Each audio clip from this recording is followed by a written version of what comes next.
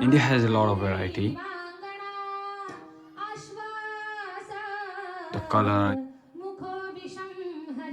it's about the tradition, the religion.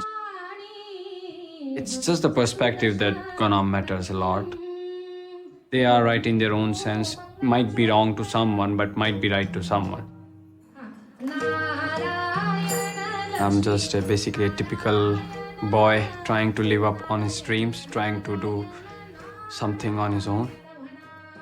I can set an example for this. They love me playing for India. I felt really proud that I was representing India. I'm an esports player, and every esports player has that hunger to win. For us, the main goal is to become the best, nothing else.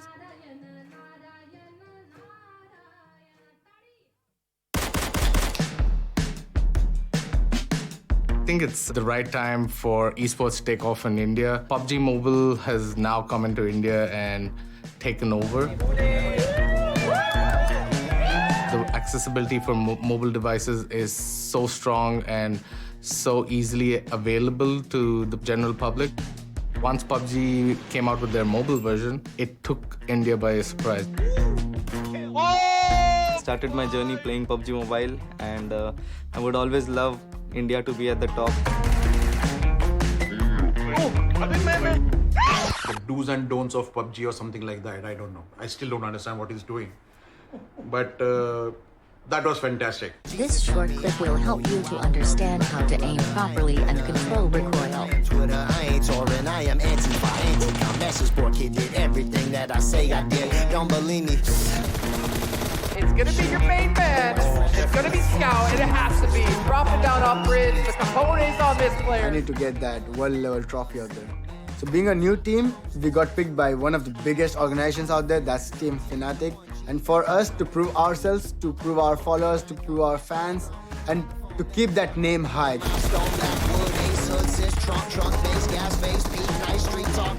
Yeah, my teammates would say that I'm the mistake maker, I guess, but I'm also the playmaker. I love to walk on the tightrope. Cold shower, that's true power. Let me catch my breath. Let me snatch what's next.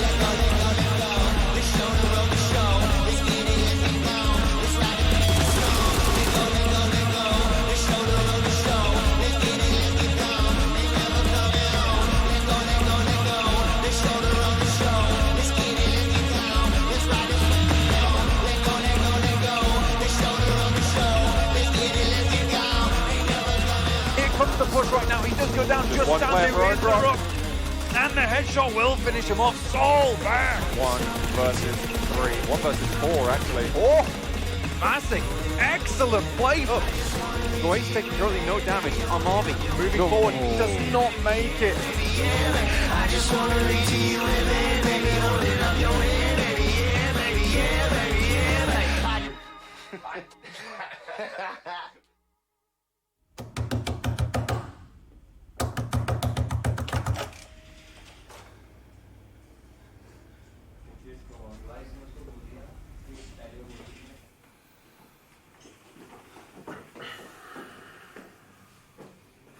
When you practice hard, when you give your best and you lose, that's okay.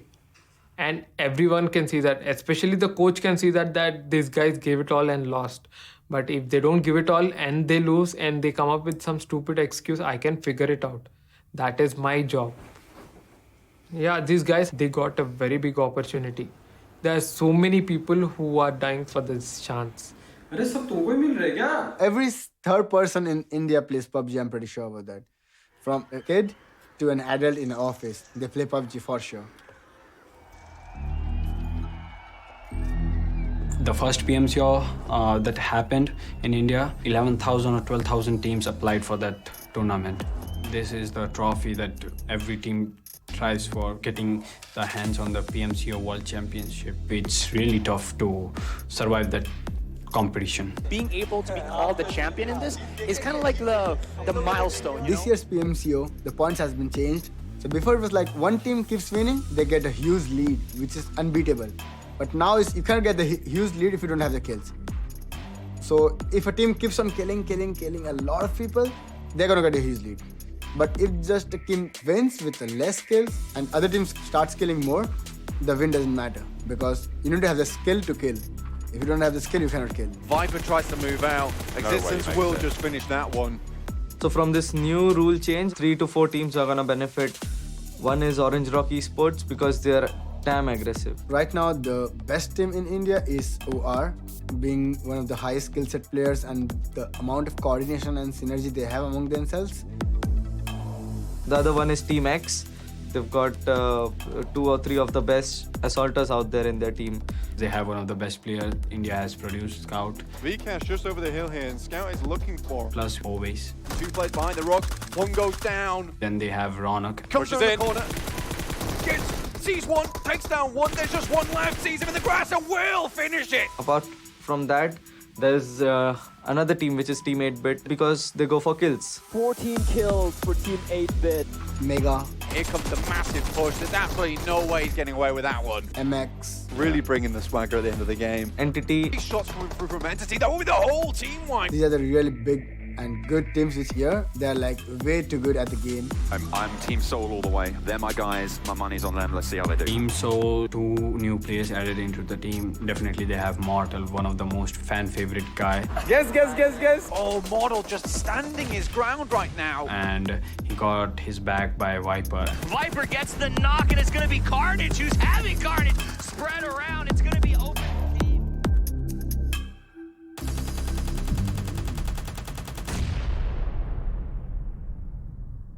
So we are going to work on being a much more aggressive team. We are still working on that actually. After that also we were having pressure to win, but like the fan expectations, the family expectations, that like they wanted us to represent India at that level. We reached that level, but now the pressure is to win it.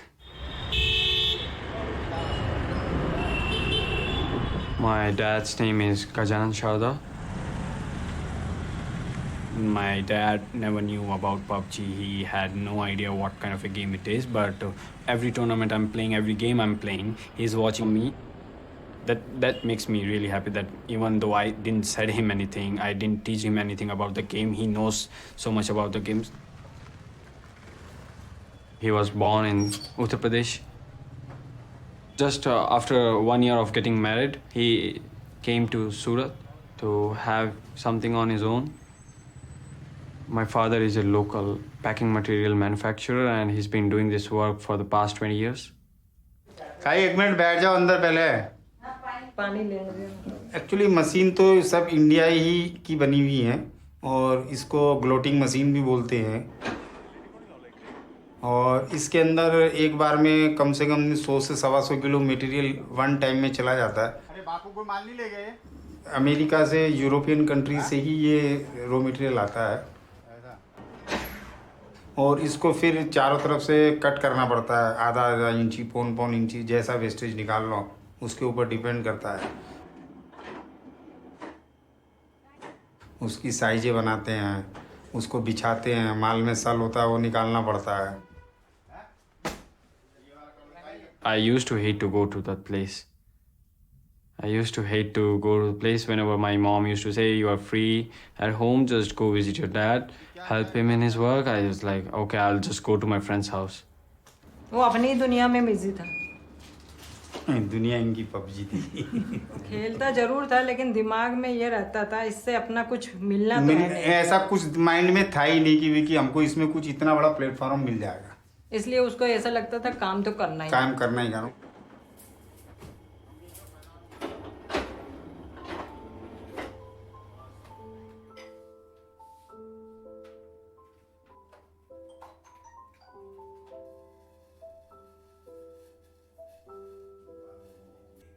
Actual में क्या है कि काफ़ी time तक तो ये इतना बीमारी की वजह से ही हम मतलब उसको शुरू के काफ़ी टाइम तक तो बीमारी की वजह से इसके लिए परेशान रहते थे. मेन क्या है जो इसके प्रॉब्लम थी ना वो डॉक्टर पता नहीं कर पाए और उसको 2.5 साल तक कंटिन्यू हमने यूपी का कोई डॉक्टर नहीं छोड़ा था.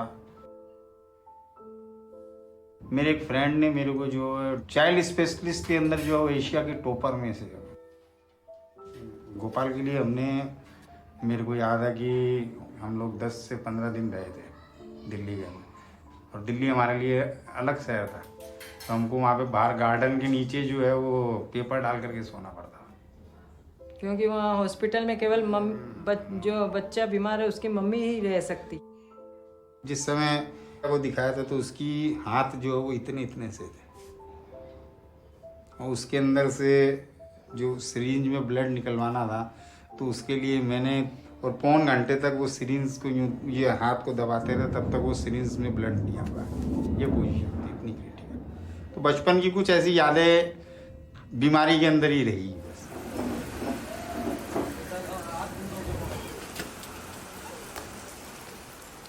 When I was a kid, I used to dream like I want to play soccer for my country, like being in the Indian national team.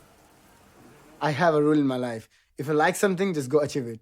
उसने क्या किया, स्टेयर पे चढ़ के छत पे जाके वहां से नीचे जंप करके भाग गया था। तो वो किसके लिए गया था? उसको फुटबॉल प्रैक्टिस करना था इवनिंग में, और उसको मैं जाने नहीं दे रही थी। तो मैं सोई थी, तो मुझे बिना बोले वो छुप के ऊपर से कूद के चला गया था। फिर तो मैं इतनी परेशान हो गई, मैंने उसके फादर को फ़ोन किया है, तन्मय कहाँ चला गया। फिर मैं दरवाज़ा खोल कर जाके वॉचमैन को पूछा, यहाँ मेरा बेटा गया क्या? तो वो बोला हाँ वो तो गया अभी। फिर मैं बोली कैसे गया? फिर वो इतना टफ है, टारिस से नीचे कूदना आसान नहीं है। उसके फादर एक्चुअली, उसके पापा उसको बहुत प्यार करते हैं, तो वो तो उसको एक्सेप्ट करते हैं, बट कभी कभी बोलते क्या कर रहा, अभी उसको बिजनेस में आना चाहिए। I have a thing in me, like I don't like anything, spoon fed to me. I like to make my own stuff. So later, no one can tell me like, okay, dude, you did it on because your dad gave it to you. No, I did it on my own. मेरे friends में क्या बोले सब कि India में football का इतना priority नहीं है, क्या वो फुटबॉल खेल के क्रिकेट खेलता तो ये होता।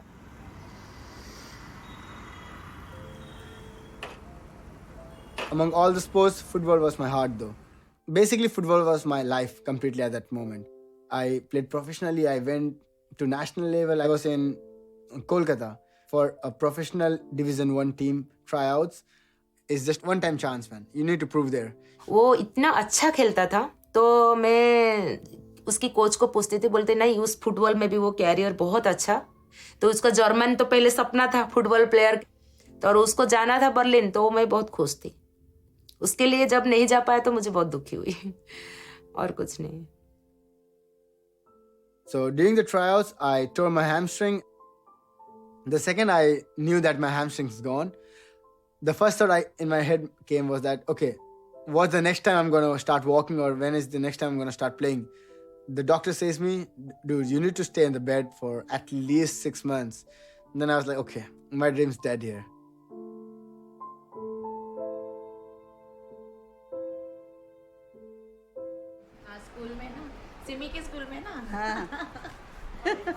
Today is a Shraddh day, so जो भी मेरे पूर्वज लोग चले गए हैं अब इस संसार में नहीं है, तो उनको जो जो चीज़ें पसंद थी तो मैंने आज वो नहीं है, लेकिन फिर भी वो हमारे हाथ का खाएंगे तो उनको अच्छा लगेगा। My dad had passed away when I was just 4 years old. So a single parent raising up 2 boys in Mumbai is not actually easy. I believe that because sitting here, I know the amount of hardship she had to go through to raise us up. My husband loves lady's finger. He loves this cauliflower. I mean, आज हम और नमन, हम लोग जो भी हैं, आज उन लोगों के आशीर्वाद से हैं। आज वो लोग कोई भी नहीं है, लेकिन उनकी यादें और उनकी रिमेम्बरेंस हमारे माइंड में है, और उनकी ब्लेसिंग्स हम लोग के ऊपर है।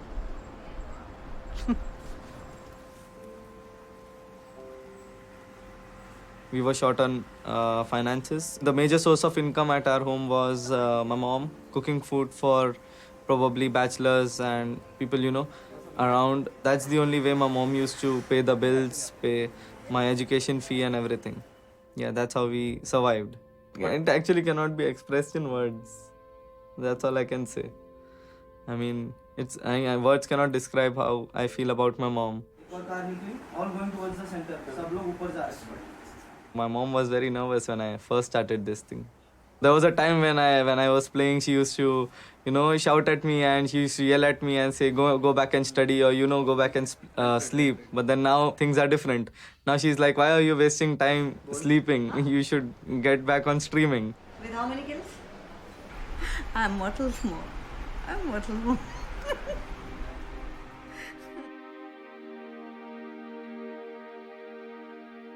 Life goes on and you need to move on. And no matter how bad the scenario is, you need to go ahead in life too.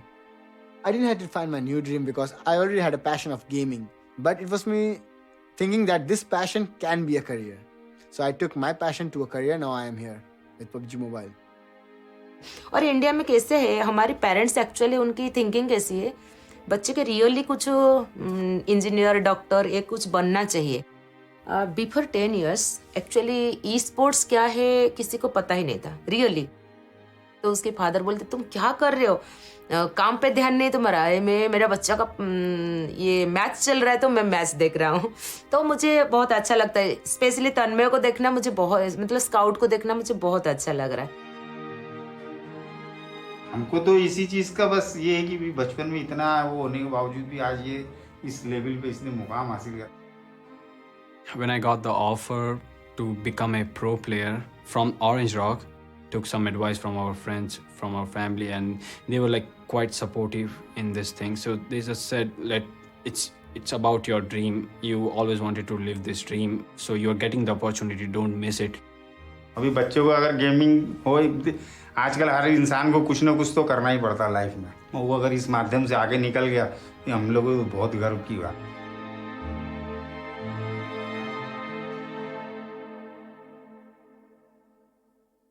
हम तो देखा को शाम को इनको चिकन का डिनर देंगे.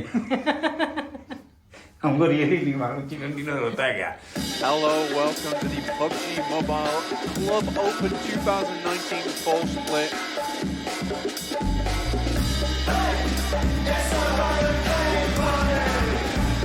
The process to qualify for a finals is so grueling. When we formed Orange Rock, the guys never played together, so we set up a boot camp in Hyderabad for them to learn to be a team.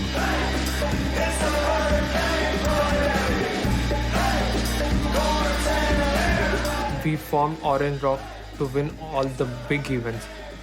The players on this team should be aiming for the best in the world. It's great as well. They know exactly where Retribution are. Almost there. Cover देना मेरे को, cover देना. मैं knock नहीं होना चाहिए गाड़ी से उतर दूँगा. Luckily, Orange Rock still have a really good position on this top side. What an excellent Molotov. Makes all the rats scurry around. MJ goes down. 22 kills going over to Orange Rock. A huge pickup for them.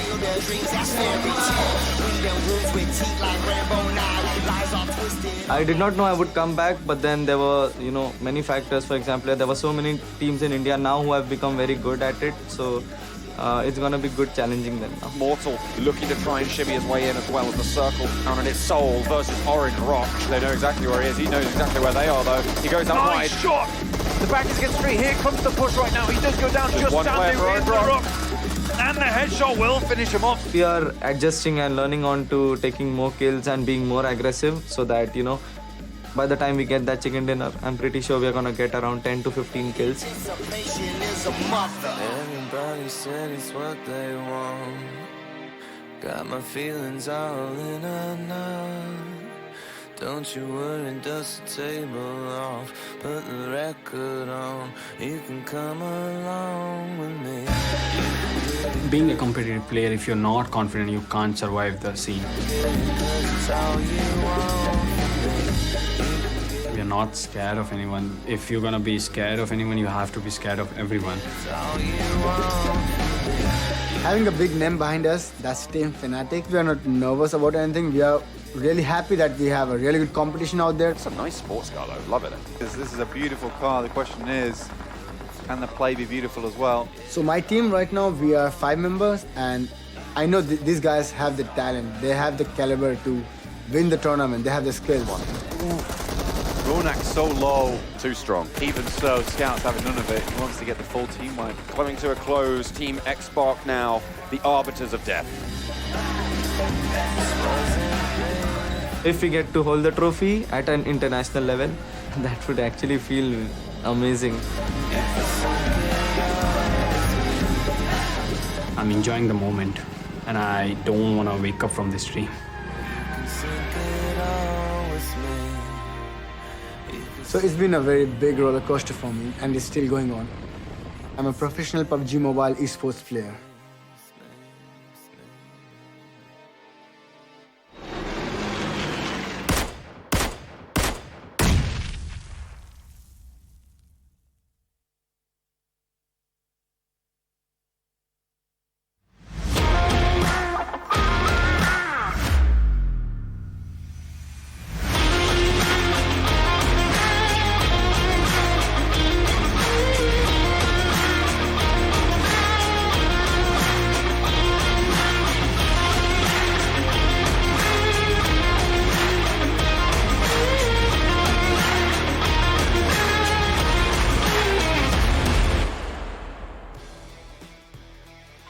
The electricity is palpable here at the PUBG Mobile Fall Split South Asia Regional Finals, and we're going to see at the end of the day the 5 teams to get through and represent this region in the Global Finals. Only time will tell which will be the 5 to rise and unfortunately the ones to fall. But you know what? We still have 6 games today to find out who those teams will be. I'm Jason Kapp, and I'll be your host for today, and I still couldn't do it alone. They've been with me the entire time. It's the lovely Illustrato and Mustache Dave. How you doing today, man? It's been so exciting, but I'm more excited about this crowd. I want to ask the people in Delhi right now, kya bolti Delhi ki public? The energy is just insane. Everybody's on form right now. What a day we're going to have here. Today is the day. These teams are looking to breach that gap into the top 5 to make it to the prelims, looking to breach that gap to make it into the top 2 to get that direct invite to Malaysia. Well, you know what? It's been 5 days now. We had 2 days of prelims followed up by 3 days of finals. 18 games in total being played over the course of the finals, and the final 6 being done today. The thing is, we talked to a lot of teams yesterday, and they said day 2 is D-Day. That's the day they have to come up and shine. That's the day they have to put up some good numbers if they want to have that chance. Yeah, I mean, we've talked about teams that have done better and better as the team progressed, as the tournament progressed, and I think that's what we're starting to see, those more veteran teams that we've been talking about. Teams like Team Seoul that have been constantly getting better and better. 100 points or more in the previous day alone. That was absolutely nuts. Yeah, not only that, we had some teams going up the leaderboards and some teams going way down the leaderboards. RIP Official, one of those teams. They started yesterday super strong up there, I believe top 3, top 4. Today they are in 9th place, so they are 100% looking to make that comeback. Well, you know, before we do get to the actual overall standings, let's take a look at the schedule today to see our final games and, of course, the maps that will be played on. It's the exact same schedule as we had the last 2 days, so in general, what that means, we've had 9 Erangel matches, 50% in total of the entirety of matches of the 18 we've had. Yeah, and this favors definitely teams that play Erangel a lot. There are a lot of them. This is the favored home turf of a lot of teams. So we got Erangel, Sandhawk, Miramar, Erangel, Vikendi, and Erangel as well to finish off the day. Yeah, and since you mentioned it, we have 3 maps today on Erangel alone. I'm looking for teams like SGE and Seoul to definitely bridge that gap that I'm going to keep talking about all day long, because on average they got about 51 points when they played Erangel for SGE and 47 total points for Seoul. That's just when they play Erangel, so those are their best maps. Yeah, and as well, you just mentioned SGE. That's a team that we want to look out at. They are a kind of team that warm up as the day progresses. They have won their matches on the 4th map of every single day, so that's kind of where we want to look to see them peak. And here are the placement point distribution over here. You know it, you love it. First place will get you that 20 points, that steamy chicken dinner. That's what a lot of these squads are going to be looking for today. Second place, 14 points. Third place, 10 points. Fourth place, 8 points. Goes down by 1 from there. 11th through 16th, 1 point. And then, of course, kills equal 1 point. Yeah, and we've started to see how important those kills are, because 1 kill, 1 point, that's going to make all the difference. Yep. A lot of the teams have been starting to play more aggressive because they really want to get that chicken dinner for that grand prize. $60,000 on the line for first place. 30,000 per second. Those are not rookie numbers. These are big league numbers. $20,000 for the next 15 and 10 for the 4th and 5th, respectively. Well, the most important part, as you see on that screen, is those 5 teams who take home that money will have a chance to go to Malaysia and play for the region, play for themselves, try to take home a trophy, though some of the teams will have a harder route to get there. But you can see, of course, everyone's getting money that did make it through to today. If you qualify through the prelims, you get a minimum of $2,000. It's not bad, but obviously, that's not what you want. That's not what you want to go home with. I mean, the $2,000, that's nice. Going to help you sort of soothe the blow of losing, but you still want to be able to go for that qualification. That's what you want, the top 5. You said it earlier, and if anything, you want to go for the top 2 positions, which give you the direct invite to the global final itself. Yeah, I mean, everybody's technically a winner. You know, they do get some money to take home. They did qualify to make it here. They had 2 rough days to even make it to this point. $2,000 USD. Okay, I'll give it to you. But like you said, top 5. I mean, that's what we want. Well, you heard it here. Mustache Dave's going to give you the $2,000 on top of the $2,000 you earn. Let's actually take a look at the 16 teams that have qualified through. If you missed out on the last 2 days, I don't know what the heck you were doing. You should have been here. You should have been watching. And these are our first 8 teams we have. Yeah, ETG.Brawlers, one of the teams that we were looking at a lot earlier. Will we see them come alive here later on? IND as well, being a little bit more passive, being a little bit more quiet as the tournament progresses. Want to see if they turn up today. Yeah, you mentioned it. Brawlers having a really rough day 1 when it comes to the finals. Day 2, not the best performance, but they actually caught up a little bit. They ended the day in 10th place. We'll get the overalls in just a moment. INS looking for that chicken dinner today. I don't believe they have one yet. Yep, no chicken dinners yet for INS. Yeah. And the other teams coming in right there, Entity Gaming, one of the top teams at the moment. They're still at the very, very head of the leaderboard with a very confident, comfortable spot here. And Seoul as well, they're looking hot, coming in 2nd place right now, not very far behind Entity. Orb Official, Elementrix, Seoul, you mentioned it. RIP Official, TrustDProcess, Megastars to round out the rest of the teams that are here today. Yeah. And that's one of the teams that I think we haven't really touched on very much. TrustDProcess, one of your boys. They did so well during the play-ins. They've been having quite a very, very difficult time here when it comes to the grand finals itself. Maybe we'll see them finally pick it up today. I mean, they're like in dead last, I believe, so we'll have to see. They're going to need a lot. They're going to need a lot. Well, they had a difficult time. Some teams had a better time yesterday. And if you guys missed out on what happened yesterday, it was a bloodbath across all the maps, even some car kills coming through. Why don't you take a look at what went down on day 2.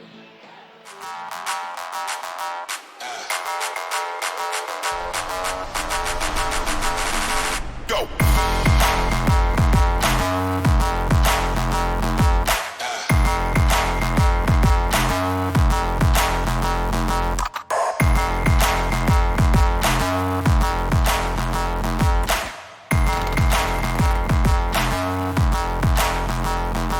Kick.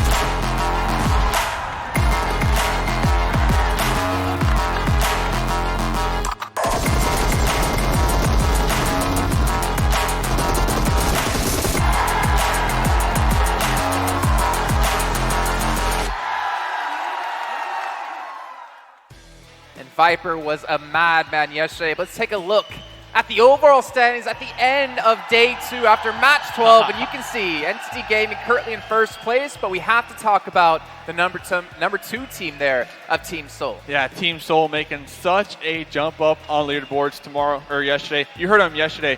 Also at the end of the day, Mortal saying, listen, today's the day. We are going to keep all the teams on their toes. We're going to get that chicken dinner, and we're going to bring the spice with it as well. Yes, SynerGE right behind them. They're like 3 points behind as well. And the gap between 1st and 2nd is only 23 points large. That's basically nothing. That's a kill. 1 chicken dinner and 3 kills, ladies and gentlemen. That is nothing separating the top 3 squads. Very, very little. In fact, the whole first 5 has very little separating these two. This competition is wide open. One thing we also need to look at there is currently the number 2, the number 4, and the number 6 teams here, because they are in the top, well, 8 at the moment with 0 chicken dinners. Yeah, that's interesting to me because the fact we saw a lot of teams at the bottom half, they've been getting chicken dinners a lot. We talk about teams like Mayhem. They found some success yesterday. Despite the fact that they got those chicken dinners, we called it yesterday as basically microwave chicken dinners where they were not very filling, not very satisfying, but chicken dinners nonetheless. Yeah, and speaking of chicken dinners, we got INS right there. You see them in 4th place. Speaking to them before the games, they said they feel like they threw away 2 chicken dinners actually on both of their Miramar performances, and they chalked it up to miscommunication. They said they went over their VODs. They solved it today. They are looking for that chicken dinner. And then, of course, 0 Degree. I mean, we cannot ignore them. They got around 13K damage, are in 6th place right now, only 3 points behind breaching into that top 5. Speaking with them as well, they've been focusing 100% on kills. That's why we see them with 66 kills right there. Yeah, wow. 66 kills. I mean, look above them. IND has 37. And today, 0 Degree, they told me their strategy, 100% focus on chicken dinner. So they're switching up the strategy today to try to bridge that gap on the leaderboards. You mentioned INS, and I actually had a chat with one of their members earlier. They did seem a little bit tilted. The thing is, INS, they've been doing so well, but unable to clinch out those victories in the final moments, and that's got to be taking a toll on them as well. Let's actually take a look at our 9th through 16th place teams at the moment, because those are the teams that are still fighting and still technically have a chance to get through into the top 5. RIP official, they're going to be currently in 9th place at 114. Yeah, I want to point out in particular Nepali HO NI here. This is one of the teams that definitely showed up during the play-ins, and lately they've been doing so well as well. And you can just hear the crowd getting all excited. I'm getting excited as well, but talking back about Nepali HO NI, they've been having better and better performances as the days go by. They still need a lot to get back onto the top spot. So 6 games today, right? 16th, if they want to breach the gap to 5th place, that's going to be 59 points. Keep that in mind. That's the magic number right now if you are TrustDProcess.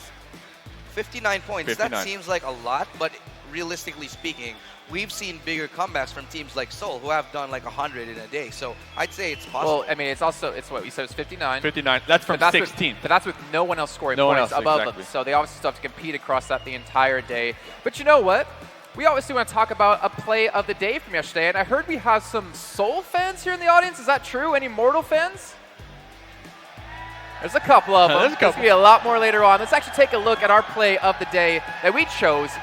It's not going to be Mortal. It's going to be Viper, actually, with some car action run over a couple of different players. It was fantastic to see. I mean, we heard it in the interview. Mortal, they got the revive. Viper got the revive. And then Mortal said, Viper, get into that UAS and full on send it. Viper actually able to wrap around not once, but 2 times attempting to get the run overs, popping out the drop shot. Did get him right there. But you got to look at these kills. They already had 13 kills at that point in the game. My God, though, Survey, though he basically sidestepped while he was prone. That was like an inch, a hair away. He was a hair away from getting run over and losing that match. That sidestep twice saved him the match and basically won it for SGE. So, I mean, they're looking for the chicken today, obviously. But I hope that they continue on with that aggression that they brought yesterday because their confidence levels are off the charts right now. You can just feel it when you see them walking by in the hallways. Nothing but smiles. Thing is, I mean, we've seen Seoul. We talked about in the prelims. They were a little bit lackluster. They're starting to rise to the occasion as time is going on. Day 3, though, the teams have had a chance to watch some VODs, figure out some new strategies.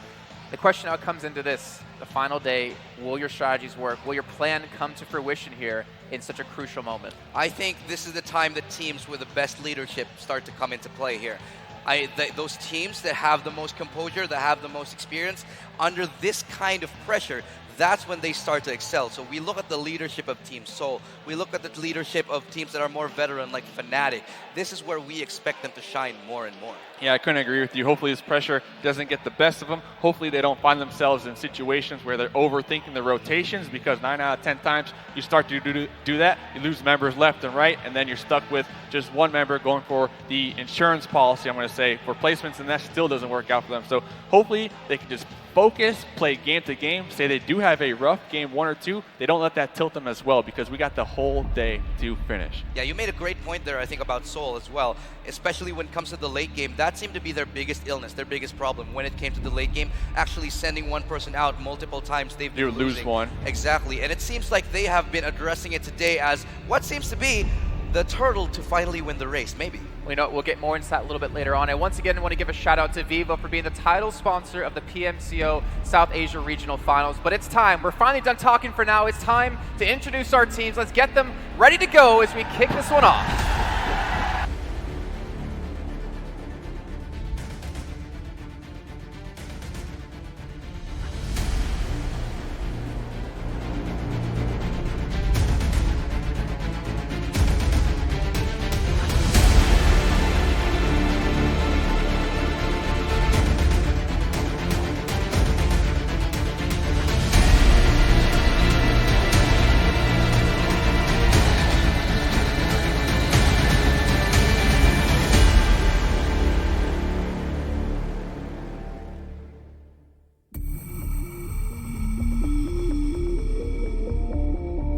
These sounds, they don't scare me.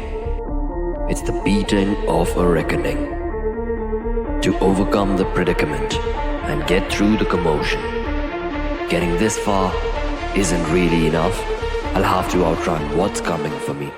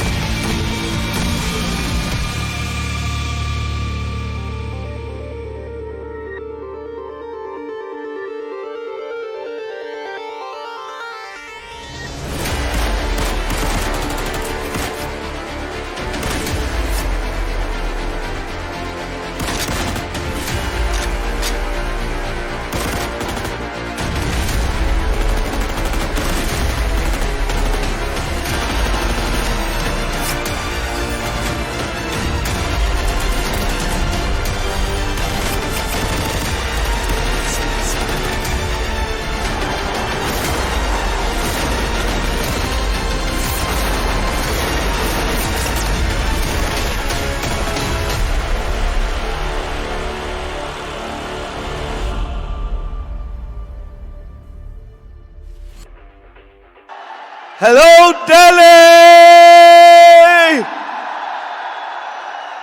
I'm Zoxes, and we are live right now from New Delhi, India, for the PUBG Mobile Club Open Fall Split 2019 South Asia Regional Finals, title sponsor Vivo. Are you guys excited?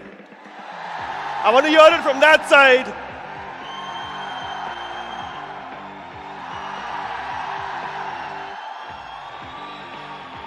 Clearly, the excitement in the stadium is at its highest level, and these teams are feeling the pressure. But the chicken dinner is out there, and so is the grand prize waiting to be taken all the way into the finals. So without wasting any time, let me call out the teams. Team number 1, Elementrix!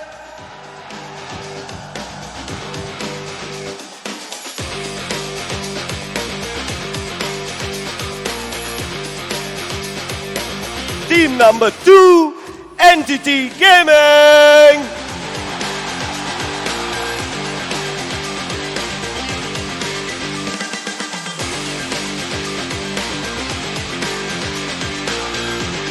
Team number 3, ETG.Brawlers!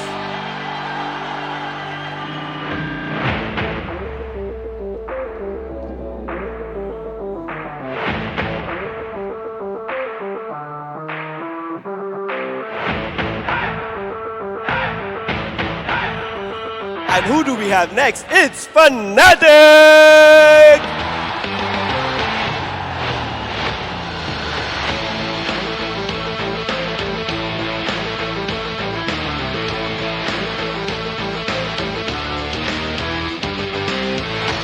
Coming up next, Godlike.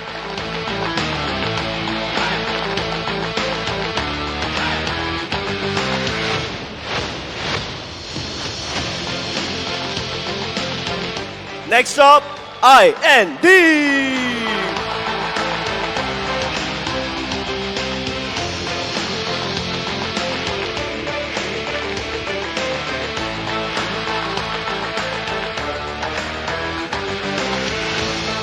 Next up, INS.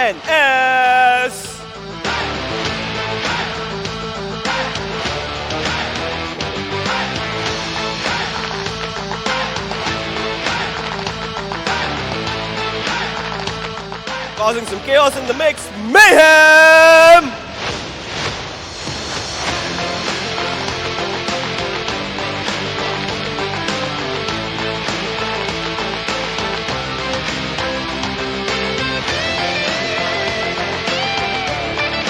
Next up, Megastars.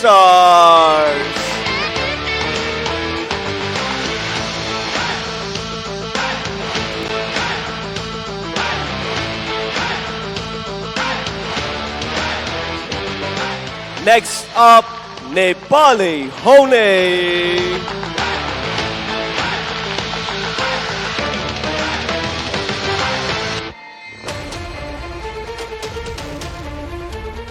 Coming up next, ORB Official.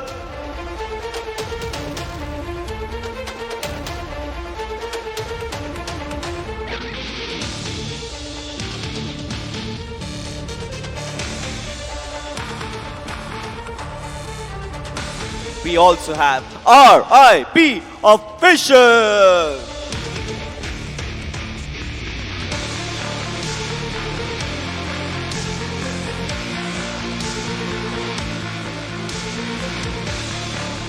I think we're gonna hear some noise for the next one because this is, you said it, Team Soul!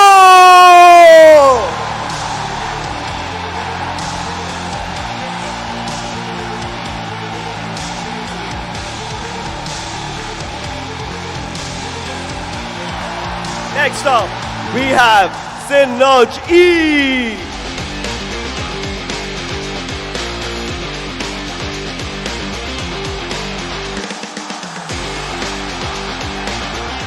Coming up next, we've got TrustDProcess.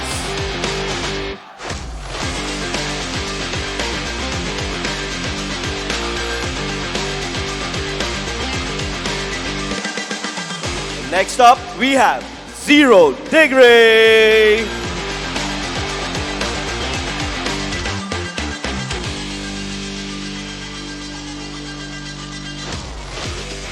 And now that we know all the 16 teams playing for the big prize right there and all that money into the finals, let's not waste any more time and head on over to the stage desk analysts and see what they have to say for the first match that's coming up.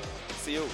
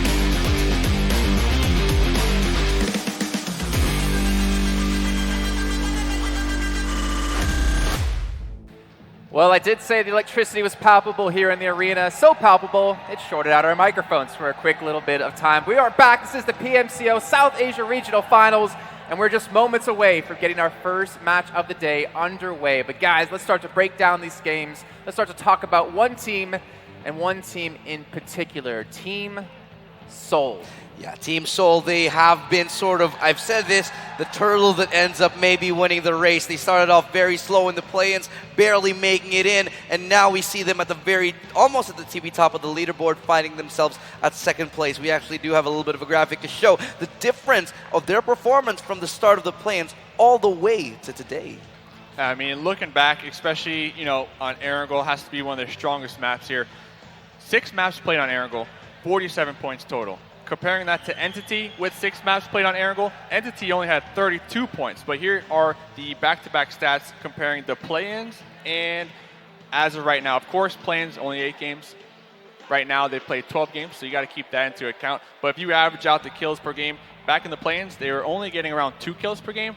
Right now, about 5 kills per game on average. A significant marked improvement from this Seoul squad from the play-ins up to now. Look at that, 63 kills versus 27, and the damage is, I think, what really tells the tales. We've been seeing time and time again amazing plays, whether it's from Viper, whether it's from Mortal, whether it's from Regaltos. I mean, every single member has been popping up from Seoul here, and they are starting to show us why they are a dominant force here in this tournament today. And on that note, Clutch God in particular, this is a person who started to struggle within the team. He came in 7 days before the play-ins began, and he started to finally settle into his role and become a real big fragger for the team. Yeah, he didn't start off hot, because we looked at Clutch God before, especially in his performance in his previous team, and said, look, Clutch God, he's one of the best players today in India, and we have started to see glimpses and glimmers of what it's truly like to see him at his full potential. Not only that, we mentioned it, sometimes, the rotation's a little dicey, but when they are, it's usually Clutch God that is that lone survivor, trying to rack up some kills, trying to get the third party in and just get as much points as possible.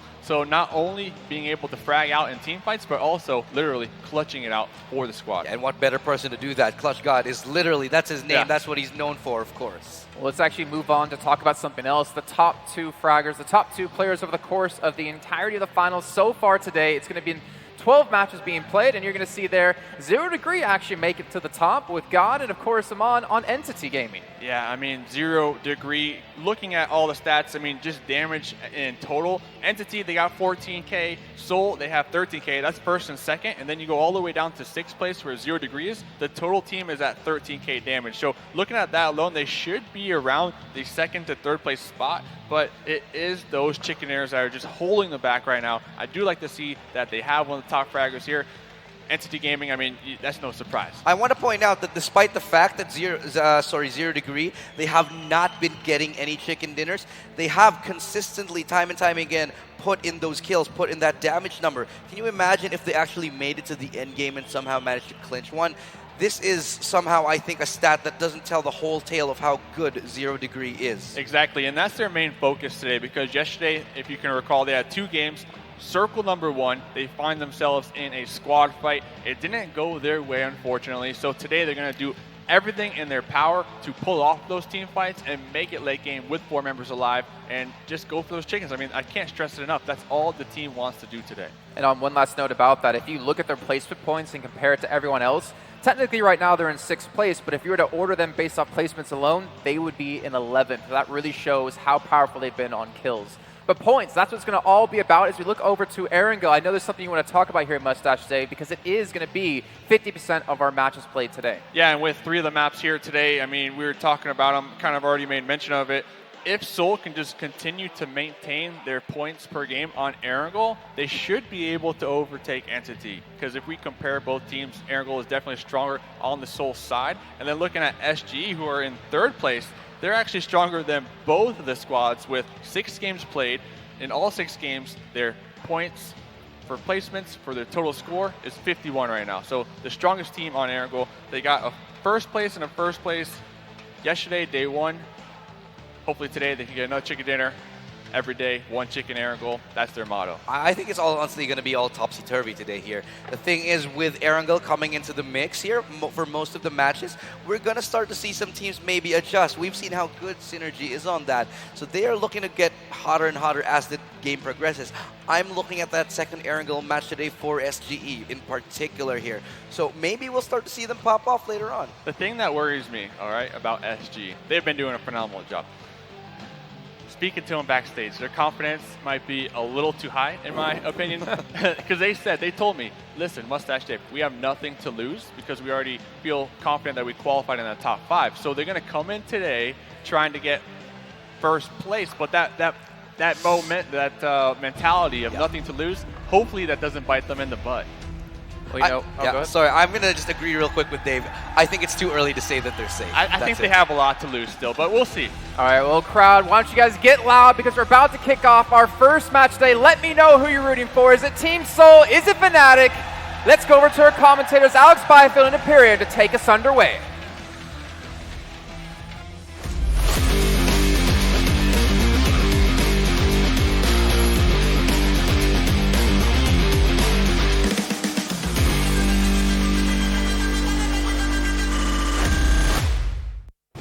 It's our final day in India, Imperium, and what a way to kick it off again on Erangel.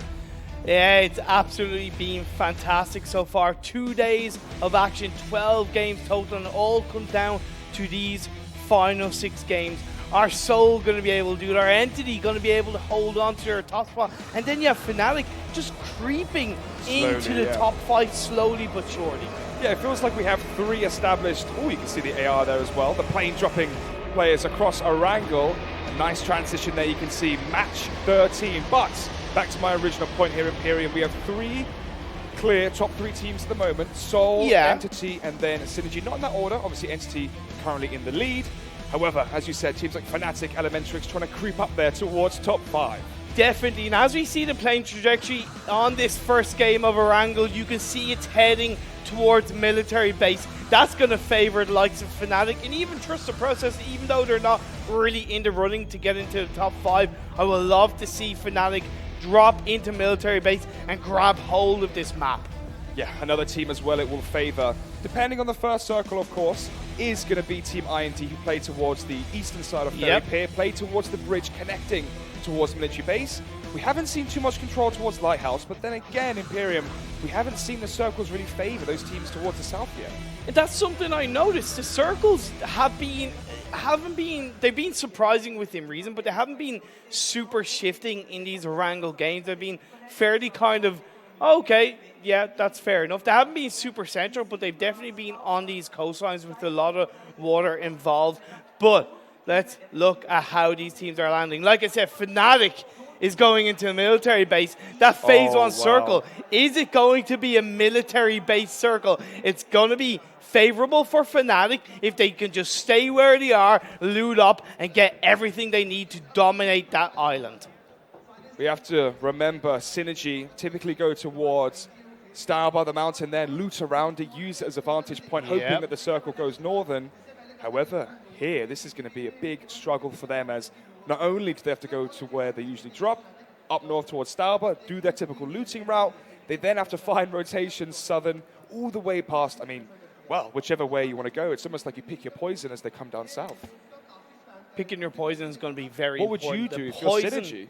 If you're SynerGE, you want to make sure that you rotate in such a safe and easy manner. You could even go for a 2-and-2 split and have 2 people go a little bit closer towards the coastal line, maybe by the bridge, and have 2 take a boat over to the military base. But it's always going to be risky simply because of the playing trajectory. You're going to have teams and players scattered left, right, and center. It's going to be like a minefield for SynerGE. Godlike as well, they were playing towards Yasnaya, instead far, far more south towards Milta. And just to give you guys, the viewers at home, a bit of an idea of what we're looking at, an orb. Oh my goodness, Slayer here with the Desert Eagle and the shotgun, probably the most poor weapons he could have in this situation. As Mad Dog here from ORB going to be hunting down players from IND. The question is, this early on, who has the loot? Who has the driving finesse, as well as Mad Dog just shimmers past him? That was nice by Orb Esports. I want to point that out. You rotate into military island quickly. It means that you're kind of catching the teams out that haven't been able to loot up quickly. Like you saw that one member of IND, he only had a shotgun to work with. That's really going to do nothing against a car that is rushing through over the bridge. Something I want to point out here in Imperium is look how split ORB actually are. We've got Sinister close towards the players from IND. They may actually just lock horns shortly as well. But then towards the northern part as well, just south of Pachinki, the rest of the players from Orb are located as a pack of 3. Look at the discrepancy between them. But that's good because he's scouting for them, right? He's giving information, he's giving intel, and he's saying to the rest of the team, hey guys, IND are here. We know Fnatic are going to be here. So that's 2 teams at least for now. It's a matter of time on how quickly the rest of the Orb team do respond in their own rotation. But to go back to what I wanted to point out, to give the viewers a bit of an idea of what points difference we're looking at. Of course, Entity do have a bit of a 23-point lead ahead of Seoul. But when you look at from 4th to 10th place, that's only a 15-point difference. That means the likes of Elementrix can pick up the pieces. Hell, even ETG.Brawlers, if they get the play-in run that they had, and get a couple of chicken dinners, we're going to see them climb on top of the leaderboard. Very glad you mentioned Elementrix as well, Imperium, as Elementrix won in our first game yesterday. Currently sitting, as you said, 7th on the leaderboard, but only a few points behind, getting in towards that top 5 spots. And we have to constantly reiterate here, it's top 2 go straight to the Global Finals, 3rd, 4th, and 5th make it to the prelims. Of course, and you want to be chasing for that top 2. You want to make that journey a little bit easier. You want to be representing your region, representing your country at the direct global stage in front of millions of viewers. But yeah, bring it back to Elementrix though. They have a nice easy rotation from Primorsk that they can just get into a boat, but they've got to be aware that IND could be by that coastline. Speaking of journeys, obviously on our screen, as I say that, but on our screen was the players from Seoul. Yep. Maybe touch upon just the journey they've had so far as they've grown in this tournament. It started off weak, right? I wouldn't say we dismissed them straight away, but they got rumbled, they got shut down, they got closed off, and they really struggled to pick up their pace. They just about qualified for these regional finals. Then we looked into day 1, and they didn't recover as well. But day 2 yesterday, they definitely worked on it. Speaking of a team who hasn't recovered, instead from the play-ins is ETG.Brawlers, as Iconic is down. And look at this, like vultures to a corpse. They can now consume him, take his life, take his points for their leaderboard, and then also take his loot. Of course, and that's really going to put a tough spot for ETG.Brawlers. They're going to be a man down already. Looking at the teams that are rotating on this East Bridge, Entity are coming in strong. You have the members of Nepali HO NI. So that's going to be about a 3-4 squad by that East Bridge. Alex, it's going to get very close indeed. Are they expecting more players to be around the bridge close to Ferry Pier? Is that why they're going towards Milton and Farm? Well, yeah, of course, because also that's just where they happened to land, and they didn't know where Phase 1 was, excluding itself, but now Dark, he's going to provide that cover. Will that revive come through? Godlike, they didn't confirm that kill? It was so strange. Anto jumped off the bridge. He's trying to climb back up the rocks right now, but he's struggling. It seems like he's actually going to be conceding it. What a bizarre set of affairs, as Iconic is going to be revived.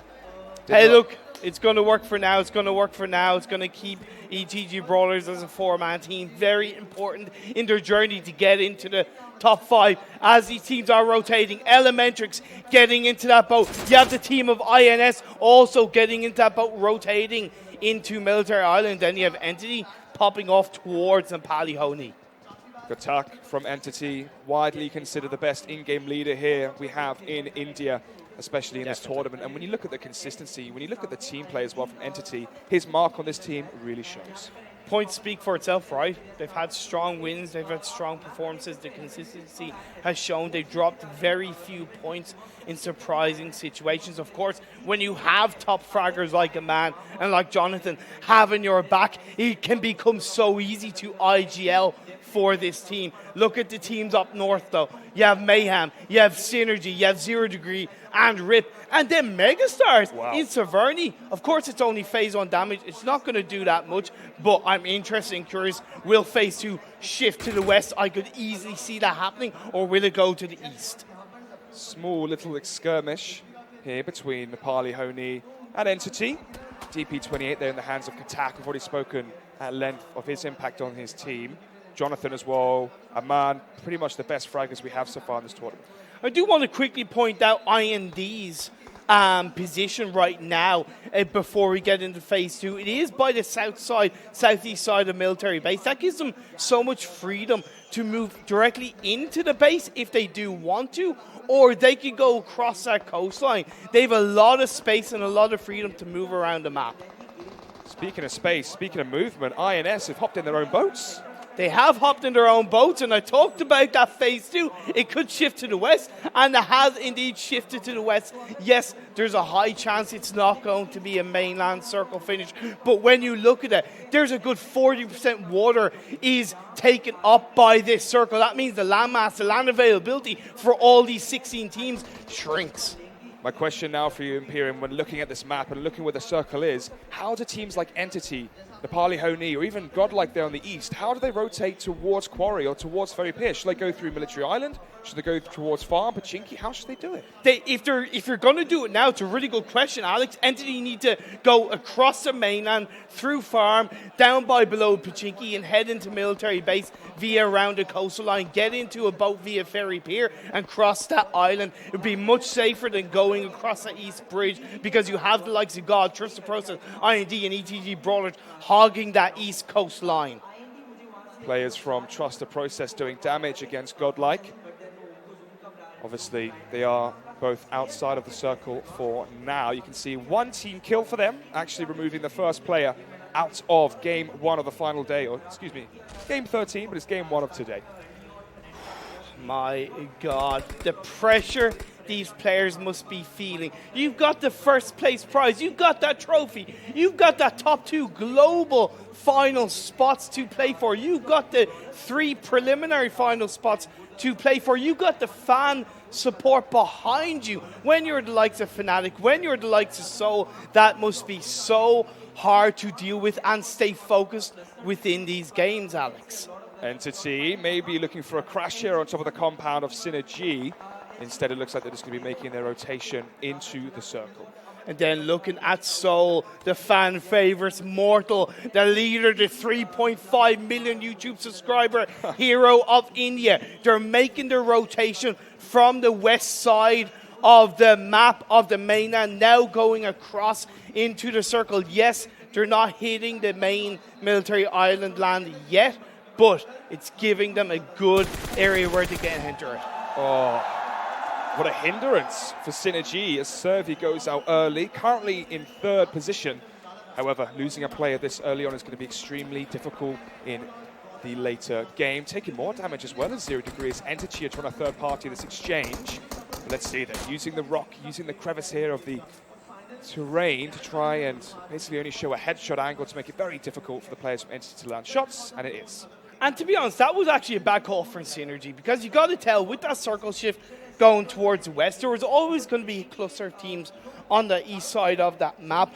And that was just a bit of a misplay coming out from that SynerGE player. And I said Entity should rotate into the circle via the mainland. That's what they're doing. And let's see if they can catch the members of 0 Degree out. You see Gatak with that DP28 and that scope ready to auto-fire and pop those shots off.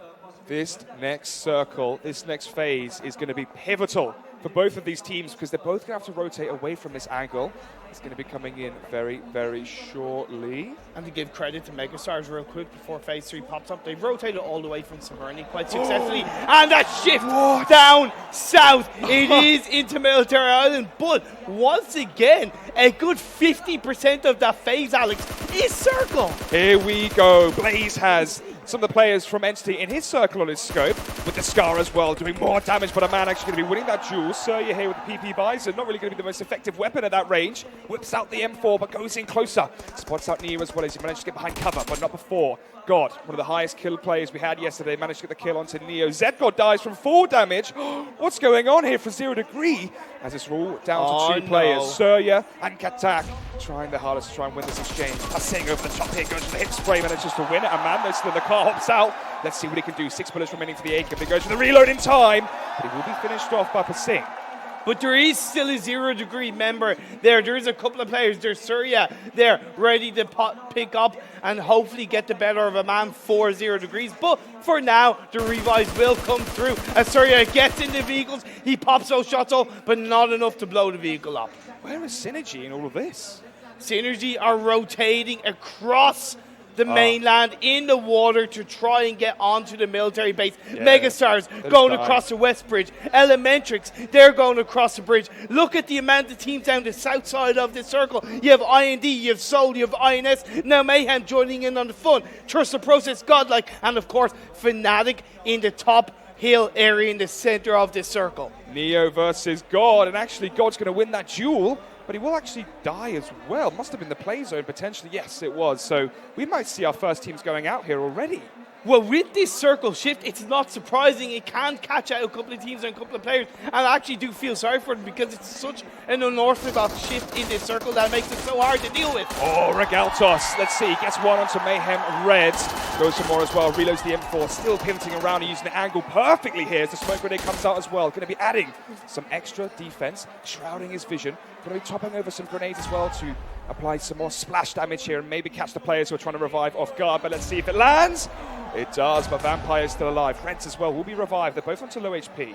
Okay, and then the revives need to come through. Galtos and Mortal are there, and it's taking Cloak going up high. Can they catch him out? They're up high. They're going to be able to spray down onto Viper and Clutchgod. They're going to be out of the server immediately here, but it's Regaltos and Mortal still alive for Soul, and they have so much work to do. Mortal has to start to realize exactly what the players from Mayhem are, but instead they're just going to maybe let them die, maybe just let them be. But it's KK coming towards the left of the flank here. Vampire as well can maybe use the other angle. It seems like actually maybe a 2 versus 1, maybe the smartest play if they go in together, try and trade that kill. But the zone doing damage now. It's KK being caught from the side. This is so strange. Mortal manages to get the surprise drop on 2 of the players. It's KK goes down. The zone actually doing so much damage here. If Mortal was just a push, I don't think he realizes the HP currently for Vampire. But now, Regaltos here, going to be coming in as well, backing up by Mortal. Let's see who's going to win this duel. This could be it here between Mayhem and Soul as the spray comes through. Both these players are down. Mortal as well as to heal soon because the zone is doing so much damage to these teams. It's going to be wiping them out clean, and that's going to be Mayhem. Oh, feeling the pain, feeling the pressure as Reds is still alive in the distance, but Mortal may go down here, and they're out. Soul are out in 16th.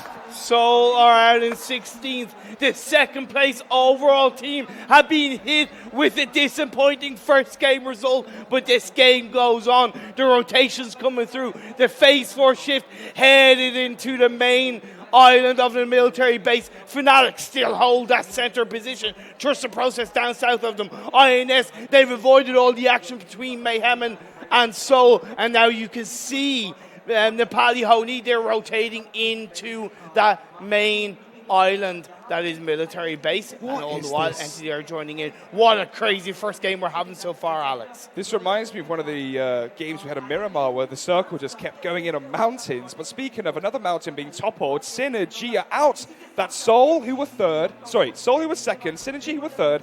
Now all that remains is Entity, and their gap, their lead is only going to grow. And it's going to favour the likes of INS, IND, 0 Degree, Elementary, and Fnatic as they all chase the top 5 spots. But Shigar, can he get the sniper shot onto the members of IND? Let's see, Trance and Kratos are behind the trees. They should be fine. As he is scouting out the hilltops here, trying to see if he can spot ahead. Daljitski going to be trying to join his squad. There's a boat as well in the peripheral view. That's going to be Naruto from RIP Official. And then we see one member, 0 Degree, go. Now, actually, no, the whole team get wiped out in the blue zone. Let's see then with how these circles have gone with 17 minutes in, but this could be a sub 25-minute game here in Erangel in our game 13, but match 1 of today of the finals, and you can see how much better these games are today when the pressure is ramped up. even though Seoul did essentially kind of lose in a team fight, they also lost to the play zone. So that means we've pretty much had 3 teams go down in the play zone on this first game of the day. Yes, that means the kills have not gone over to their opponents, but it is absolutely fantastic to see how these teams are dealing with it. And I gotta say, there's been a couple of disappointments so far. Grenades going in over the top, over the rocks. Damage being dealt to Team IND. Elementrix just chilling. They're just down there by the coastal line. They're just relaxing, taking this one cool, calm, and casual. They could catch out the members of Godlike. I can't believe how well IND have done to survive at this point. They're pinched by 2 teams right now, TrustDProcess and Godlike. All the while, when you look at the teams up north, they have a much easier route. Mayhem are out in 13th. IND struggling as well as Trance needs to heal up. Need to get the revive as well onto Daljitski. 5 teams in that southern area. You got 5 teams all vying for a position on the edge of that circle in Phase 4. And how's Phase 5 going to pop up? First, we'll find out in a couple of seconds as Godlike just trying to deal with the members of Elementrix, get that little bit of awareness going down. And it does shift a little bit central, but to the east. And once again, Fnatic find themselves in a circle. Fnatic have barely moved an inch so far in this game. It's been amazing for them so far. Maybe they're feeling like, oh, finally some luck in our favor. However, as you said before, a cluster of teams, 5 at that, all centered around each other. As Naruto here from RIP Official managed the kill back onto Kratos. But you can't peek too quickly. You can't peek too much. Otherwise, you get caught out with that many teams. Yeah, Naruto actually going down. IND Trance to the DP28. Spots at the players trying to climb up and do their best rock climbing here, but it takes a lot of upper body strength. And right now, Legend's got none of it as the bullets are debilitating for his HP, but he can get behind cover and heal back up. But Sky comes tumbling down again. He has to try and traverse back up this rock face again. But again, it went on to Fnatic. Oasis trying to send Sinister and Co. back into an Oasis as it's kills galore here for Fnatic. Mad Dog as well. Oh, look at the edge of that smoke, just perfectly catching out the line of sight, but he's going to be in the open now.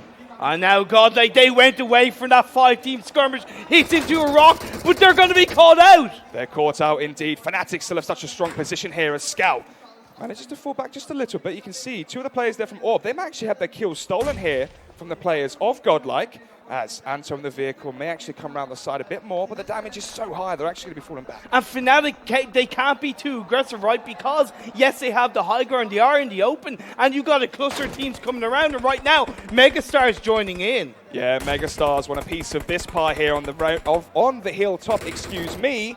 But Megastars, you're not excused. This Oasis is here. Final boss goes down as well from the players from Nepali HO NI. So we've got another team joining the action here at this rooftop. Vexy and Leo OP are still alive here from Megastars. Final boss, the best player statistically here for Megastars, taken out early. It's going to really hurt their firepower, and Elementrix out 11. Going down to the play zone, and Slayer just hiding behind that tree. Scout OP, being the OP player and popping the shots up, but not quite getting the knockdown. 21 minutes in, 30 players remaining, 10 teams remaining as well, but it's at the point where they still need to stay alive because the placement points are still going to be so low. If you go out at this point, you need to get top 4, top 5. And even just the kill points are going to be a little bit lower because so many teams and players have died to the play zone. Oh, players from IND lining up perfectly there for an HP, but he needs to heal himself up. Look how much damage this zone is doing. He's got 2 seconds left, 1 second left. Oh, he gets it up. Now we can try and stand up and do some more damage to IND, but actually IND are going to go out anyway. Fnatic, Scout, Megastars as well, going to be finishing off the job. Oh, there you have it. NHP is done. Down. Always connects onto Megastars. What they can do with their position. They have 4 kills so far, Alex. 4 players remaining for Fnatic as well. TrustDProcess are out in 7th. Only 1 player for ORB. Godlike have 2. 2 players down as well for Megastars. And again, we speak about Scout all the time, and it's another kill as well. 5 kills so far for Fnatic. What I love about Fnatic is they're constantly repositioning. They're constantly moving around, getting information, getting intel on the teams that are around them. They're reacting very well indeed. The ETG.Brawlers rotate in. ETG.Brawlers coming in as well, but Mad Dog's got players in front of him, he's got players behind him as well as the vehicle working in such strong cover here for Oasis with the DMR. He's got ETG.Brawlers as well, just behind the players from ORB, but look, the cavalry has arrived for Fnatic. Or has it? Final boss, excuse me, he was just downed earlier. He's back from the dead to try and kill some of the players here from Fnatic. But you're outside the circle. Fnatic are being more forward thinking. Yes, they might have gotten knocked down, but they are on the edge of circle. They're on the cusp of victory right now as we 5 teams left. We can't ignore ETG.Brawlers. They're still a full squad. More damage. More bullets landing for Fnatic. Oasis, again, it feels like this whole game has been Scout and Oasis into the later game. As the over! What was that? Megastars. Avi just runs over Oasis. Fnatic Scout can maybe try and revive him behind cover, but now they know he's down. They're going to try and pounce on them like a wounded animal. Oh, Avi there takes the risk, but it's going to be Vexy here from Megastars to clean up more of the damage. 2 players down now from Fnatic. And the spray! It's actually going to be the explosion from the car to finish off Oasis. And now there's just Paratosh and Ronak left. Of course, Ronak did get healed himself up. What can Paratosh and Ronak do? I don't think Scout is going to be survived or revived at this stage of the game, but INS are there. Godlike are around. You see the overview of this circle. And as I said, ETG.Brawlers, they are looking strong on their position, but they've yet to get a kill. Scouts is out. 2 players now for Fnatic. 3 for INS, 1 for Megastars, 4 for ETG.Brawlers, and 2 for Godlike as well, as we have a few seconds remaining on phase 6 before we go into phase 7. Dark there tries to show a little bit of face, but actually going to be taking bullets to the face instead. But look at this, Nova shifting so slowly, going to be catching Vexy out in the open here potentially. He's going for the run, he's going for the leap behind cover. Manages to get there, and actually he's winning this exchange somehow. I'm not sure how he's landing these shots, but it seems perfect here as Nova down to 5 HP. Sangwan, though, going to be backing up his teammate. Down goes Vexy. Megastars are out in 5th, and now we're down to the top 4. 4 teams, Fnatic, Godlike, INS, and ETG.Brawlers. ETG.Brawlers still with the full squad, but you have INS, they're down a little bit low. Godlike are just avoiding the trouble for now as a 2-man team, but the rotation, the circle, it goes in the favor of INS, but they're low ground. Will they get called out? ETG.Brawlers have to try and get into the circle while Fnatic have this pivotal high-end position which they can shoot down on players rotating. Dash as well from Godlike, trying to see if he can get inside the circle and build his own compound with cars. Dark has been knocked down. ETG.Brawlers are technically down to 3 players. I don't know if that revive will come through. Joker keeping an eye on where ETG.Brawlers are. They'll know with that knockdown that the rest of the team will be joining in, but Ronak rotating towards Godlike. Someone from Fnatic has to make the play with the circle being in such a bad position for Fnatic. Someone has to, especially now as Paratosh is down. It's all really down to one of the players from Fnatic, that's Ronak. He is towards the left here of ETG.Brawlers. Paratosh most likely going to perish as Ronak by the tree. He's still not quite yet in the circle, and he's going to try and shift in potentially, but even so, there's no cover here in this open ground. It feels like Brawlers, INS have the advantage. Brawlers, INS definitely have the advantage, but we can't count out Godlike. He has an angle on Ronak. Kiki OP and Dax does have a good area of where they are. It's going to work out pretty good for Godlike if they can get the better of Ronak and shut Fnatic down.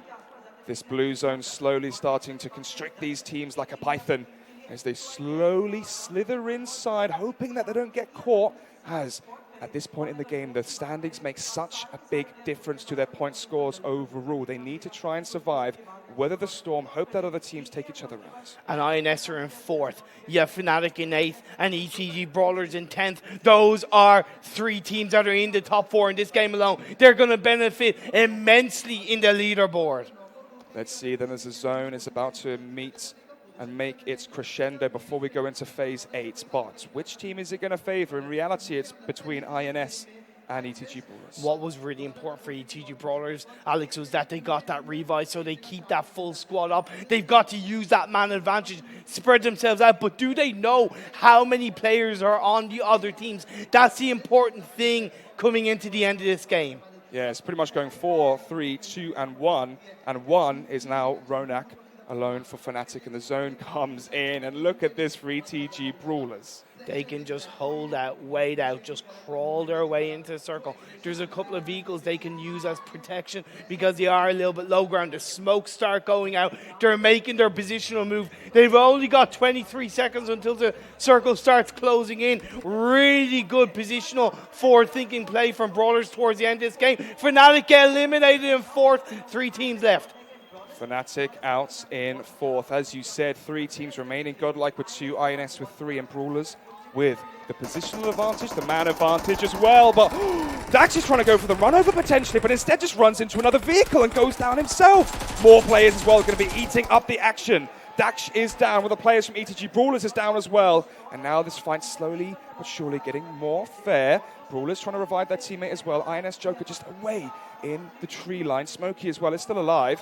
That grenade just in between both of those players. But look at this, Kiki just chilling, relaxing, and actually may have an angle on Smokey very, very shortly. But instead, INS win the duel. Now we're down to 2 teams. Brawlers versus INS, and here we go. It's going to be Dark.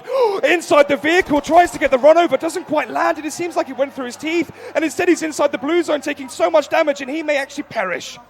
Oh, here it comes then, the crescendo. What we were waiting for is Joker with 1. But that's going to be it. ETG.Brawlers take it exactly when they needed the chicken dinners. You can see the elation on their faces. Dark celebrating. It means so much to them. ETG.Brawlers, they were close. They'd had an improved day yesterday after a disappointing day 1 of the finals. And starting today's last 6 games with a chicken dinner. What an upset that's going to cause up on the leaderboard, because Soul didn't have a good game, Entity didn't have a good game, SynerGE didn't have a good game. We lost a lot of players and a lot of teams to that play zone. But Fnatic, they had the center of that circle for the majority of the game. They did get roughly about 8 kills, so that is, with those placement points, is going to give them a strong improvement in the standings. I think this is probably the best result we could have asked for, really, in terms of entertainment and excitement here on the final day, because if this was just Soul, SynerGE, and then Entity Gaming coming first, second, third again, then all it does is continue the storyline of, these teams are pretty much secured. Instead, because we've had these wildcard teams who haven't performed so far do so well, suddenly this is so much more competitive, but we don't have automatic slots already taken. Exactly, and then when you look at INS, they were 18 points behind SynerGE, so with a good result that they've had now, that's going to make the top 5 even closer. That's going to make the gap between second, third, fourth, fifth, seventh, 8th, 9th, and even 10th that much closer. And my God, I gotta try and keep my feet on the ground.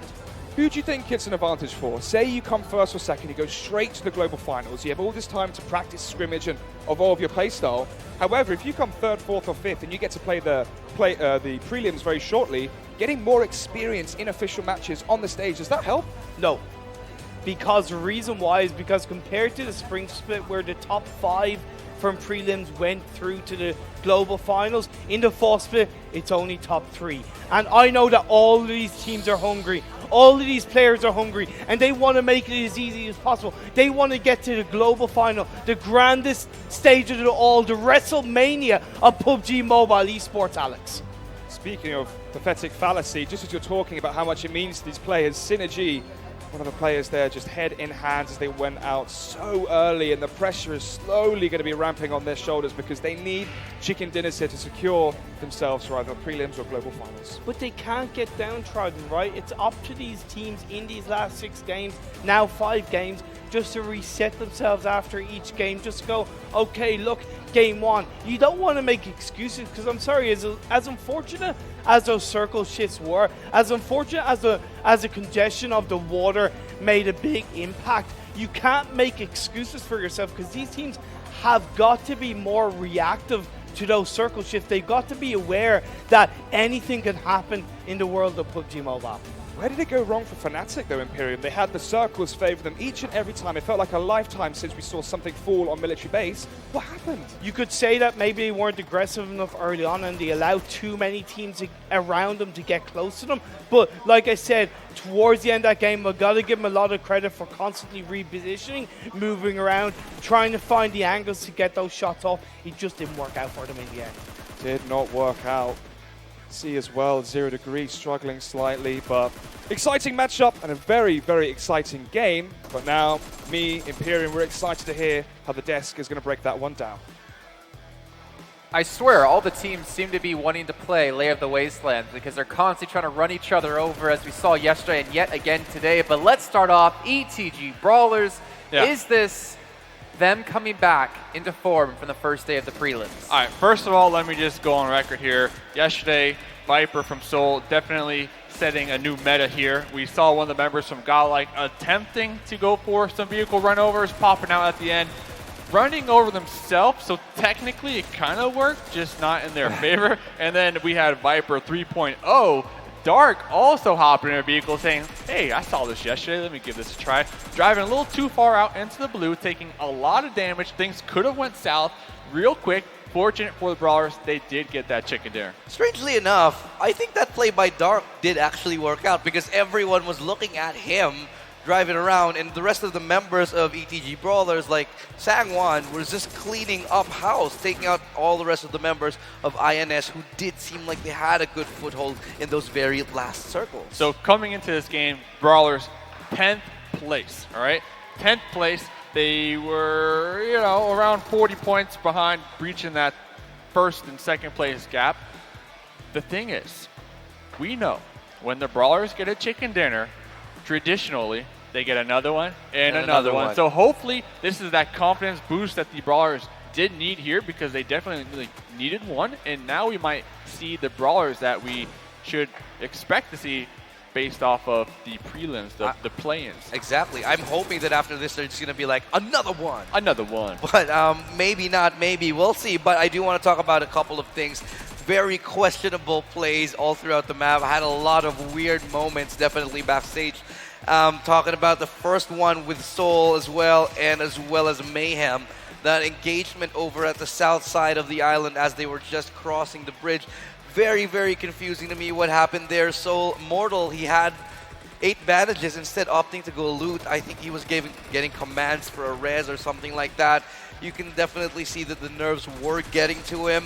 And as well as Mayhem, who definitely split up their party and just tried to gatekeep Seoul as 2 men. Definitely not decisive as a team, so a lot of questionable plays. I mean, I gotta give it to Seoul though, because before that unfortunate beaching that they did see, I did like that they were able to get into some boats just west of Primorsk, and they avoided the teams, because there was actually 2 teams that were occupying Primorsk. And then it was circle number 3, they were just in the water, they were chilling. Circle number 4, okay, they had to swim up or take the boat a little further, and then finally making that decision. So they avoided not only Primorsk, but the bridge also. I want to ask you a question about especially team number 3 who came in, Fnatic.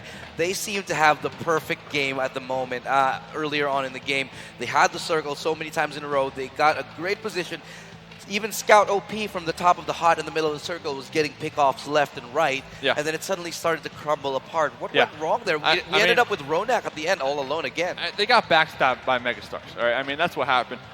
They were showing, you know, they were playing passive, maintaining that circle dominance, which I really liked. And they needed this a lot, because over the last 2 days, day number 1 on Erangel, they only got 3 points. That was day number 1. Day number 2 on Erangel, they got 22 points. And this is only placements, all right?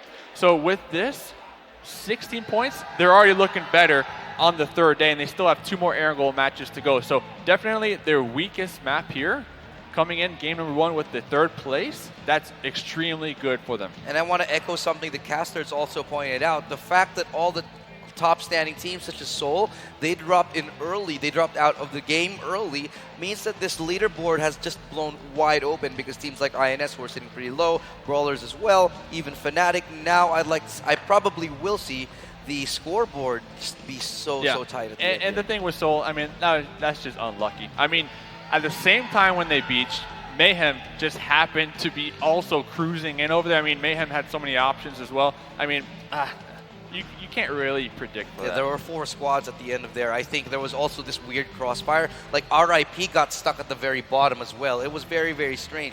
Like, I don't know how they even planned to get up from where they were. Let's grab. One thing I do want to mention as we look at the top 8, 5 teams there in the top 8 from that first match. are 5 teams that are in the 9th through 16th place. So that really, like you said, Illustrata opens things up across the board. But let's take a look, more importantly, at the teams that did come in last year as we take a look at the second page. You can see Entity Gaming currently in first place, being in 10th. You got 0 Degree in there. Soul, unfortunately, coming in 14th. And Illustrata, there's something you want to point out in particular. Entity Gaming, 4 points on them. Soul, they got 20-something. Oh, sorry, not Soul. It was, sorry, I was thinking about another team. ETG, yeah, ETG got 20-something. This is definitely going to lower that gap between 1st and 4th, actually all the way up to 5th spot. So now there's a very good chance for Soul to actually drop to 3rd. SynerGE, one of the top teams, they were 3rd as well. They only got 1 point. I just wanted to point out this tournament is blown wide open. Yeah, I mean, 1st, 2nd, 3rd on the overalls coming into today. Going out, I mean, getting 4, 3, and 1 point, especially 0 Degree. I mean, remember, they're looking for that chicken dinner. They got, what, 3 points as well. So, like you said, this is best case scenario for the Brawlers here on the final day. They might actually have a shot at it. I agree. And I want to point out 0 Degree, the fact that they're changing their playstyle, I don't know if I agree with this, actually, because they're a team that's so strong on fragging. What I feel like is that they should just keep on the fragging and at the same time develop their later game instead of just changing the entire gameplay.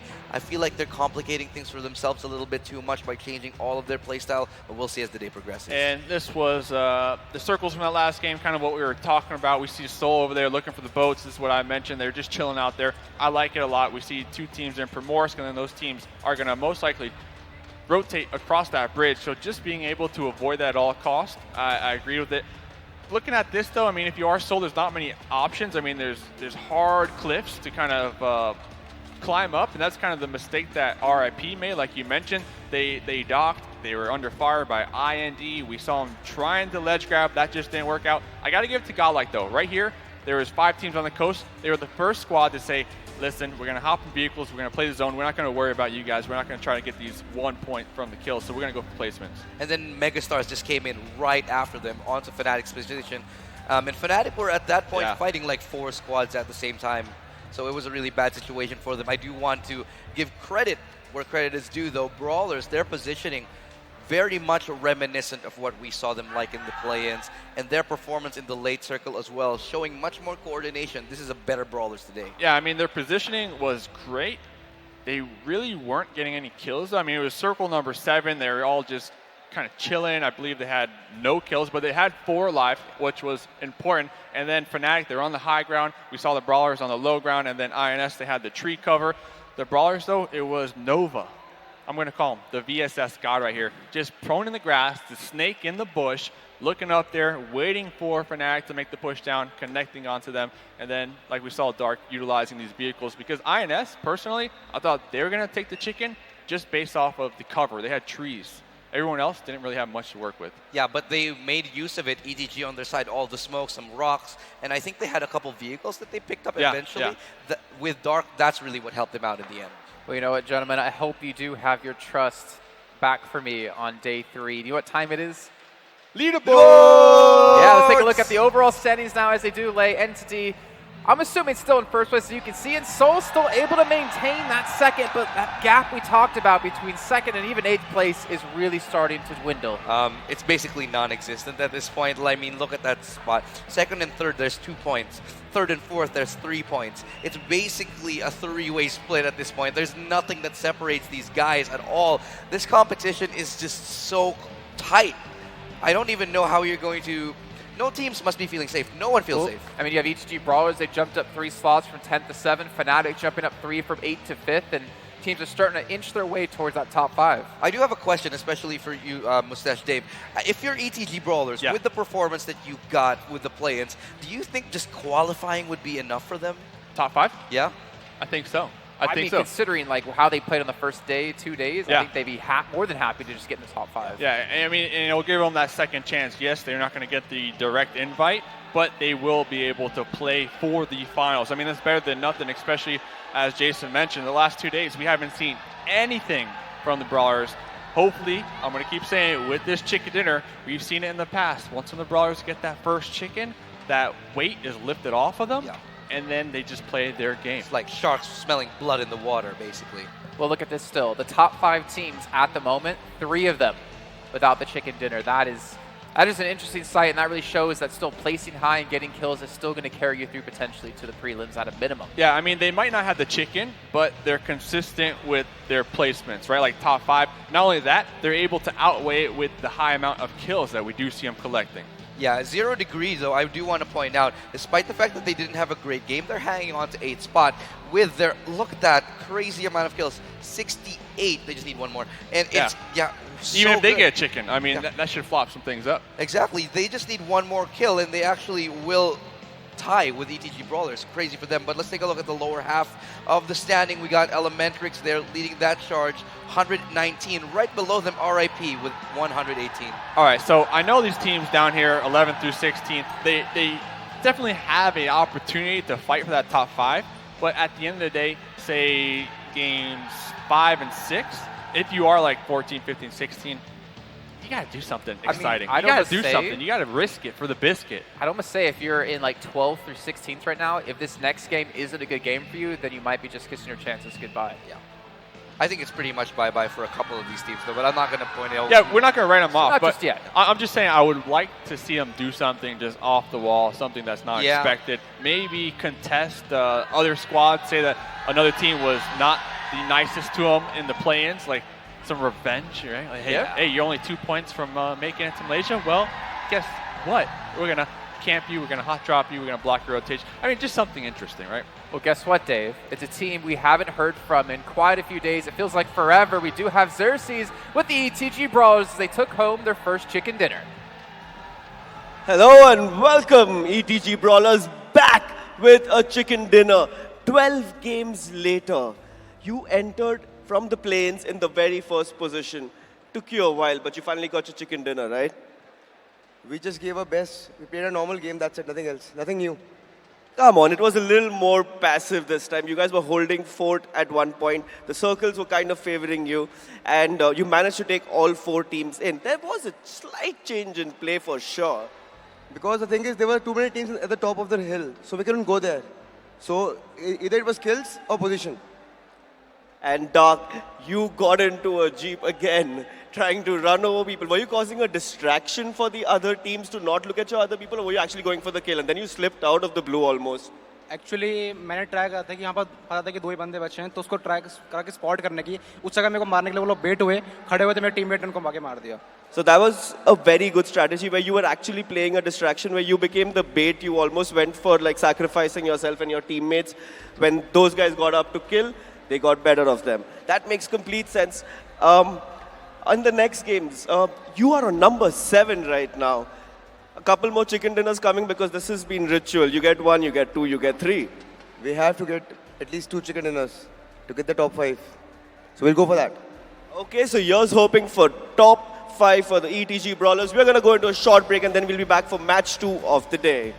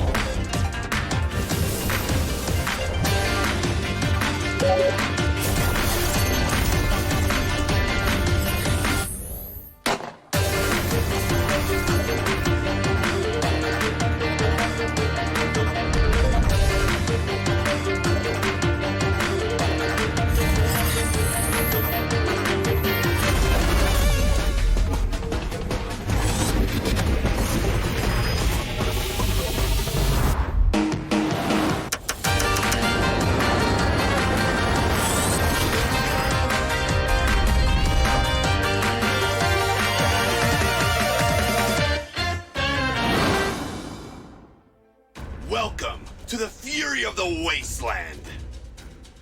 In Season 10, PUBG Mobile is bringing in even more items, modes, and content to help players survive in the harsh post-apocalyptic world.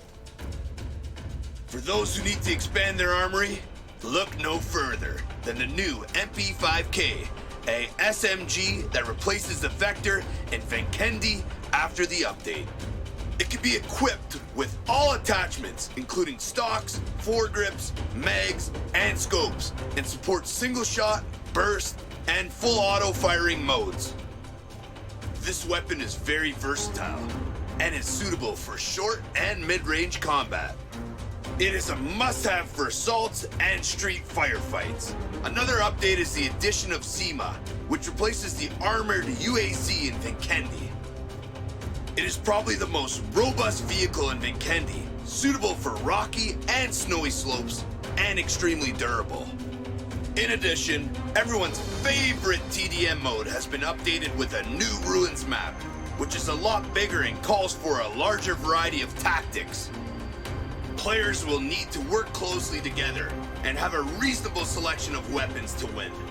Royale Pass Season 10 will also be updated with apocalypse-themed outfits to make players look more intimidating. As usual, player tiers are adjusted at the beginning of the season, so team up with your friends and explore the new content as soon as possible, and aim for the top of the charts. What prevents you from becoming the real deal?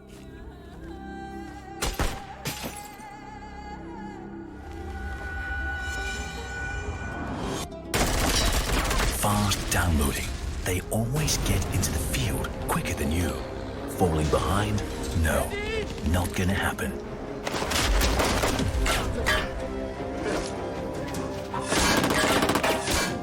Stay calm and be quick. Nothing will stand in your way.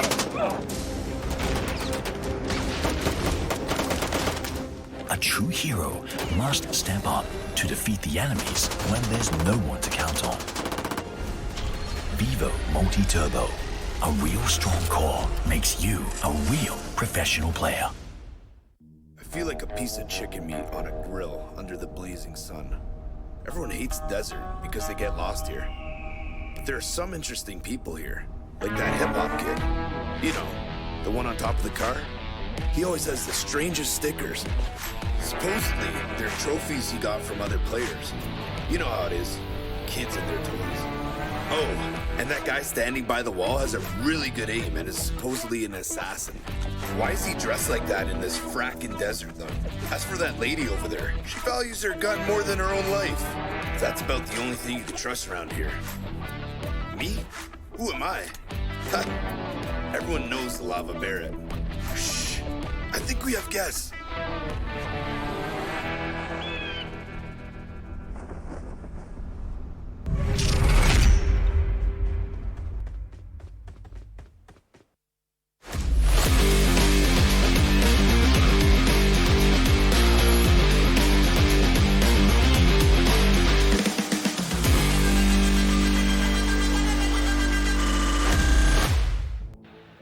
Welcome back, everyone, to the PMCO South Asia Regional Finals. We finally have our first game done for today, but we still have 5 left to go before we do crown our top 5 teams to head over to Malaysia for the Global Finals. I'm still Jason Kaplan.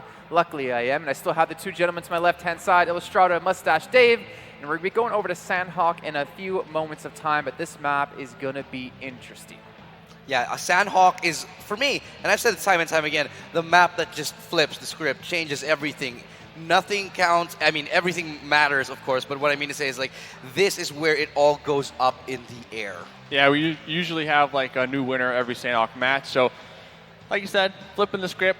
Hopefully, if you are on the Brawler side, though, not flipping it for them, hopefully they'll be in this game with that momentum, with that confidence that they need, because I believe starting today, 10th place. Now they are in 7th place, so they jumped up quite a bit. Talking about teams that made the jump as well. Fnatic started today in 8th place. Right now, finally top 5, all right, but only by 2 points. Historically speaking, this isn't exactly a map that does favor the Brawlers that much. If I'm not mistaken, they did get 1 chicken dinner in it on the play-ins, but that was so long ago. That's a different team. Like a different team, definitely. Well, you know what? We did see in the last game that it seems like the teams were trying to play Fear of the Wastelands Royale Pass Season 10 a little bit early. We're not actually on that patch right now. But speaking of it, if you guys are in the audience, if you do have Wi-Fi or anything like that, you guys can download this and go pick it up as well for yourself. And obviously, there's a lot of cool little features. Mustache Dave, I'm a little bit scared, or a little bit sad, I should say. I should be a little bit scared as well to not see you in those booty shorts, though. Later. Yeah, I mean, later. That's what we're doing at the hotel hotel after tonight. the show, right? You got my Instagram. Yeah. What would that be? I posted it there. So Oh, you did? you Okay, gotta well, I'll make go sure. ahead and make sure to follow on Instagram at _. Thanks, But of buddy. course, there's also a new map in the game as well, a little bit of TDM action. I think we're going to be doing that as well after this while you're in the booty shorts. Maybe loser has to wear them. Though I don't want to see you tank in your own game just to put them on yourself. Oh, you know me too well. So, what a great map. We still have to play that later together. We didn't last night. We were too busy in Pasta Visual. It's a lot of fun, but I wouldn't be sliding in those booty shorts as well, though. That does sound painful. You got knee pads on, so it's good to go. What also sounds painful is the ETG.Brawlers. This seems to be a map for them going into Sandhawk that seems to be their worst performing. Is that the best way to say it? Yeah, definitely.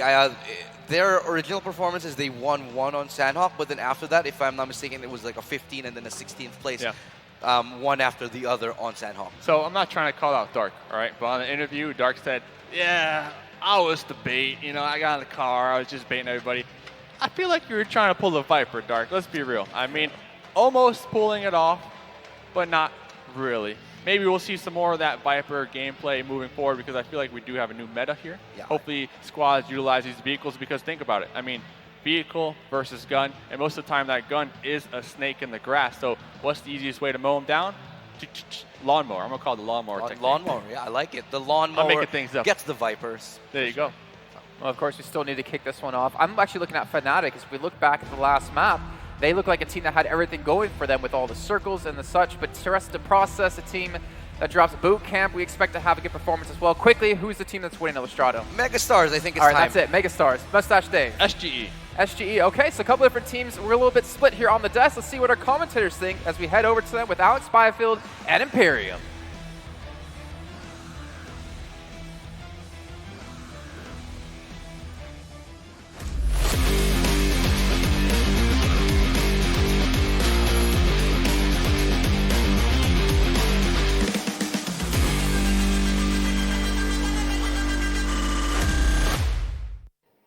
Thank you, Jason. Yes, we are back with game 14 now, Imperium, on Sandhawk.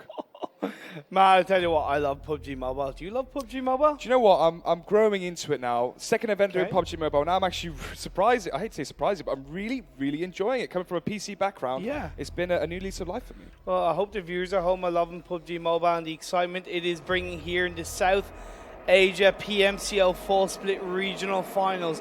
And what I love so much is that we are at the highest standard of South Asia gameplay, and it is divided by points minuscule. There's nothing between these teams at the top of the standings.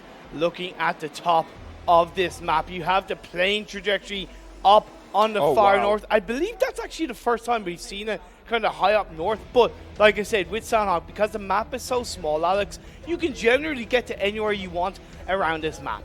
Yeah, the plane trajectory doesn't really make too much of an interference for teams and their strategies. However, I do agree with you, Imperium. We have seen a lot of the trains going over Barn towards the eastern side, and then a few teams, Elementrix and Team IND, potentially going towards Camp Alpha at the start, but that's really been it.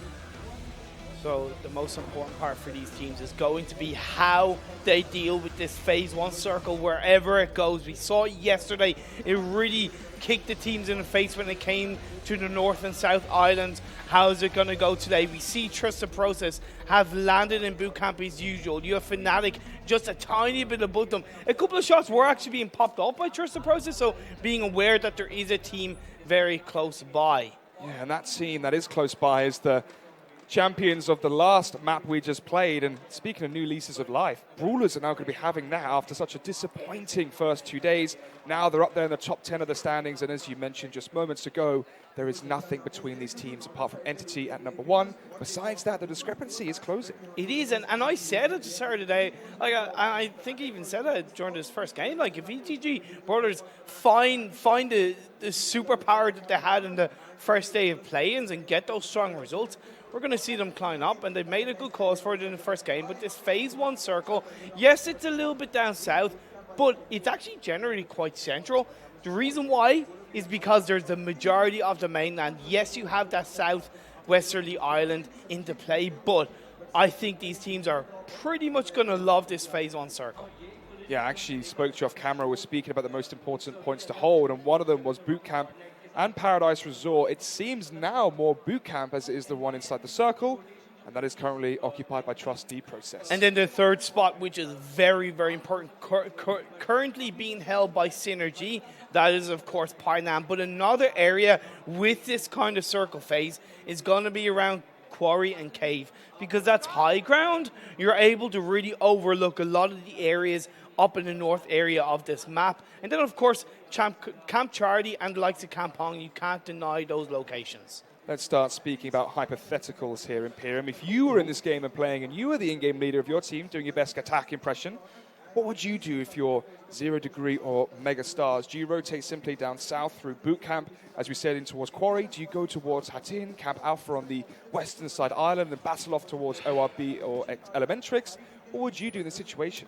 I'd go by Hatin and Camp Alpha. It's always going to be tough because at the end of the day, the second you get around by the bridge down by Camp Alpha, you're instantly getting into Elementrix territory. And we know that these teams in PUBG Mobile, they're not quick to rotate. They generally leave it quite late to rotate. Another option for 0 Degree would actually be to get the boat and go around the west side of the circle and end up around by Bantai. But the most important thing, like with a lot of things in PUBG Mobile, Alex, it comes down to timing. You've got to get your timing on point. Looting, rotation, positioning, play, it all comes down to making sure it's at the right place at the right time. Very, very true. And also a small little sprinkle of luck if that circle does land exactly where you are, because what if we saw Megastars or 0 Degree go on that journey around and then the circle just shifted upwards? That would be disastrous. And that wouldn't be an issue for me because I'm Irish, so I have to look at the Irish on my side, Alex, you know? Well, if only you were playing hypotheticals, of course. Of course.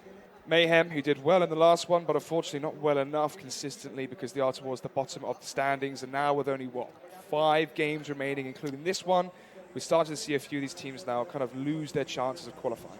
Of course, yeah, and as much as Mayhem are, as far as I know, mathematically speaking, still not out of the count, they can still pull off a couple of upsets as Fnatic and Entity. They're getting pretty close to each other. 2 favorites here in India. Crowd is starting to realize what may be about to go down.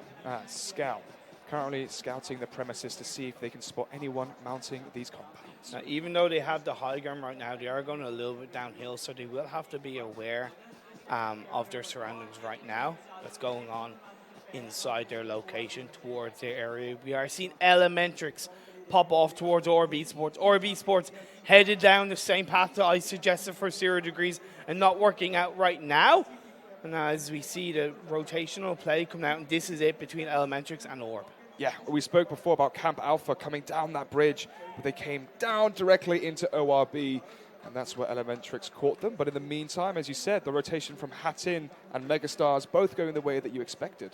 Yeah, definitely. It does give a lot of space now. Even when you look at the East, INS, they are sitting pretty right now in their location. Mayhem, yeah, they're downhill, so that's definitely going to be difficult depending on this Phase 2 shift. But Seoul, they have a nice, easy, wide space entrance to head in towards that Cave Coastal region. Junior being spotted. The drop on top of the wooden hut there, just the Groza, but obviously you'll go there for that level 3 helmet and vest.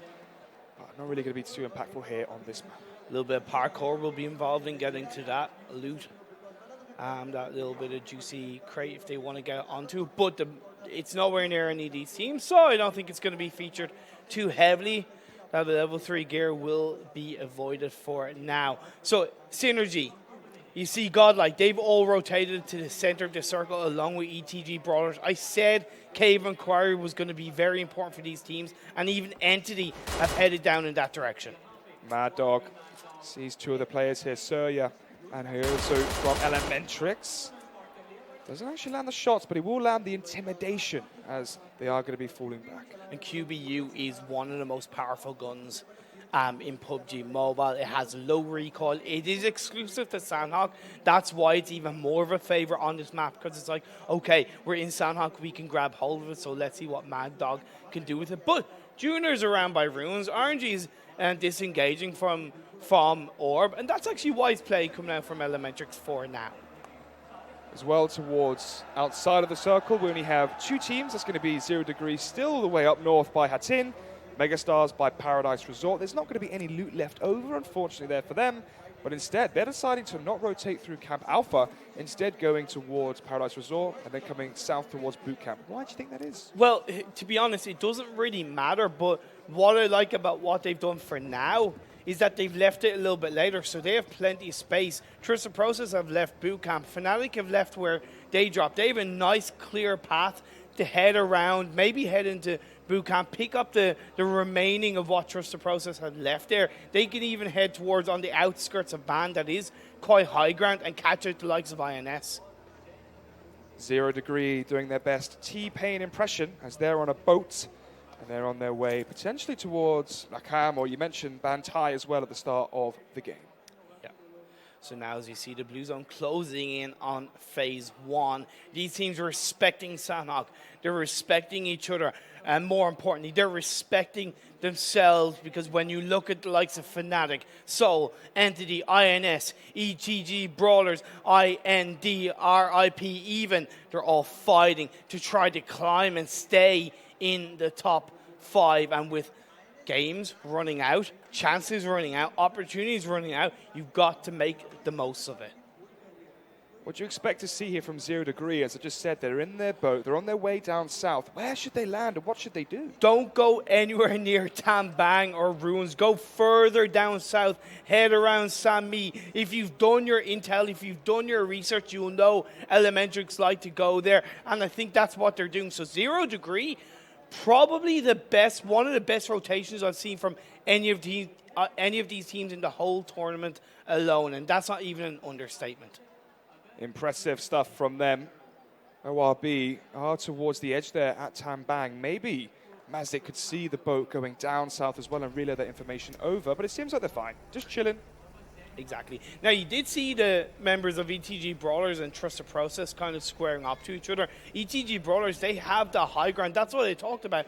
In around Quarry is high ground. You can really punish teams around there, but they're staying prone. And what I fear about that is that they're not grabbing information. They're not getting intel. You need to have 2 of those ETG.Brawlers players moving around, getting information, getting intel on where the teams around them are. Otherwise, yes, they might be able to surprise the team, but there's a higher chance that they're going to be third party themselves. Speaking of Brawlers, day 2 of the finals, it was actually Sandhawk again when they had their best performance, which allowed them to come back into this. By this, I mean the finals, because obviously in the play-ins, they were annihilating everyone. And off the back of the momentum we saw on the last map, maybe they can carry that forward. But SynerGE, they need to carry a different game in this one, because on Erangel they were struggling. And so were 2 of the players here from SynerGE, sniped down by NHB with an AK. AKM from that distance, the level of recoil control from HB 3 was people on fire. Great play coming out from the members of Nepali HO NI, but because they're over the river, they can't really do anything about it now, but it is giving them freedom to get across that bridge and then surprise SynerGE. It's still going to be hard, and it's not over yet for Nepali HO NI. I believe that airdrop landed just next to Seoul, as the last one was by Docs. I think it did. That's an AWM that could potentially go in the hands of one of the players here from the fan favorites. But fun fact, snipers aren't really super popular in Sandhawk. Because it's easier to snake and because the map is a lot smaller, snipers tends not to be preferred. Yes, the QBZ, but because that's a DMR, it has a faster fire rate. Faster fire rate indeed, and they're going to need those fast weapons, ORB and Elementrix, because they're in close proximity of each other. Max Cash there, far back, applying support, giving covering fire, allowing for Mazik and Mad Dog to get up close, as they're going to be throwing in the grenades, using their utility while they can. And that Molotov may deter a few of the players from ORB as the grenade does some splash damage, but it's only minimal. You've got to be careful when you look to throw at any kind of grenade or Molotov. You better make sure that there's not one being flown in return. Otherwise, you can find yourselves being put under a lot of pressure. We did see phase 2, Alex, real quickly. It centered out quite nicely. Nothing really too surprising. Nothing too surprising. Nothing too surprising to see early skirmishes on Sandhawk. Energy drink not going to be consumed there by Oranji. Instead, going to spot up the players from Mad Dog coming down the southern side of the hill. And Oranji's going to fall back to try and get a better position here, maybe support Junior in this assault. But which team is going to make their gambit first? Because no one's made a move just yet. They're respecting each other, but they're also aware that none of these teams that each other are not in a strong position, because you see there's edges, there's downhill and uphill at the same time, and it makes it so hard to get that real nice vision onto your opponents. And with those smoke grenades being thrown out, it's harder for our Elementrix to catch out Orb. Legend is downed as well across the map from RIP. Mayhem Vampire as well going to be taken down to a level by Mortal. You can hear the crowd just reacting to that one. Just the scoreboard as well they saw. But let's see what Mazik is about to see. I'm not sure. But either way, now seeing an overhead view of Mayhem. So we see Soul, they're going up against Mayhem. Clutch God was knocked out. Alex, let's see how they can respond. Will he get taken out? That's going to be Soul down to 3 players. Oh, headshot, it looked like they're onto Mortal, and it was. It's KK. Whew. It makes Mortal hit the DECK. Told you the QBZ with that low recoil from a distance, you can single fire those kind of, those shots, and it really does a lot of damage. Speaking of a lot of damage, Tempest is applying much of it onto the players there from that squad. Mayhem as it was, but they are going to be fine for now. Tempest is going to be downed, actually, by Viper. So Viper just holding protection, being aware of his surroundings, knowing that there's at least 2 teams around him. Mayhem have the high ground. They got to be careful, but Mayhem looking to hold on top. Will he get caught out? Let's find out. The spray comes out from Viper. Can't quite connect those dots. It's KK, comes back for more. Going to be trying to see if he can challenge Viper. But Viper will get 1 kill onto the players from RIP. So we're losing more players here as we enter the middle portion of Sandhawk. High ground of Cave is an elusive spot in this area of the map, especially when the circle is quite central to the location. Little bit disappointed with Viper spray onto Mayhem. I know it's quite a bit of a distance away, but not quite working out for Soul as Fnatic getting onto the damage board, getting a knockdown, getting into the thick of the action. Just to look at the kill counts here. Elementrix down to just Junior. Vampire gone from Mayhem.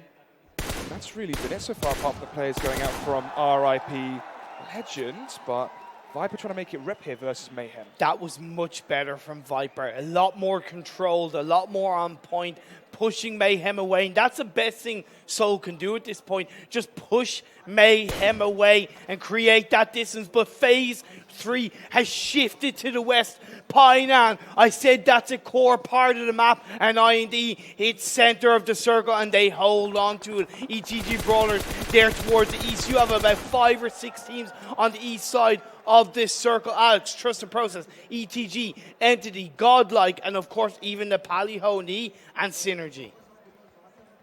As you said, that circle landing directly in the center of Painan, and we can see it now on our screens as well. Cave not going to be inside of it, as you mentioned before, having that really great position from Soul on top of it. Airdrop as well, the DMR MK14. So you look at it, 0 degrees. We talked about their rotation all from the north. Very well executed by them, and plenty of space on the southern side of the circle. More fan favorites there on the bottom left-hand side of our screens. Brawlers versus Entity. As smokes go out, it's going to be a few of the players actually being downed here from Entity. Sangwan as well from Brawlers is trying his hardest to heal back up, and he has.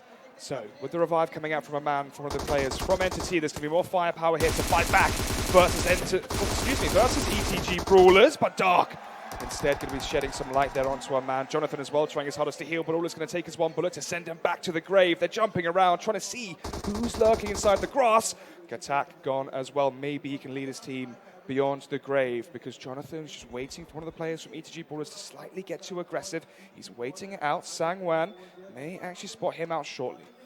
Jonathan is the final player left on the side of Entity. They need every point that they can get, because even though they have a bit of a strong gap against second place in the overall standings, All it takes, as you've seen, is one game, because ETG.Brawlers are the pure example of one game making a difference. They're carrying on the momentum to this second game in Sanhok. As you see the teams rushing in, IND still holding on to Painan, 0 degrees moving up towards the north side. Godlike kind of bridge edge camping the members of INS, even RIP, and then you have Fnatic moving down Quarry.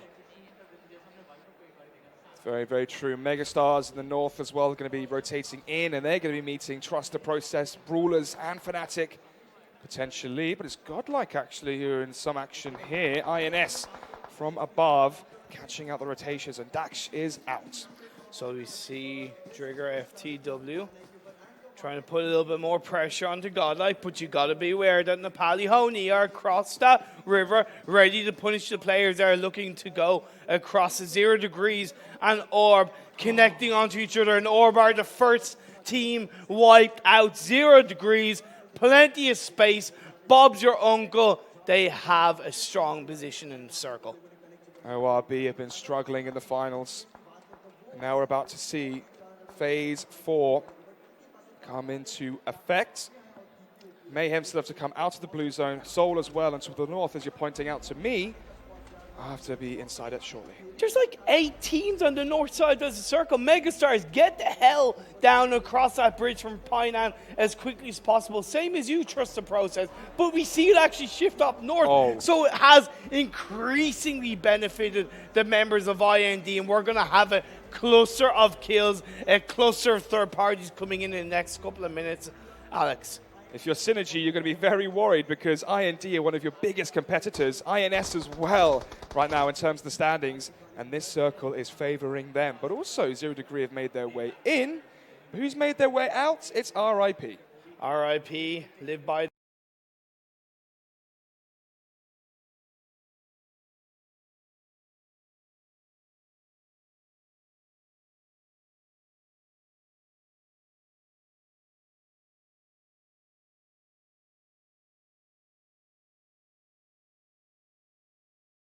That river. And let's not forget about the fan favorite Seoul clashing closer to the team of Mayhem. Here we go.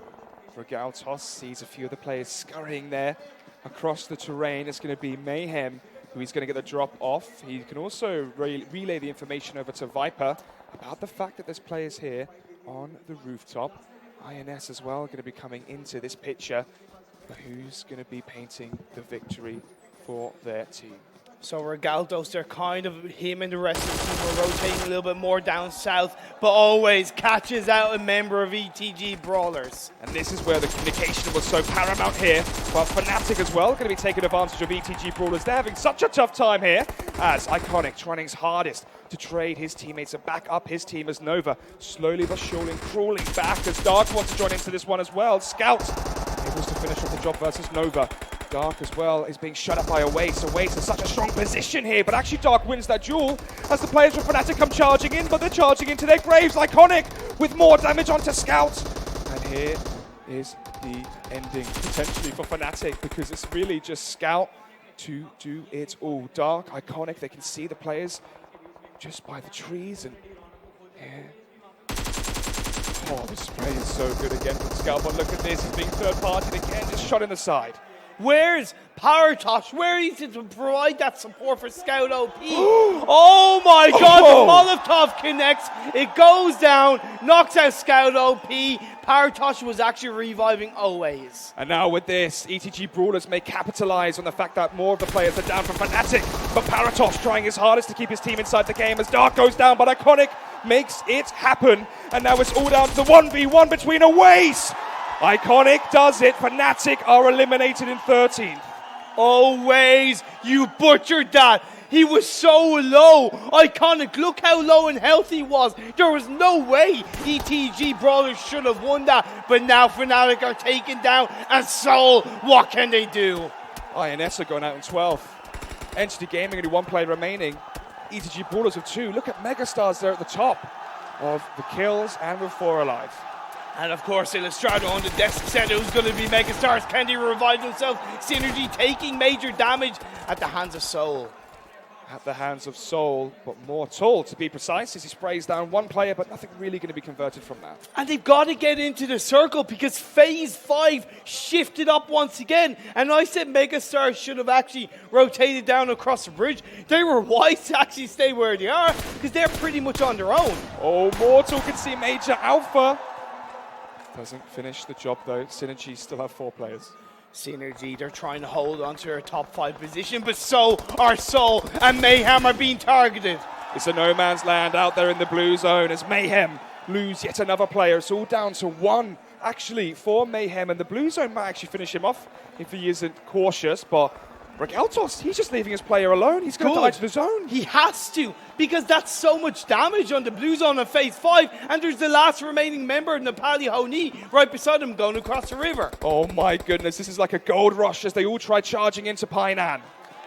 Nepali HO NI have been taken down. They go down in 11th place. Fair play to Regaltos, getting that confirmed, getting that point for his team as 3 teams occupy Painan.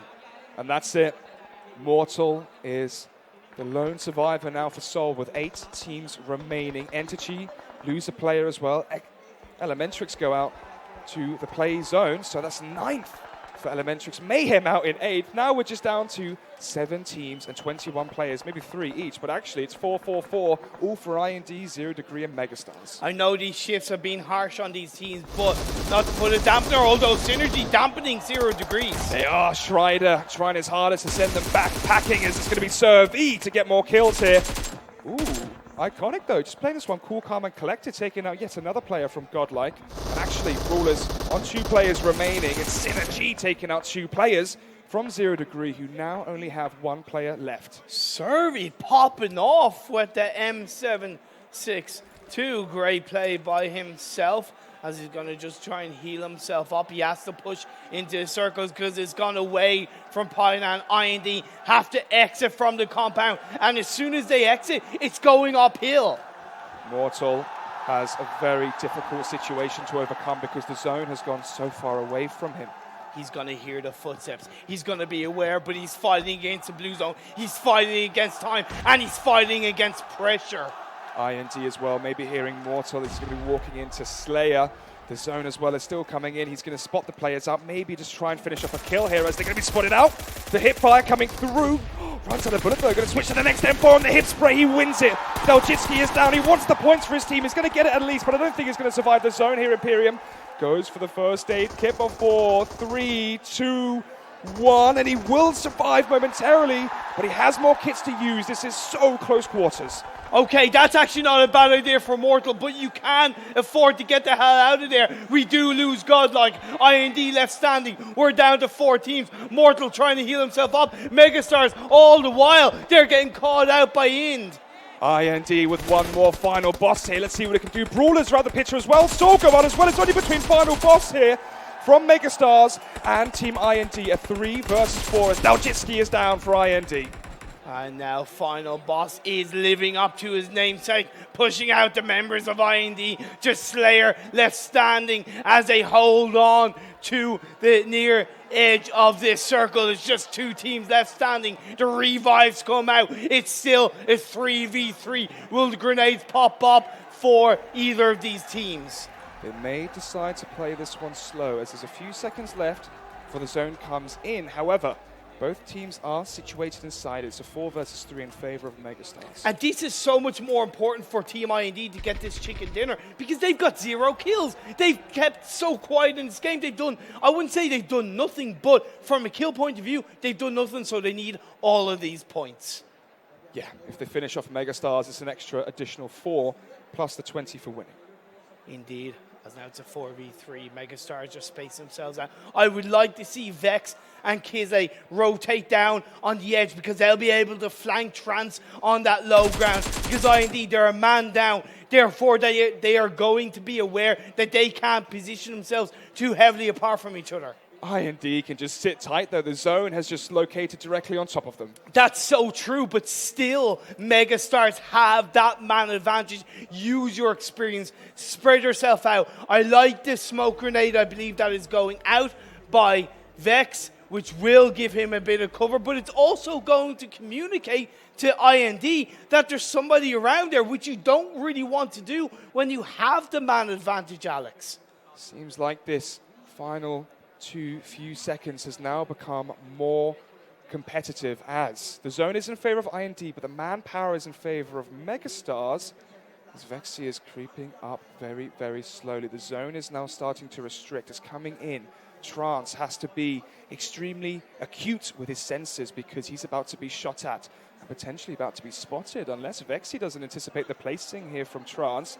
Both coming so close, about to get over the peripheral edge here of the hill, and that's one now for IND. We're into a 3 versus 3. Seems like no one can actually trade the frag onto Trance because of the angle that he's in, and Avi as well is taking so much damage here to the play zone. Why is he not coming in? As Kratos over the top spots at the remaining 2 players from Megastars. They now know where they lie. The zone still coming in, forcing the hand here from Megastars as another player goes down. Avi is out of the picture.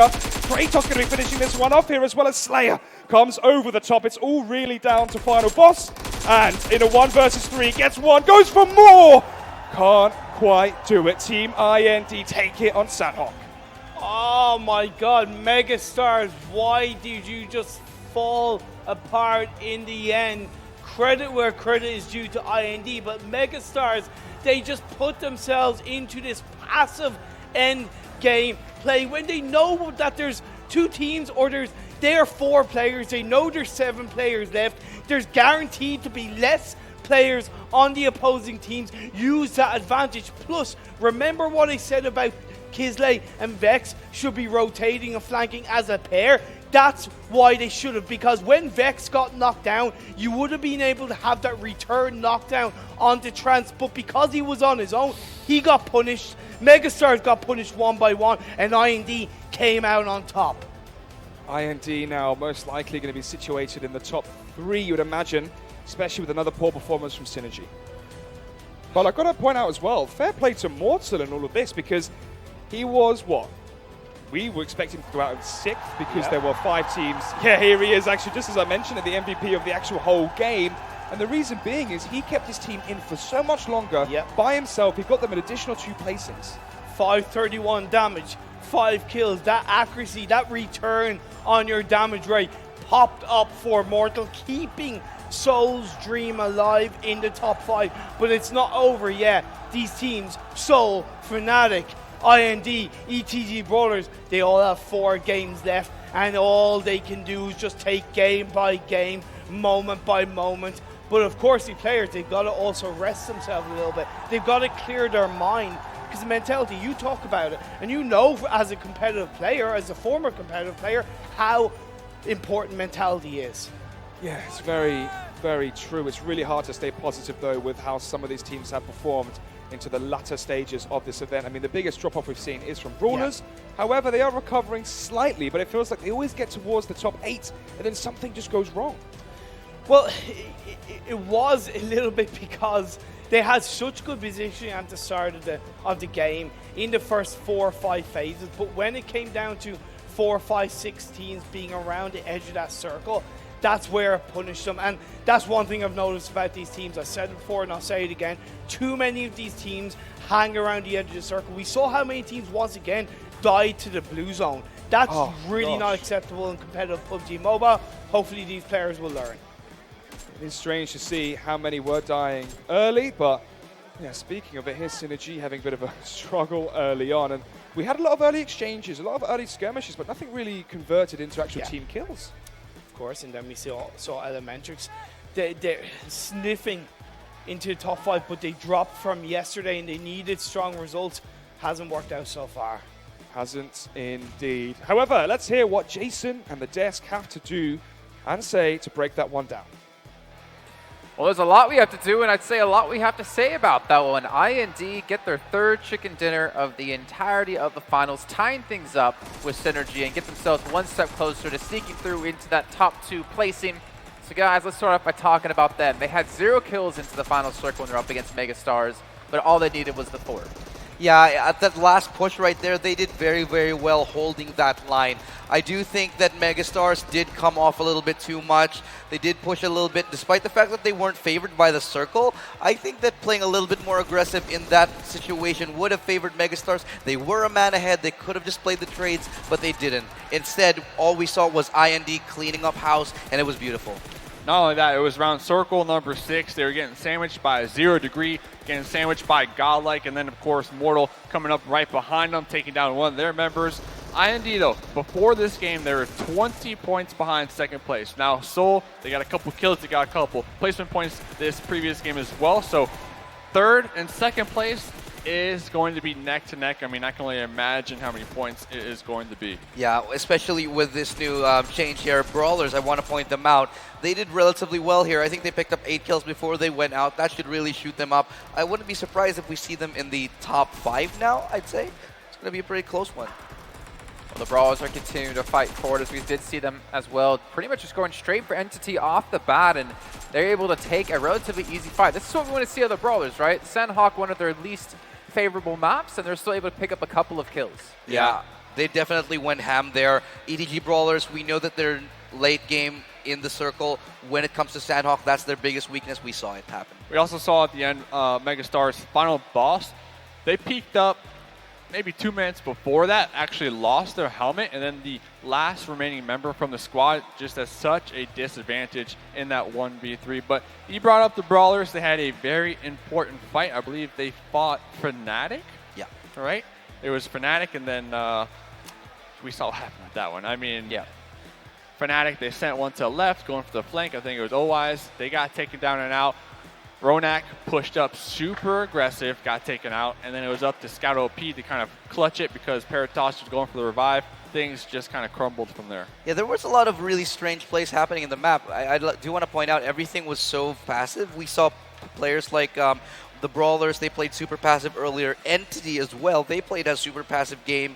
And 0 Degree with a long rotation as well, very, very early. So very uncharacteristic for a lot of these teams to play that passive, especially on a map like Sandhawk. Yeah, and 0 Degree, I mean, you made a mention, they rotated very early on, and they rotated into Painan. And we saw at the end there, super heavily favored in the circles, but they just were so late pushing out uphill where the Megastars were already occupying it that SGE was actually able to kind of backstab them and take a couple shots at them. Yeah, I think I want to look at Seoul right now. They got 18 points in that last one, 10 placement points and 8 kills. I think that'll skyrocket them. They'll shoot them up.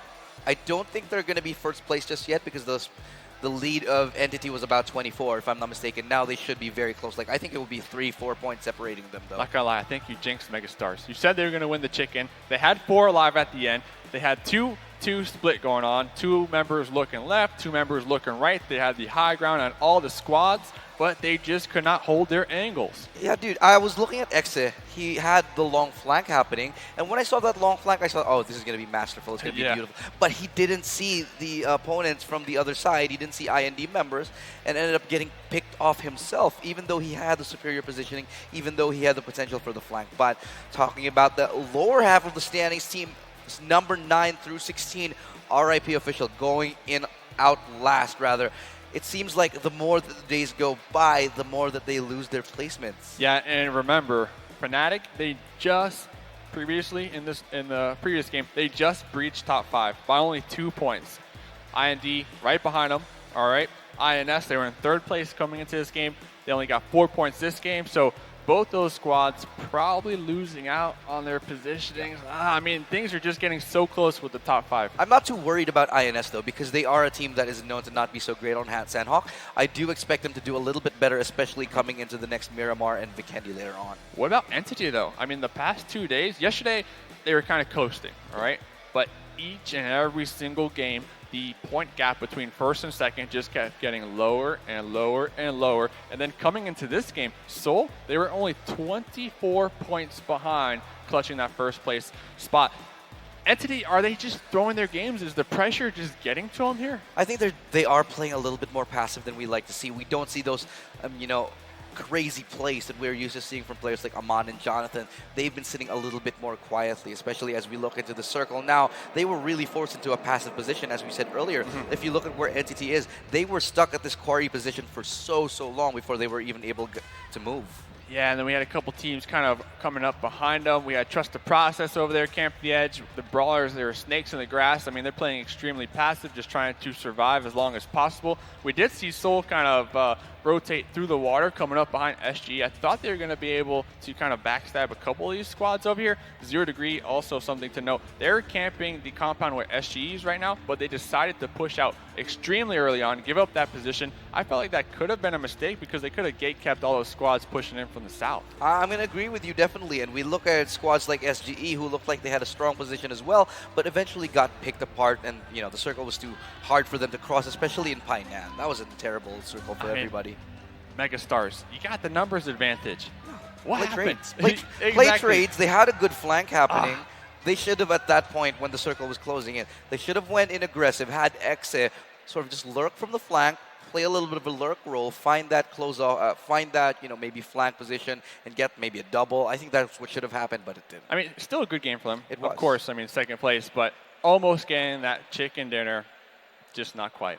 Not quite indeed, but let's take a look at the leaderboards! And see where the top 5 teams currently are. Entity still maintaining that first place position, but not by much. The Seoul is creeping up on that score. Look at that. The difference right now between first and second place is minuscule. It's 8 points. I hate that you beat me to that. You're using your phone to calculate it. You You can can just you do didn't it on call the him out. screen. You didn't call him out. I have to say that. No one was looking, man. Come on. Be nice here. SynerGE dropping down, third place, still hanging on. And IND claiming the spot of Fnatic, who now find themselves at 8th spot. Oh my god, what a change-up. I told you, Sandhawk, man, Sandhawk. Can you guys hear that music being played in the background? I'm hearing the Jaws theme because ETG.Brawlers are hunting for some top 5 placings. This was a team who was performing so terribly. They were in 10th place coming to today, and now they're currently in 6th place, just a whopping 8 points behind, crawling into that top 5 position. Yeah, and we made mention Fnatic, they just breached that top 5, going back to 8th place where they started today. They need to get a chicken dinner. One thing to note, they are tied right now for points when it comes to 0 Degree, so those teams are going to be duking it out. IND, INS, I feel like those two squads just got it out for each other.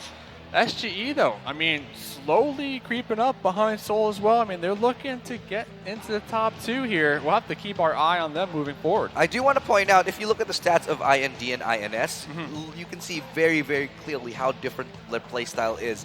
IND, they love to go for those late circles. They're so good late game. 3 chicken dinners for them and only 44 kills. Meanwhile, INS, they love those high impact, high frag games. That's what's really keeping them in there with 64 kills. 20 kill difference. Yeah, exactly. That's a huge amount. Exactly. At this point, that kill difference isn't something that we normally see. I mean, you really can't hate on IND's play style. I mean, it's clear, right? They go for the chickens. They try to avoid early skirmishes. They just focus on having as many members alive as possible moving into late game. Now, this might have worked last split, but now with points for kills being so important, they need to up their kill count, in my opinion. I mean, they're doing really well for top 5. Yeah. But with 3 chickens, you'd expect them to be in top 2. I want to point out real quick before we talk about the 9-16. Team SynerGE, they got their first chicken dinner on LAN the other day. Yeah. And they have been racking it up. It's their 3rd now. This is a team that's coming alive here. It's some good chicken. I mean, once we get a taste, you just can't stop. Exactly. It's so delicious. Finger licking? That's what you're Finger- going for? finger licking. You Don't lick your encroach fingers on out any there. copyrights there. But also, one upside for a lot of teams in the top 5 is the fact that Megastars was the team that came in 2nd place. They were in 15th coming to today. They still have a long grind to go if they want to break through the top 5. So if you're one of those teams in the top 5, you're kind of happy that they were able to place so high to take those points away from other teams who could have, solidified their spots or maybe crawled into the top 2 positions.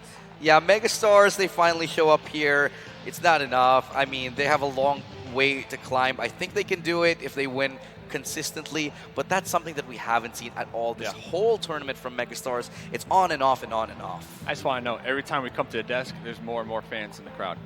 Each section keeps getting filled up here. So as the games progress, we get a bigger crowd. I mean, things are going to get more followers super for Mustache crazy. Dave underscore. Say it again, what? For Mustache Dave underscore. Okay, Instagram, okay. yeah. I didn't hear it.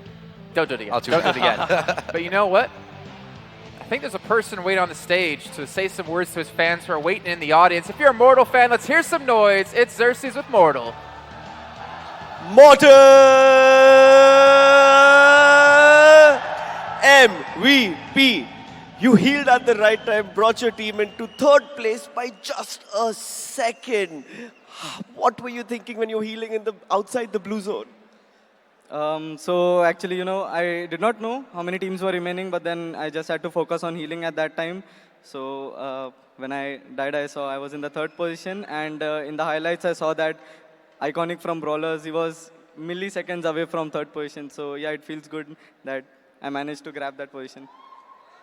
You still haven't gotten a chicken dinner for the day. Not yet. But your points are closing in. You are just 8 points away from NTT Gaming, who's at number 1, consistently performing. And if they perform the way you are, you're going to be number 1, right? I'm pretty sure every team's going to go for that. And we are also going to give our best. So, yes. Okay, that's it from Mortal. That's it from me, Xerxes. We're going to go into a break right now at the PMCO Fall Split 2019 South Asia Regional Finals, powered by Vivo.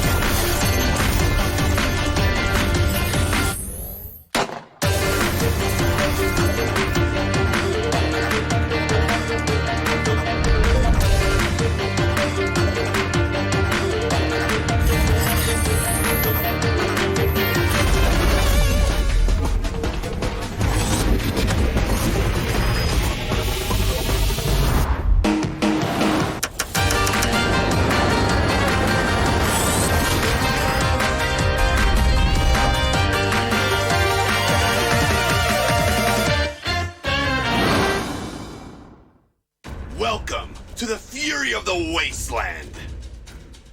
In Season 10, PUBG Mobile is bringing in even more items, modes, and content to help players survive in the harsh post-apocalyptic world. For those who need to expand their armory, look no further than the new MP5K, a SMG that replaces the Vector in Vinkendi after the update. It can be equipped with all attachments, including stocks, foregrips, mags, and scopes, and supports single shot, burst, and full auto firing modes. This weapon is very versatile and is suitable for short and mid-range combat. It is a must-have for assaults and street firefights. Another update is the addition of SEMA, which replaces the armored UAC in Vinkendi. It is probably the most robust vehicle in Vinkendi, suitable for rocky and snowy slopes, and extremely durable. In addition, everyone's favorite TDM mode has been updated with a new Ruins map, which is a lot bigger and calls for a larger variety of tactics. Players will need to work closely together and have a reasonable selection of weapons to win. Royale Pass Season 10 will also be updated with Apocalypse-themed outfits to make players look more intimidating. As usual, player tiers are adjusted at the beginning of the season, so team up with your friends and explore the new content as soon as possible. and aim for the top of the charts. What prevents you from becoming the real deal?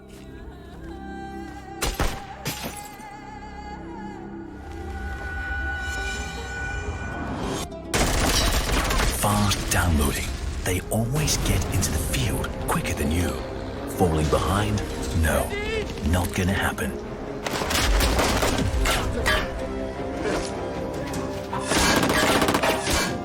Stay calm and be cool. Nothing will stand in your way.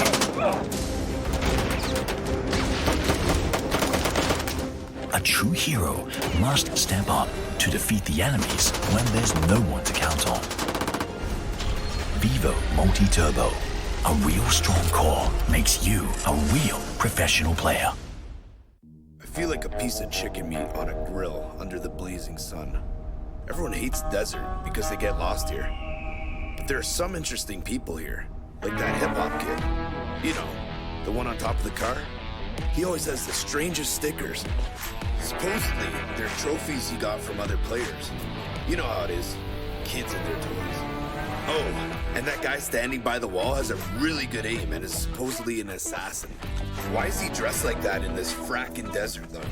As for that lady over there, she values her gun more than her own life. That's about the only thing you can trust around here. Me? Who am I? Ha! Everyone knows the Lava Barret. Shh! I think we have guests.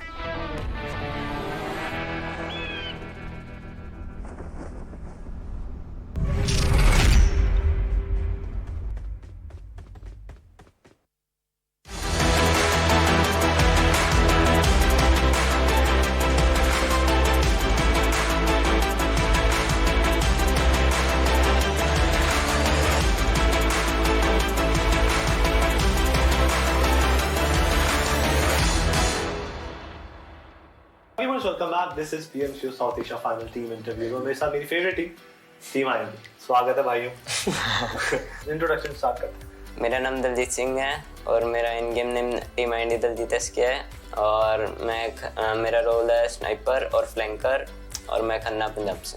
Hello everyone, it's Samir Chaubey. I'm from Bilaspur, Chhattisgarh. My in-game name is Team IMD Kratos and I'm the IGL of the team. My name is Kanishk Shah and my in-game name is Team IMD Slayer. And I'm the support of this team and I'm from Kolkata, West Bengal. My name is Kaustubh Walia. I'm from Kota and my in-game name is Team IMD Trans and my in-game role is Assaulter.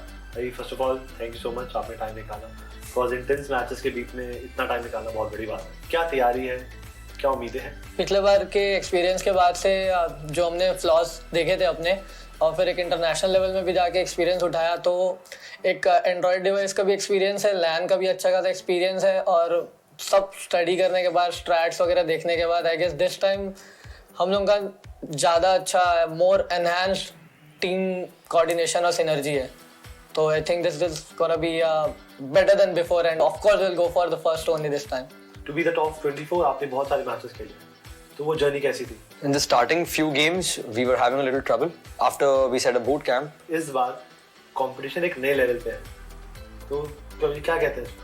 पहले से बहुत ज़्यादा अच्छा है competition इस बार but at the same time हमारा भी सिनर्जी और कोऑर्डिनेशन और everything is going at peak at the best for now. आपके साथ 23 टीमें और हैं. टॉप 3 टीम्स आपके हिसाब से आपके top competitors. Top 3 competitors is Fnatic, OR and maybe. मेरे लिए कॉम्पिटिटर में OR है और Fnatic and Megax, ये 3 है. आउट गेम कुछ है प्रैक्टिस डिस्कशन कुछ करते हैं जैसे कि आउट गेम सिनर्जी भी काफी अच्छी हो. Yes, boot camp के पहले I used to wonder कैसे लोग हैं, how is Kratos, how is Trans, Daljit कैसा है. But boot camp के वो 7 days के बाद more than the game we bonded in real life and that's what helped us build our synergy.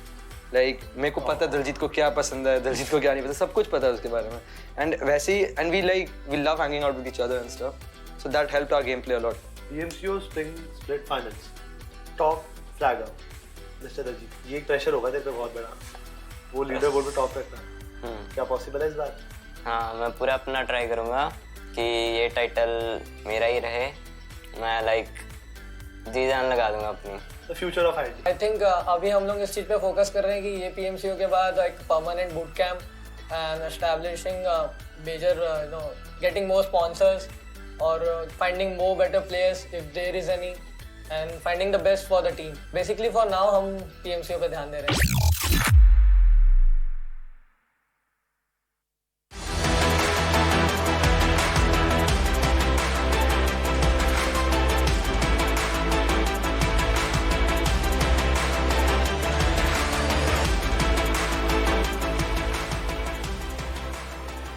This is the PMCO South Asia Regional Finals, and we're about at that halfway mark to find out who our top 5 teams will be going to the Global Finals. Obviously, 3 of them going to the prelims, and 2 of them going straight through to represent this region. I'm still Jason Camp, and still have Illustrator Mustache Dave next to me, and his finger guns. And we have Miramar to come up next. Let's talk about it. Yeah, Miramar is one of those maps that I feel like really favors teams like INS. I said this before. Every time they go on Miramar, they light it up. Okay, next. No. Every time we're on Miramar, INS, they just do a phenomenal Okay, back job. to Illustrator then. It's true. It's just like what he said, INS, every single time on Miramar. They don't always win the chicken dinner. I don't think they have won a single chicken dinner, but they get the kills as well. And other teams like Fnatic, they should expect to do well on this map because Fnatic is one of those teams that really know how to take extended team fights, especially against multiple teams. Well, guess what? I'm looking at Team Seoul. Only 8 points behind first place. That's all it's going to take for them to overtake them. And if you ask me right now, Entity Gaming, they are kind of on a downward slope. Yeah. Not doing too hot. Yesterday, mediocre. Today, not the best. The confidence level from the squad definitely deflated. Someone took a needle, popped their balloon, pop. I think they need to win. That's what it is. I think that's it. I think a chicken dinner will put them on the right track, but like I said, pop, it's already popped. Goes the weasel. Exactly. And you know what I wanted to say about, here's the thing, Seoul, how dramatic and amazing would it be if they claimed the top spot with a chicken dinner here in Miramar? That would actually be amazing. They had like 10th place after day 1, right? They were way down there. Well, Let's not way, but in the middle. Let's not forget, Team Seoul was the team to win back here in the spring split in June. Obviously, it was just 2 of the players, but those 2 players are still around now, and they're obviously trying to do it yet again here for themselves, for the audience and all the fans out there, but they still have a little bit of points to go. See, you're looking towards INS, both of you. I'm looking towards Entity Gaming and ETG.Brawlers. Because Entity Gaming, because they have just disappeared off the map. They have been bottom 9th through 16th for, I feel like, a majority of the games we've had played now. And ETG.Brawlers, they're the ones rising up. They were very far behind, I think, in 10th place before we started the day. Yeah. They've already climbed up 4 spots. Now only 8 points behind, breaching into that top 5. So looking at the point spread right now, we got 2nd and 3rd place. They're about 13 points apart. 3rd and 4th place, 1 point apart. 4th and 5th, 2 points. 5th and 6th, 8 points, and then it goes down from there. One thing to note, though, we're going to see the shifts all day long until the very end. It's going to come down to the last game. I'm going to predict right now on who gets that top 5 position, because right now, 5th place to 8th place, only 16 points. My gosh, it's going to be swapping all day. Let's be real. I never actually seen, normally when you see competitions that last like 3 days like this, there's usually like a clear winner at the very top. And we thought for a while that was going to be Entity or Brawlers coming to the playlist. This is actually completely the opposite, where everybody is sitting neck to neck. I mean, talk about teams like IND. We thought they were going to be quiet for the rest of the tournament, especially after their day 1. Now they've come alive again, somehow clinching that 5th place spot. I just still can't get over the fact that after day number 1, Entity had like a 40 to maybe 50 point gap at the max when it comes to 1st to 2nd. I mean, such a cushion to deal with, but now with only 4 more games to go, that is not the case. I don't even think it's a cushion anymore. It's more no, like 8 points is nothing. It's like a padding now, isn't it? It's not. I wouldn't even call it that. I would call it a slice of bread. A slice of bread separates the top two teams. It's actually insane. Toasted and burnt too, so it's like you don't even want to eat it. Brittle. Brittle bread. Brittle bread. The BB. I don't know what kind of bread you're eating, but I'm definitely not eating that kind of stuff. But anyways, you can look at the rest of the rosters, the rest of the teams. Sorry, TrustDProcess, unfortunately, last place at 16th. Mayhem, they already have a chicken dinner done. I mean, the fact that we have so many chicken dinners in the bottom half of the teams is just blows my mind. Then when you compare it to the top 8 teams, we have a couple of teams that are still yet to get one.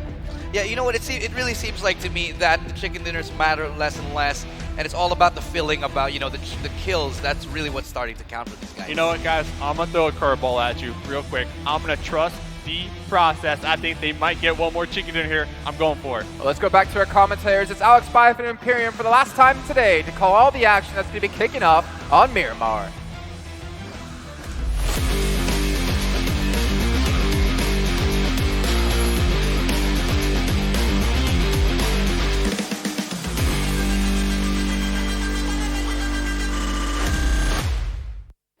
It's our last game here at the PMCO South Asia Regional Finals.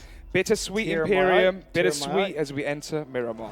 What a journey it's been. It all started on Wednesday. Wednesday? Thursday?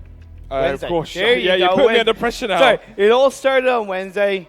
24 teams, 2 days of play-ins, went to 16 teams. 16 teams started on Friday. 6 games Friday. 6 games yesterday. And now we have 3 more games out of the 6 left. ETG.Brawlers, I want to mention. They started the day in 10th place. Now they are in 6th. They are minuscule points away from the top 5, Alex. Yes, not much at all, separating the teams now towards the upper echelons of the leaderboard as we enter Game 15 and the plane just flying over Los Leones. Again, like with other maps, no real great surprises with regards to the plane trajectory. We've seen this this trajectory multiple times so far between the play-ins. It does give plenty of scope for the likes of Fnatic, RIP, Mayhem, God. They're going to be heading up more towards the north and Nepal HO NI. I'm wondering if they're going to go onto Campo Militar. But we've got to talk about where these 5 teams are locating and where they're looking to drop. Of course, right now, that is Entity, Soul, SynerGE, IND, and INS all vying to keep hold of their spots. Interesting as well. Entity usually going towards Campo Militar, towards the northeastern side. This time you can see they're going more towards water treatment. Well, okay, as you see Phase 1 circle, either way it doesn't really matter because for most of these teams, it's a nice, relatively easy first Phase 1 circle. Of course, we are about to see a little bit of early action in El Azahar between these 2 teams. When you're looking at the core locations, that hillside above in between Power Grid and Hacienda del Patron is going to be so key for these teams. Plus, you have a couple of bits of high ground of Junkyard, and even up above water treatment could be some of the key areas these teams will look to hold on to. Yeah, Godlike just landing, hopping in the vehicles, and then using the vehicles to rotate upwards to get some more loot, and obviously banking on the fact that the circle will continue to move northern. Now, when you look at how these teams down south, how they're going to look to rotate, of course, Megastars, who are used to landing in around El Pozo anyway, they're just going to drive their way up in towards that location, and then they can take the north route around La Cobriera, end up in just above water treatment would be a core area for them. INS, they can just drop around Monte Nuevo, take that road in towards San Martin, and drop themselves around there. And then when you look at Fnatic and 0 Degrees, it wouldn't be a bad idea for them to kind of head in between Los Leones and Pecado. Something very interesting as well as 0 Degree usually ends their rotation at Valle de Mar, drop over to where RIP are currently. So we've also seen more shifts as we enter the final day, which is surprising to see. Maybe teams were watching the games back and seeing opportunities for loot and rotations where maybe they're expecting more teams to be. It's true, but one thing that I've highlighted time and time again in the world of PUBG Mobile, and especially in the South Asia region, is they do leave it quite late to rotate more towards the center of their circle. So I do expect to see a couple of edge of circle clashes between these 2 teams, especially on the west and the east coast. Mayhem could be looking to do a little bit of camping on the edge of the circle in between where RIP might be. You didn't even have Orb, who are in Los Leones. Even though I would not recommend IND to head anywhere near there, they could easily go around Los Leones and kind of avoid Orb and Mayhem.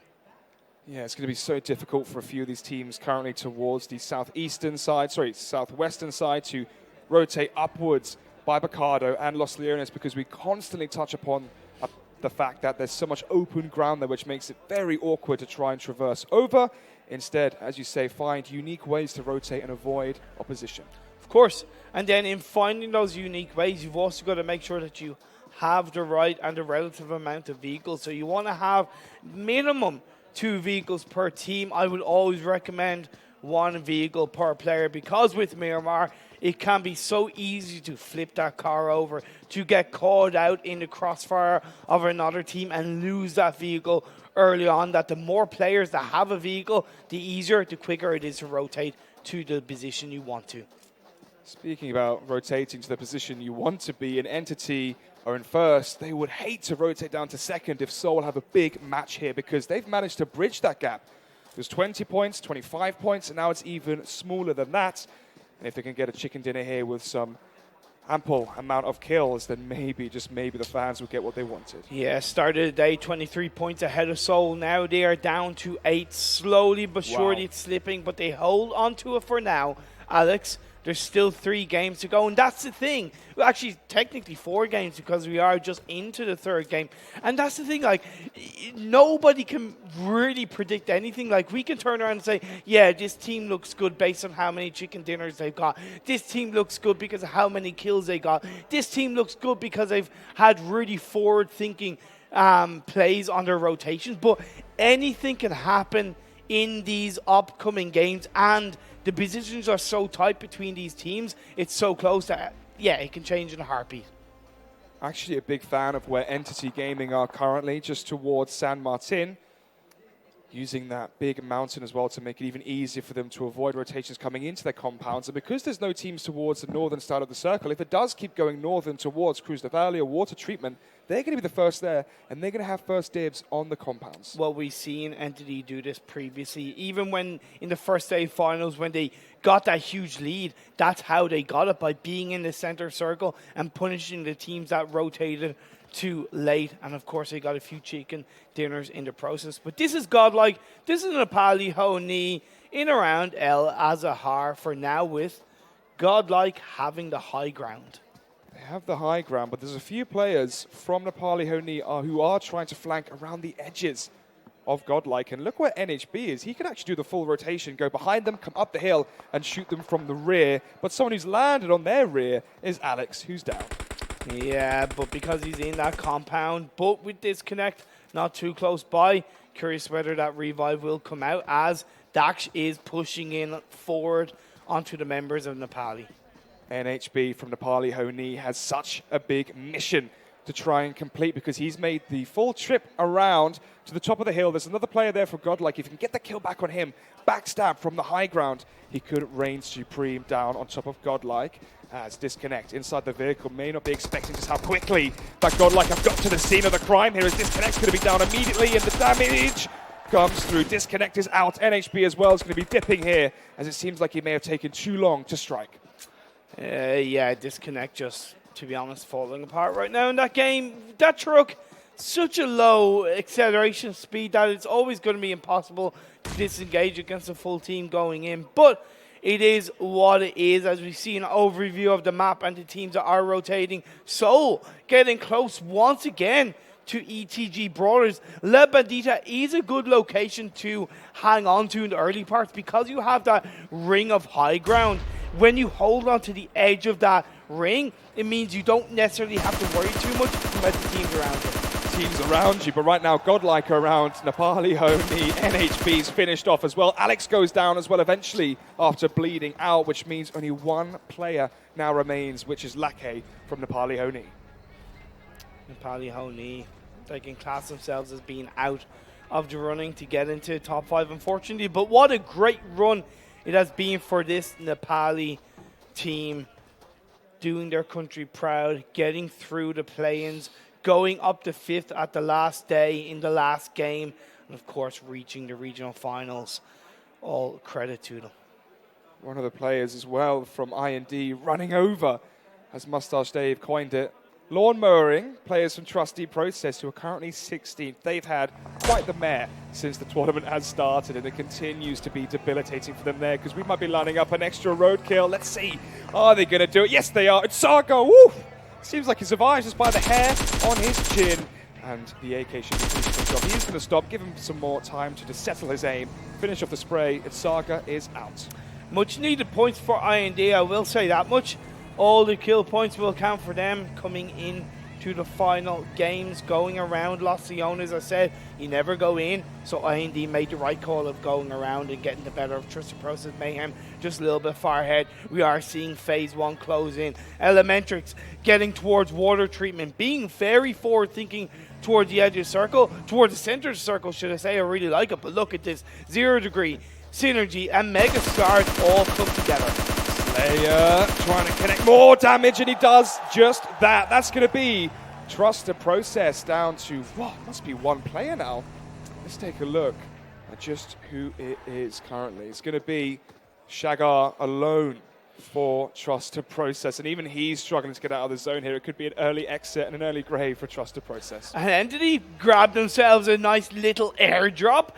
Juicy level 3 gear to kick off the start of this game in Miramar. Now they can really find a strong position for themselves in the center circle. Soul moving through Graveyard. We saw phase 2. It shifted up northwards in around Cruzaval is very empty. 0 Degrees holding on to the high ground into the circle down by Toro Haumada. Great play by 0 Degrees. Their rotations have been so good in these regional finals.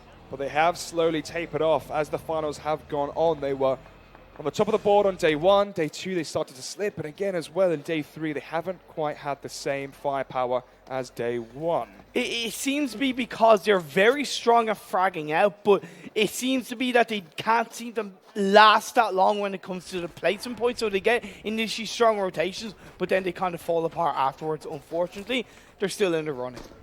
Brilliant positioning there from the team of ETG.Brawlers. A very high mountain to look down upon, which is near the center of the circle. Entity seeing players from ORB trying to come into the compound, but Entity just letting them know that someone's already home. Of course, pushing Orb away. It's a wise choice from Entity. They have a compound, but it's not exactly quite high ground. As a remaining member of Nepali HO NI potentially getting caught out. This is the blue zone of phase 2 closing in. It's about halfway through. Nova from ETG.Brawlers popping shots off towards, I believe it is RIP, if I'm not mistaken. Yeah, I think it is RIP, who have managed to get in towards Junkyard, so they are safe.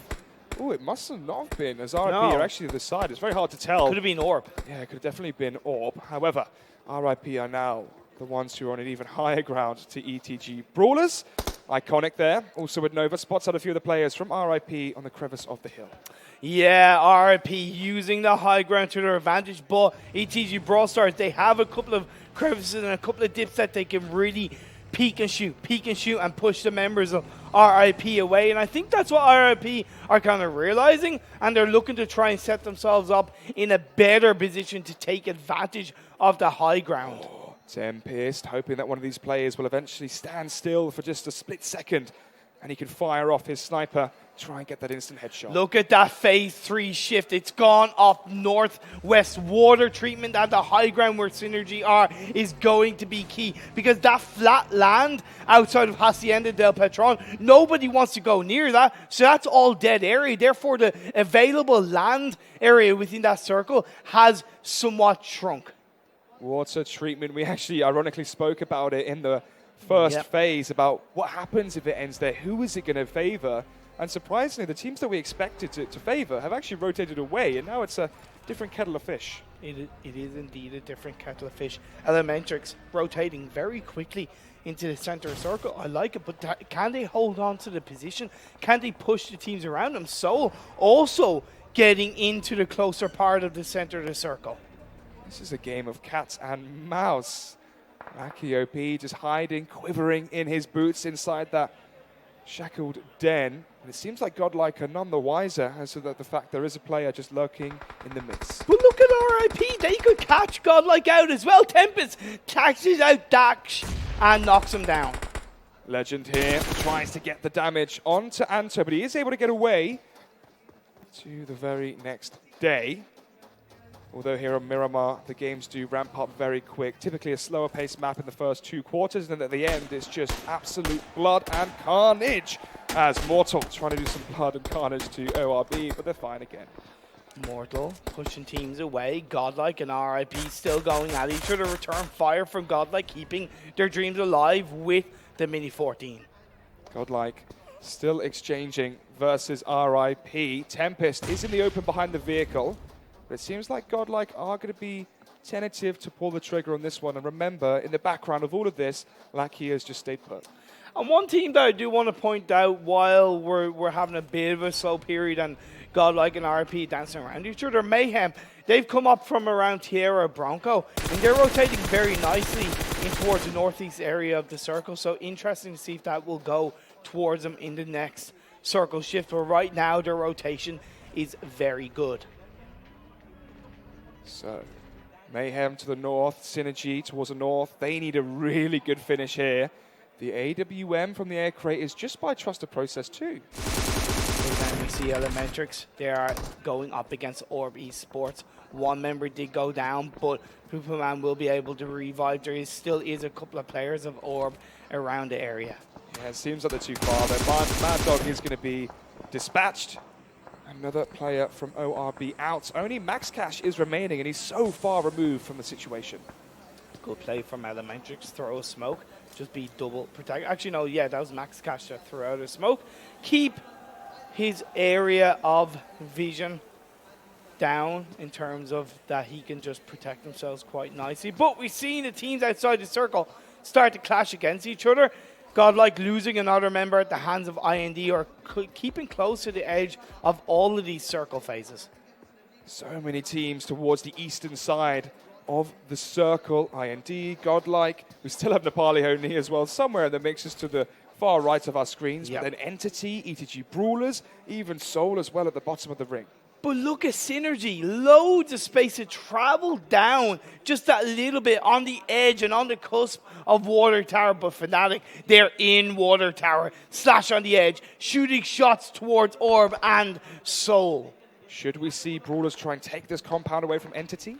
We'll see. Only time will tell. It wouldn't be a bad play and bad push to go for, but they have to make sure that it's calculated. It is on the edge of the circle, of course. Megastars, another team who are actually coming in behind Fnatic. They will have to be aware because we could see the upset of the century coming out for Fnatic if they do lose to Megastars.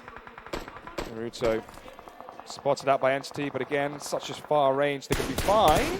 Oh, Nova, maybe not so, as INS are doing some damage versus the Brawlers. However, they're going to be third-partied here by Regaltos with the M4. Can see two teams, but still making three teams now, as well as Sky just comes pivoting across the side. Oh, yeah. Great nade as well. That could do so much damage, and it does. Smokey takes out Iconic, and that's going to be very suppling now for the players from ETG.Brawlers. Attack as well of the brilliant angle, doing so much damage here against the Nepali HO NI, Brawlers, and everyone in the midst here towards water treatment. INS, Entity, and ETG going up against each other in the edge of the circle. Regaltos from Soul also having a bit of fun in the process. Ripo with a long-range shot there onto one of the players from INS. Regaltos still going to be trying to take these jewels, hoping he can spot them out here with his scope onto the M4. However, they're just going to be prone. They're making it harder for them to be spotted. One thing that I want to point out that Soul are making great use of is a new ledge grab feature that recently came in to PUBG Mobile, getting a higher position to overlook the teams around them. Great job by Soul as INS and Entity still going at each other. Entity holding on to that compound. It is on the edge of the circle. They're hoping in the next phase that it will stay in their compound. SynerGE towards the northwest, top of the hill. We mentioned having that really high vantage point would be so strong into the late game, but Megastars are contesting it. And RIP, they rotated all the way from the east to the west, outside Fnatic, outside water treatment.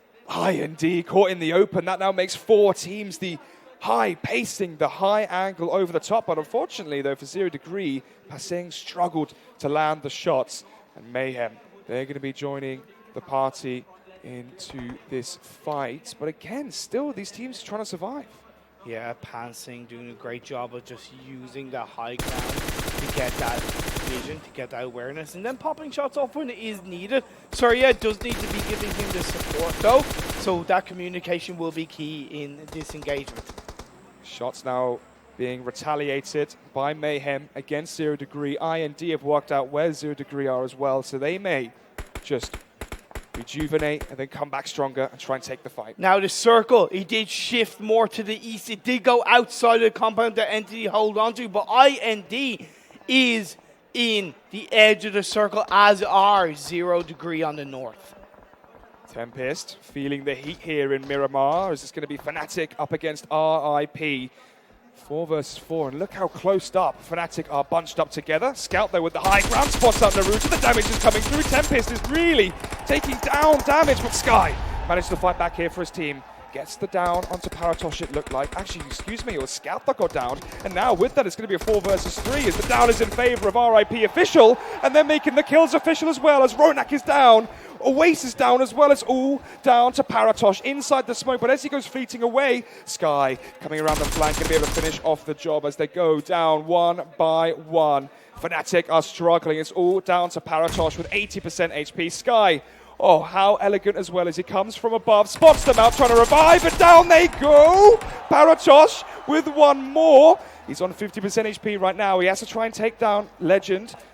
Oh, this is such a difficult situation, as if he can make it happen. The problem is that one of the players from RIP official have gone towards the rear as well, so it's really just a 1 versus 1. I'm not sure if Paratosh realizes this, as he's going to start to get in the vehicle and maybe hop away during the revive. What the hell, Naruto? Why the hell didn't you join the rest of your team to confirm that kill? He's just gone down. What a bad decision by Naruto, but more importantly, that's kept Fnatic's hopes and dreams alive. We lost another team. We're down to 12. We're losing more and more players as the circle closes in. 4 to 5 teams are all on the west coast. Tempest is killed as well, so now only 1 player remained for official. Fnatic, though, no players remain for them. They're out in 12th, and so potentially are their chances to auto-qualify for the Global Finals.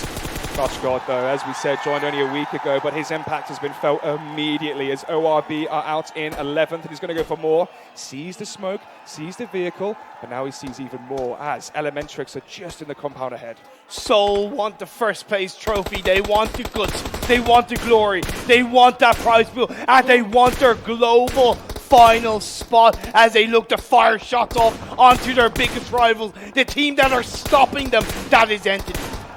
Jonathan as well gets tagged. It's going to be Ragaltos. Megastars out in 10th. RIP official out in 9th. And what this leaves us with, Entity have gone as well. My goodness, this could be the game for Soul. This could be the game where they go number 1. And Ragaltos is going to be the leading force of that as Soul currently have 5 kills. Let's see where they're going to end. But they've got to be aware of Elementrix. Don't count the boys from Nepal out. I tell you that much, as also INS are to the south. And with this phase 5 circle shift, it did go to the west. It did favor Soul. They are a full squad. They have the high ground. They're just going to push themselves a little bit further to spread themselves out nicely. Soul have to commit to something here. They either challenge Elementrix or they're going to be surrounded and suffocated by a multitude of teams. Mortal, though, with the DMR trying his hardest to get some more damage onto Sir, yeah.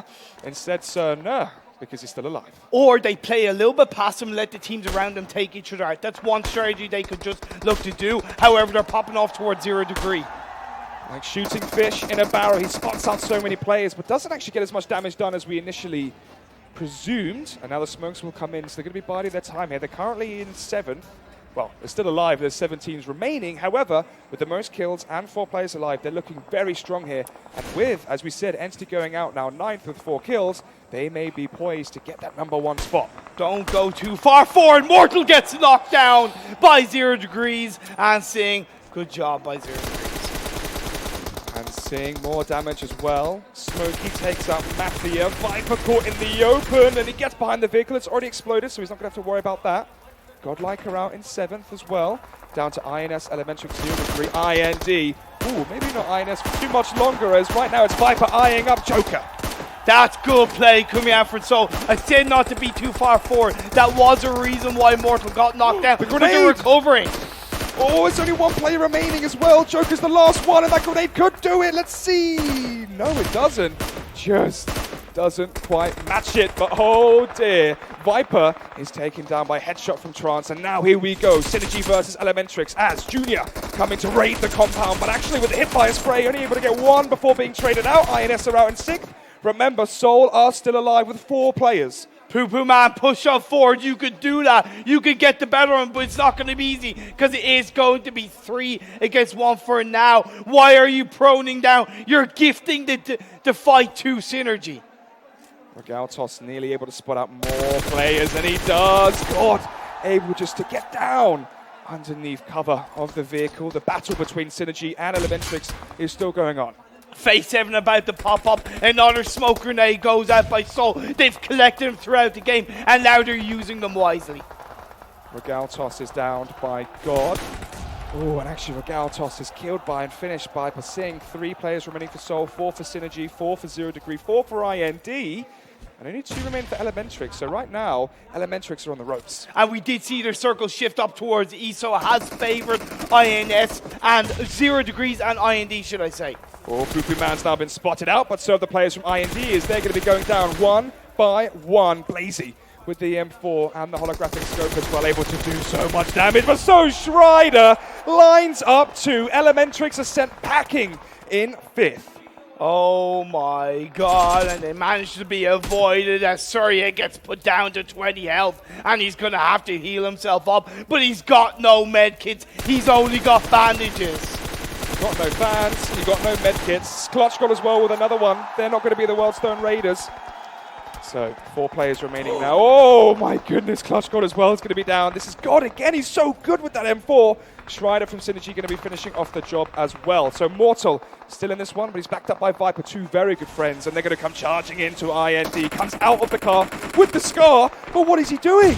Goes down immediately, and now it's all down to Mortal here from Soul as Viper can eventually be finished off, you would imagine, by God. Back off, back off, back off, Soul. Let IND and 0 Degree take each other out, and you pick up the pieces, my boys, and you can find yourself getting that chicken dinner and climbing on top of the leaderboard. But I'll tell you this much, they've got 8 kills so far. With this performance, they should overtake first place. Ooh, slight pause here in the action as this IND just on the precipice here of 0 Degrees. Scheider actually dies to the play zone there from SynerGE. So that's the first player to go down from them. Oh, but maybe more players are about to go down as Daljitski spots out all 4 players from the team of IND. But SynerGE are going to be coming to third party. This action here is Trance from Servi, from SynerGE with 1 as well. More coming out from Daljitski as the grenades rain in over the top. Mortal just trying to take his time. If he can even just get another placement position for his team, that will be all he'll be hoping for as Major Alpha connects onto IND.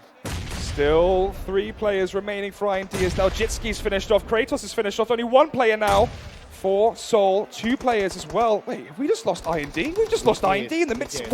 What just happened there? They were gone in an instant. 4 players with 0 Degree. They have the man advantage here versus SynerGE. And we've seen again Mortal just staying alive here as patiently as possible. Oh, no. Servi is so low, manages to prone just in the nick of time. As God in the bush trying to hide, but Austin-X prones down, being aware, and Sang gets a first knockdown. Major Alpha as well at the forefront of all the action. Mortal's just watching them all go by. He's saying, you guys can just kill each other, and I'll kill you when you're not expecting it. Serya's going to get dropped, Serya's going to get killed. That's more points now for Mortal and for Soul. He's going to go for more potentially, but now 0 Degree know precisely where he is, and this is going to be it. Mortal's going to be sprayed down. They're out in third. What an incredible play there from him as SynerGE now take out another player from 0 Degree. We're into the 2 versus 2. Major Alpha is down. It's basically just a 1 versus 1, and while he's going to be healing up, he's going to go down. It's going to be the win for SynerGE again. Wait, what? 0 Degree? 0 Degree. It was 0 Degree that took that win. It's all good. It's all good, Alex. What a game from all of those top 4 teams, or the last 4 teams, should I say, in that game. Soul putting in the performance of their life. Mortal stayed so patiently in the last 2 minutes of that game just to get that extra kill, to try and get that extra placement point, and to put themselves at the top of the overall standings. But 0 Degree, they had dropped down a little bit after that game. They were finding themselves in 7th place. With that chicken dinner, with those kills, they will climb right back up.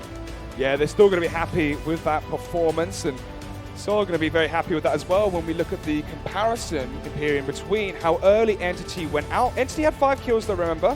I think Soul ended with 9. I think Mortal got the 9th kill, but still coming in third, collecting those third place point standings and 8 kills I reckon they might be #1. I reckon they might indeed. If not, they've given themselves a damn good shout. And what's more important is that they must have given themselves a little bit more of a placement gap against the teams below them. Yes, SynerGE did actually get a better placement result. They got second place, but I don't think they got as many kills. I'm not quite sure towards the end. However, IND, they got knocked out earlier than Seoul. INS, they also got knocked out earlier. It's creating that gap.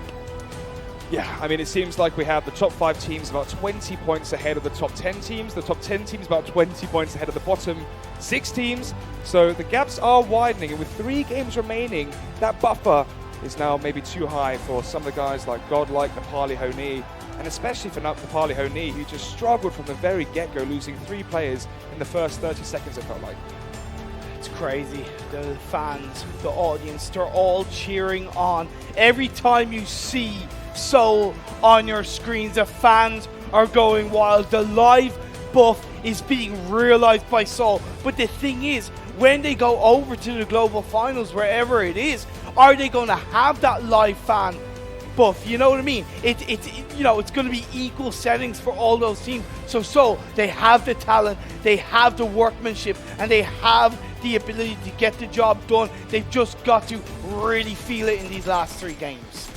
Yeah, these last 3 games is what it all comes down to. What all these players have been eventually climaxing to. And this was the thing we looked at early on. This was it. It was basically NHB being the first one to go down, and then also TrustDProcess. We forgot to mention them.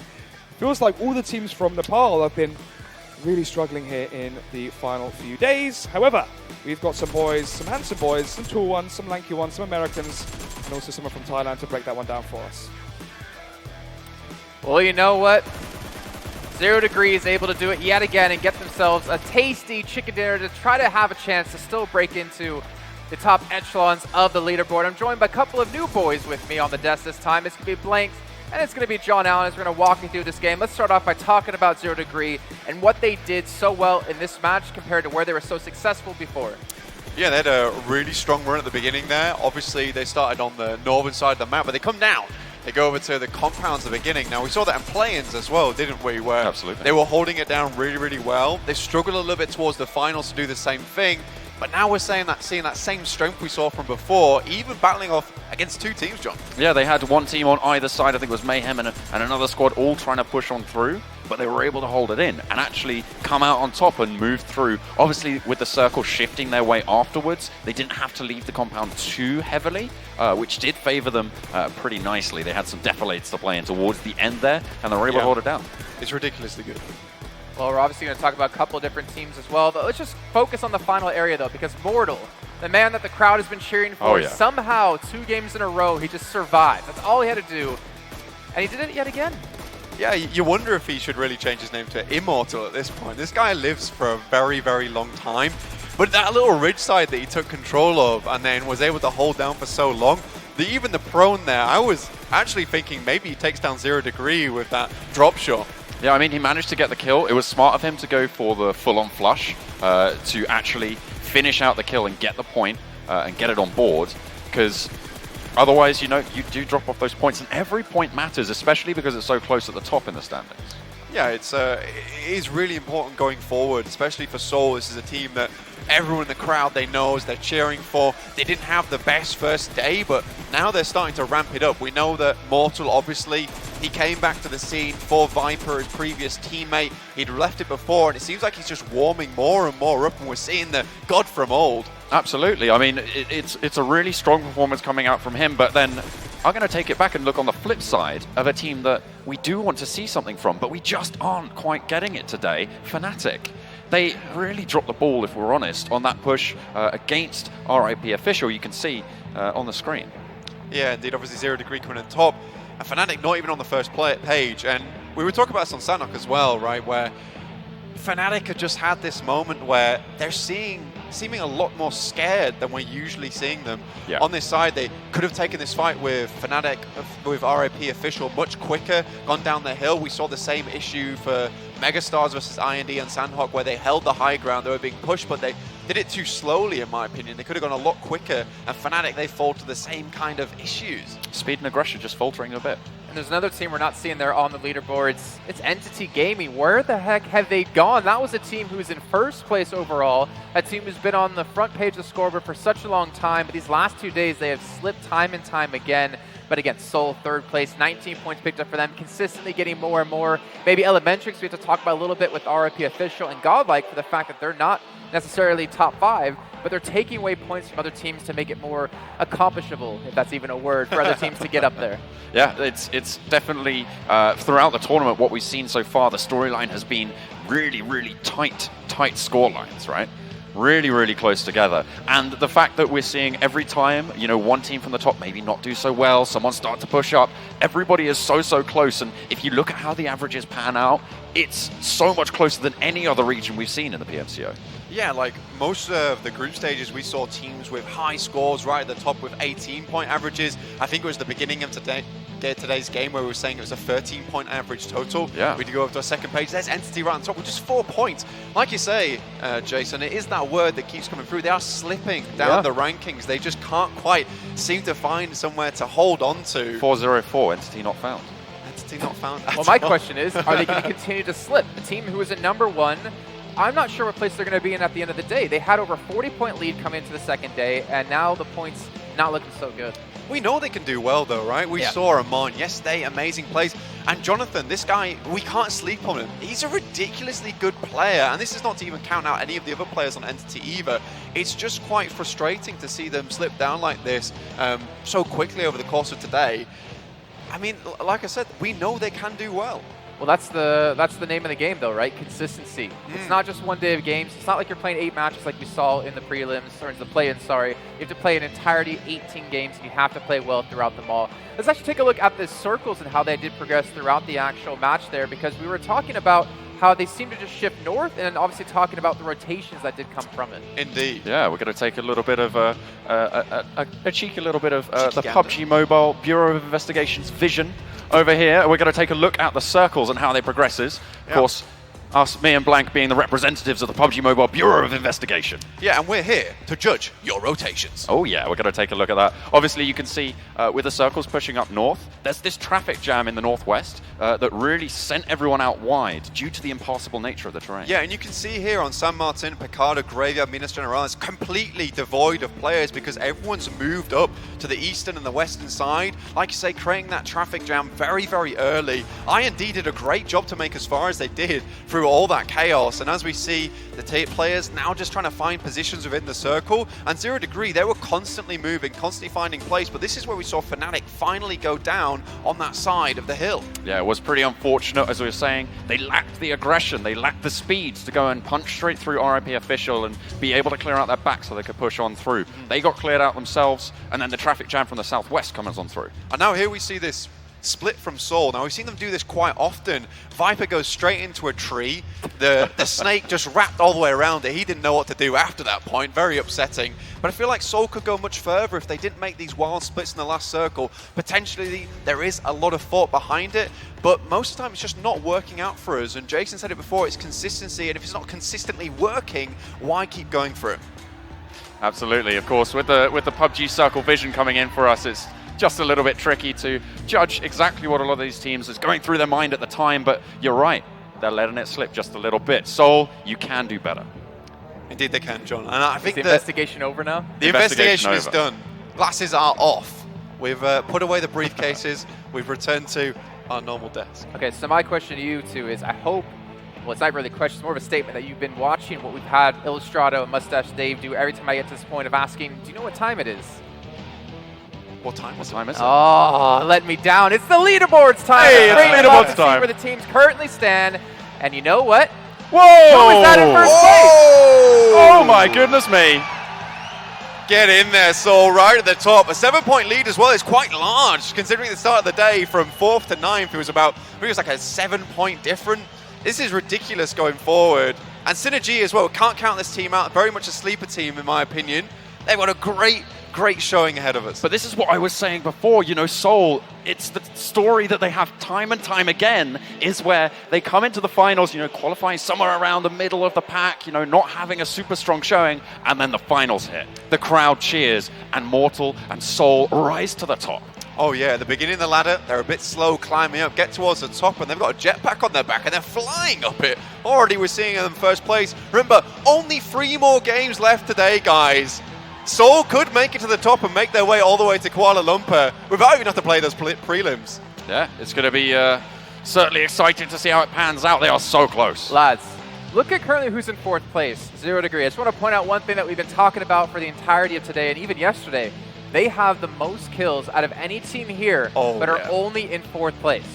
This is the thing, though, is that they have this really aggressive playstyle, Jason, and you've seen it, you've talked to us in the green room about it, that they're always going for these kills all the time, and they don't really let up a lot. And that means that teams tend to all look at them at once, and you get like this situation we had last time where they had 2 teams looking at them. Sometimes they even have 3 teams looking at them, and they just can't make it through. Sure, they get a lot of kills, but they're not making that placement point happen. You can see I&D just underneath them, and this is a complete opposite of them. I&D, they go for placement points only. We see that they prioritize having 4 players in the last circle. We saw that on Sandhawk. They did only manage to get 3, but they still made it happen. But it's kind of a weird flip between this 4th and 5th place. That's the thing as well, right? So 0 Degree, I mean, 20 of those placement points just came through, right? So that's sort of bolstering their numbers a little bit. I&D, they've been saying that they are going to be just looking to finish top 5. That's really their goal, right? Yeah, moving forward. modest. That's what they're looking for, but it's serving them well. And at the moment, they're really quite in the thick of it, but they're going to try and move forward with a little bit more strength, maybe get a couple more frags, but they're doing pretty well with 3 chicken dinners. But look at the gap we're seeing. If you look at I&D in 5th place and Fnatic in 8th, 27 points separates that. We're seeing the gap start to widen across the teams between 5th and beyond, whereas you look towards the top half, it's all coming together. Yeah, well, let's take this like cycling and really have the peloton moving forward. We're getting towards the end of the race right now, and those sprinters, they're going forward. They're starting to put on the wheels. They get those cycles in, and really, you're starting to see those teams just blast towards the front. This is when it can be really dangerous to fall behind. You need to stay on front, get into that slipstream, and follow these players forward. Well, speaking of falling behind, you see TrustDProcess at 75 points, Nepali HO NI at 82, ORB official at 83, Mayhem at 89. Yeah. My question to you guys is, and we already heard Mustache Dave and Illustrata talk about it, is are we going to see something extra cheeky out of them, realizing top 5 is probably out of our grasp? Do we try to spoil it for other teams? Well, I mean, this is the interesting thing with India. They're all friends, and I mean, you've got certain allies between teams. You never know; it might happen, John. So from past experience, you know, looking at these finals, you know, even when it comes down to the end, to right at the end where teams maybe don't have a chance, they're still playing serious. So I'm hoping that they're still going to, you know, play well, play their best, play their hearts out, because not only is their points on the line, but it's each of the players. They're trying to show off, right? They're trying to display their skills. They're in the top 16 teams in the region. They're doing phenomenally well to get here, just at least. And so they do want to show the world what they've got. I think the crazy thing as well is, and we were talking about this at the very beginning of the finals, that it's so volatile in terms of the points placements. And I was saying I could pretty much see anyone making it to the top. Such fantastic players here as the South Asian regional finals. It's incredible to see, and perhaps John is right here, that we will just see some more serious. I don't think you need to boost his ego anymore. I gave him perhaps, mate. I didn't say yes. All right. Ooh. I'm sorry about that one, John. But obviously we need to talk about something that when we talked to the Brawlers about was they were saying what they struggled from prelim or the play-ins to today or to the finals was that teams were starting to rush center of circles. Yeah. And that's where they were really having success in the play-ins. I think we've been seeing these last couple of matches that teams are being more willing to go into circles earlier on. Yeah, taking space as well is something that we sort of criticize some of the South Asian teams for not doing. Seems that they're a little bit more willing to do so now. To be fair, in that last set of circles in Miramar, there were quite a few hard shifts, which kind of means that was a little bit negated. But yeah, in general, they're playing those circles a lot more how we'd like to see them do. I can even bring this back to the global finals in the spring split. Now, me and you, we did a little bit of analysis on that, and really Seoul had this issue where they would move into a central position, but then be very afraid to move from that area. And I feel like the teams in South Asia are getting so much better at that now. Yeah. I think RIP is definitely a very good example of this, or at least earlier in this tournament, where they were quickly taking compounds. And everyone else is like, right, well, we can do the same and we can have the same success. It'll be great fun. All right, well, lads, you need to get the heck off this desk because you guys are casting the next 3 matches. In the meantime, we're going to head over to the stage with Xerxes, who has our latest winners. It's going to be 0 Degree. 0 Degree, you guys finally got that very, very essential chicken dinner. And you're in position number 5. How's it feeling? It feels very good. Day 1, we were playing very good, but we got enough number of kills, but we couldn't secure the position. So yesterday also, we tried hard for the chicken, but we went over-aggressive. Today, we played calmly, and finally, we got our chicken dinner. And staying calm, but there's one person who's not keeping calm is God. God, you are the overall MVP of all the matches that have happened till now. Are you like the assault in charge, or you're just like getting them right there? I'm not the assault in charge. I was just confident enough to kill whoever comes in front. Absolutely, the objective of the game is to kill whoever you see except your teammates. What's going to happen next in the upcoming matches? What are you looking forward to? Are you going to go in the offense? Are you going to play passive, try and just be in the top 3, or are you going to go for the dinner? No. We won't go too much aggressive. We'll just play our game. Like the last game, we'll prioritize the zone, and we hope for the best. So the objective is to stay in the top 5 by the end of the day, which makes complete sense because that's when you go to the finals, which are global. So we're going to go into a break right now, and then we'll come back for the next match.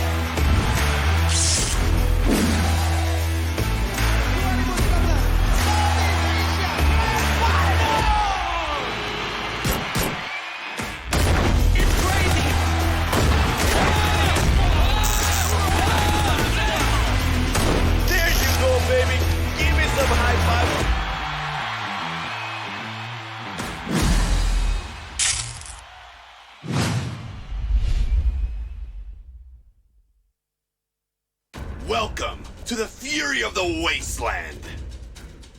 In Season 10, PUBG Mobile is bringing in even more items, modes, and content to help players survive in the harsh post-apocalyptic world. For those who need to expand their armory, look no further than the new MP5K, a SMG that replaces the Vector and Venkendi after the update. It can be equipped with all attachments, including stocks, foregrips, mags, and scopes, and supports single shot, burst, and full auto firing modes. This weapon is very versatile and is suitable for short and mid-range combat. It is a must-have for assaults and street firefights. Another update is the addition of SEMA, which replaces the armored UAC in Vinkendi. It is probably the most robust vehicle in Vinkendi, suitable for rocky and snowy slopes, and extremely durable. In addition, everyone's favorite TDM mode has been updated with a new Ruins map, which is a lot bigger and calls for a larger variety of tactics. Players will need to work closely together and have a reasonable selection of weapons to win. Royale Pass Season 10 will also be updated with apocalypse-themed outfits to make players look more intimidating. As usual, player tiers are adjusted at the beginning of the season, so team up with your friends and explore the new content as soon as possible, and aim for the top of the charts. What prevents you from becoming the real deal?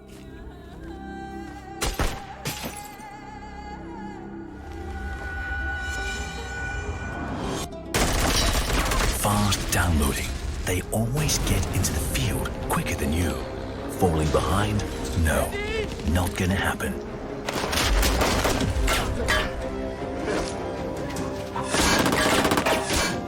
Stay calm and be cool.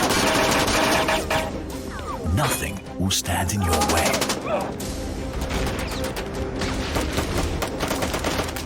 A true hero must step up to defeat the enemies when there's no one to count on. Vivo Multi-Turbo. A real strong core makes you a real professional player. I feel like a piece of chicken meat on a grill under the blazing sun. Everyone hates desert because they get lost here. But there are some interesting people here, like that hip-hop kid. You know, the one on top of the car? He always has the strangest stickers. Supposedly, they're trophies he got from other players. You know how it is, kids and their toys. Oh, and that guy standing by the wall has a really good aim and is supposedly an assassin. Why is he dressed like that in this frackin' desert, though? As for that lady over there, she values her gun more than her own life. That's about the only thing you can trust around here. Me? Who am I? Everyone knows the Lava Barret. Shh, I think we have guests.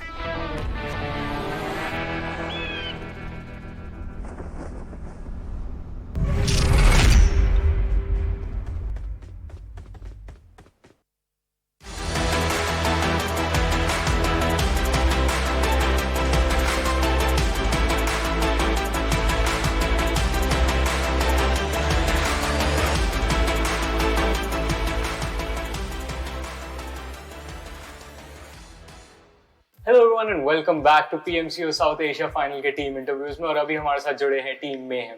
So thank you guys इस interview के लिए अपना time निकालने के लिए इन games के बीच में। Basic से क्वेश्चन से स्टार्ट करते हैं, सबके introduction. Hi, my name is Elin Raj, my IGN is environ vampire and I am from Ahmedabad. My role for my team is sniper. Hey, my name is Priyam Pandey.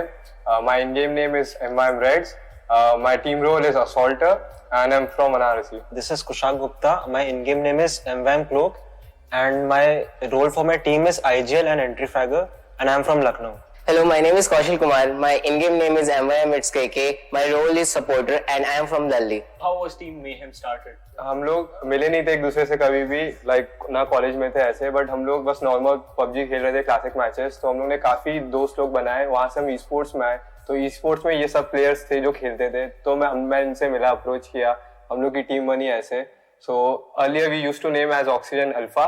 उसके बाद हम लोग ने PMIS खेला उसमें, और उसके बाद अच्छा परफॉर्मेंस के बाद हम लोग अभी PMCO में टीम में से। KK is a new addition to this team, तो आप लोगों के ऊपर एक डिसीजन आया होगा कि फोर्थ प्लेयर कौन सा ऐड करना है इस टीम के अंदर। It was pretty difficult too, but KK specialist है सपोर्टर के लिए और हम लोग को एक सपोर्ट प्लेयर चाहिए था, क्योंकि असॉल्ट के लिए हम लोग को डिफिकल्टी हो रही थी कि एक प्लेयर बैकअप मिले हमको, कि कोई बैकअप कर पाए हम पे। तो KK बहुत अच्छा कर रहा था और लैंड टूर्नामेंट्स में he is one of the best supporters, everyone knows that. So yeah ये था pretty much हम लोग का KK को लेने का. जर्नी कैसी रही क्वालिफायर्स में इन चेंजेस के बाद? Qualifiers was a little bit tough for us, but ठीक है अभी सेमीफाइनल्स तक आ गए हैं, so yeah, pretty much happy with the. अब यहाँ पे आ गए हैं तो कुछ एक्सपेक्टेशंस भी होंगी टीम से इस टूर्नामेंट के अंदर? Yeah, exactly. काफी expectations है हमारी और जैसे आप जानते हो PMIs में we didn't perform to our best of efforts, so PMCO में हम अपने आप को redeem करने के लिए पूरी कोशिश करेंगे. How do you keep improving? Improve करने के काफी तरीके हैं. एक तो मेन जो तरीका है वो है स्क्रिम्स का. अगर आपके पास अच्छी टीम है तो आप स्क्रिम्स खेल सकते हैं एंड उसके थ्रू भी आप इम्प्रूव कर सकते हैं. प्रैक्टिस करिए, बाकी वो आपका इम्प्रूव अपने आप होगा game.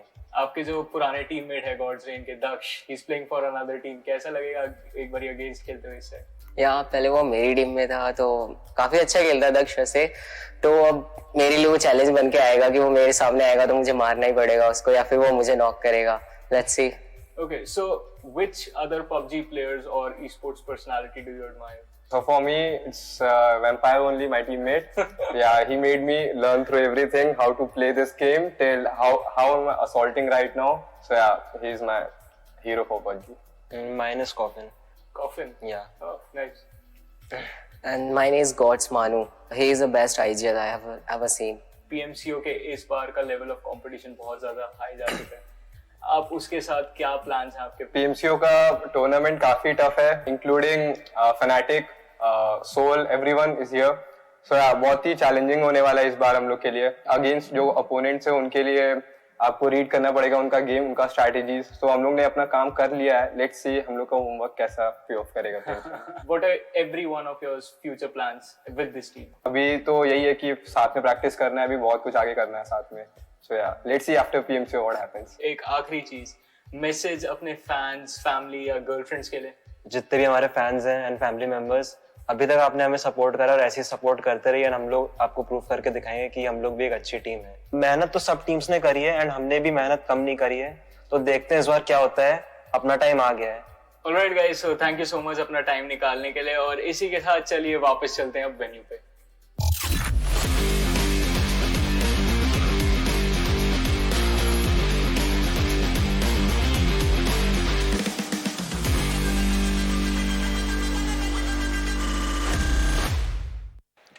Well, as the sun does set here on our match number 15 as we get underway with number 16, the light does shine, though, on our brand new Battle Royale pass. We're going to actually take a look at the new Season 10 pass and obviously some new cosmetics coming into the game. The booty shorts, we're going to get Illustrato in a pair of those, and he's going to sport them on the stage And later slide. on after the finals. And slide everywhere, every single time I get on stage. That's what everyone wants to see.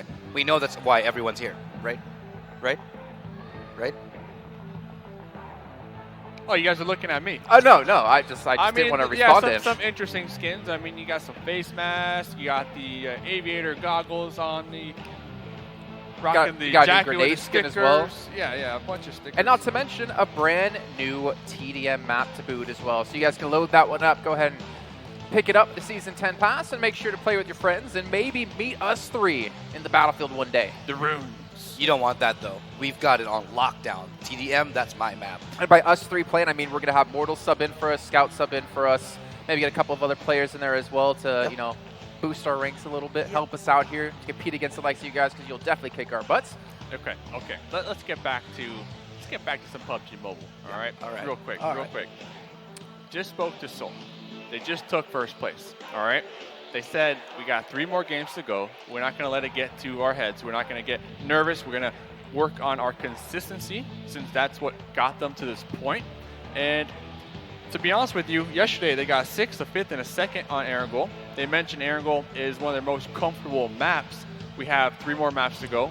2 of them are Erangel. Wow, that's an interesting stat. I mean, they have actually been showing up on Erangel. Well, to be honest, I think they've just been getting better and better. They're aging like wine here, Team Seoul. That's actually amazing. But I do have to say, I am also a cool guy, and so I got a chance to chat with some members of SGE, one of the teams that did really well in the previous game, not really able to secure that chicken dinner, still did well. You know, this is a squad that is composed of members that are like 16 years old, 19 years old, very, very young. And they actually just got their first chicken dinner on a LAN here today. Now that they actually have 3, almost won another one, it seems as if they have appeared out of thin air. because they have definitely come in under the radar here. Do you think they can get another chicken dinner? I mean, you've been pretty hot with your predictions, not necessarily the first place, but definitely second, third, and fourth. Like you've been hot today. I'm not gonna Yeah, lie. but I definitely think so, because this is actually something that you pointed out earlier. SGE, they do better and better as the day progresses, especially in that last one. I think they'll do better in this fourth map. Well, you know, time will tell, but going back to what you were talking about with Team Seoul, we're going to take a look at Seoul up against Entity Gaming, who are in first and second, respectively, and take a look at their stats. This is sort of a picture that shows what exactly happened to Entity. This was a very, very different story yesterday, and one even more different on the first day. 74 kills to 82 right now. Seoul have definitely caught up, matching them pound for pound when it comes to the numbers and the damage. Even the distance traveled is more efficient here for the side of Seoul, I'd like to say, getting even in less healing. Okay. But, you know, on the break, you and I, we were both out there talking to all the players. I asked Entity, what has been going on today, more or less, what's been going wrong? And they said, listen, Mustache Dave.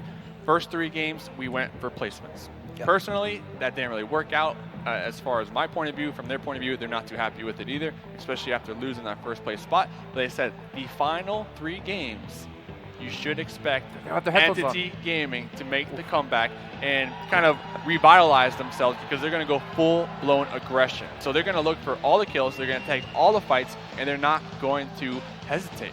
Yeah, well, here we are with the overall standings. Team Seoul sitting at number 1, the first place position, still without a chicken dinner.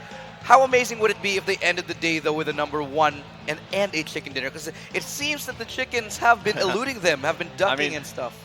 No chickens from Seoul. First place. I can only imagine how much of a gap it will be between the two teams. Right now, it's only 7 points, but if they were to acquire that chicken dinner, hey. But I do want to point out something really important here. 0 Degree, they have 87 kills, the highest amount of any kill, finally securing their first chicken dinner. And this is a point that I wanted to reiterate time and time again.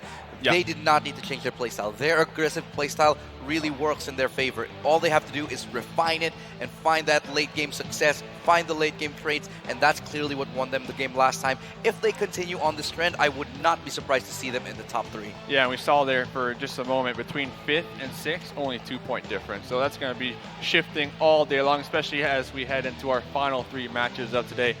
Got to give a shout out, though, to the fans, to the crowd. I mean, every single gunfight, they are just nonstop pumped up, ready to go. Looking at the Brawlers, though, they want 1 out of the next 3 chicken dinners. Today's plan was to play the edge, gatekeep. I feel like that's what they've been doing. They've been having a great day, slowly moving up the leaderboards. Let's see if they can finish up today on a high note. Well, we're going to find out once again as we move into our second to last angle of the entirety of the regional finals. Let's head over to our commentators, though, as they're going to carry us through the last 3 games. It's going to be Blank and John Allen.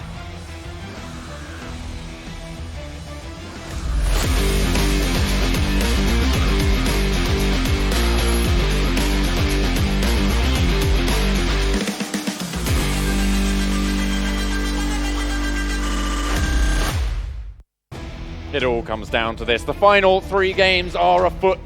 And my name is John Allen. With me is Blank. We are going to be going through the day for the rest of it, all the way to the bitter end, where we will crown our champion. Indeed we will. It's going to be a nice last 3 games Erangel for Kendi Erangel. Very much the Byfield Imperium for the last couple of games. Really exciting ones as we see Seoul come out on top. Coming into match number 16 of the South Asia Regional Finals with a very southern playing path, much akin to the one we saw earlier. Right at the start of the day, of course, the opposite direction, heading west to east this time around, but a similar drop path and potentially a similar start to the game. Very much so, John. Milton Farm, Milton Power also going to be quite heavily contested. We saw a lot of teams dropping around that area. We also saw IND make an early rotation onto Fnatic, which was very interesting. I really like that indeed. They know that Fnatic don't rotate out of the western bridge early because of where they're holding. So like, well, we'll just take a quick and early proactive position within the circle itself on Sosnovka. But now we're going to see Seoul probably most likely heading up towards South George. and majority of the middle of the map is available to all these teams, but what won't be available is a northern rotation over the top of shooting range Severny, so teams like Megastars won't get that easy and sneaky highway fruity as night. Easy sneaky highways, that's the name of the game for them, but unfortunately this time around. No, roadworks ahead, can't go any further. I sure hope it does. So okay, all right, fair enough. If you did get that reference, then absolutely, good on you. Good on you. A real but Sosnovka Military Island is going to be hard shifted away from. It's the opposite circle to the start of the play. We're going topsy-turvy. We're going, instead of right to left, we're going left to right. Instead of going from down south, we're going up north. Yeah. We're heading towards even Stelba throws. Erengel already turning the very final throws of the tournament on his head. This is going to be interesting, though. We'll see who quickly takes a northern position early. Already there's shooting coming through us. ORB onto 0 degrees, actually, which is a big one. Yeah, as well, you've got the ETG.Brawlers in the area, looking to maybe have a little bit of an entry there, but for now it's a little bit scrappy in the middle of the map. A lot of players dotted about, a lot of teams separated. Megastars already found a vehicle. You can see them heading north side. That's their playing ground. That's where they know that they like to hold. So this is going to be really good for them, and they'll know the area very, very well. 0 degrees, though, losing a player early like that does not look good for their chances going forward. Obviously, they had a really good game last time around. Let's hope to see if they can keep up that momentum with just 3 players alive. Obviously, with the circle going north, they can go for those shifts instead of worrying about how they're going to get down again.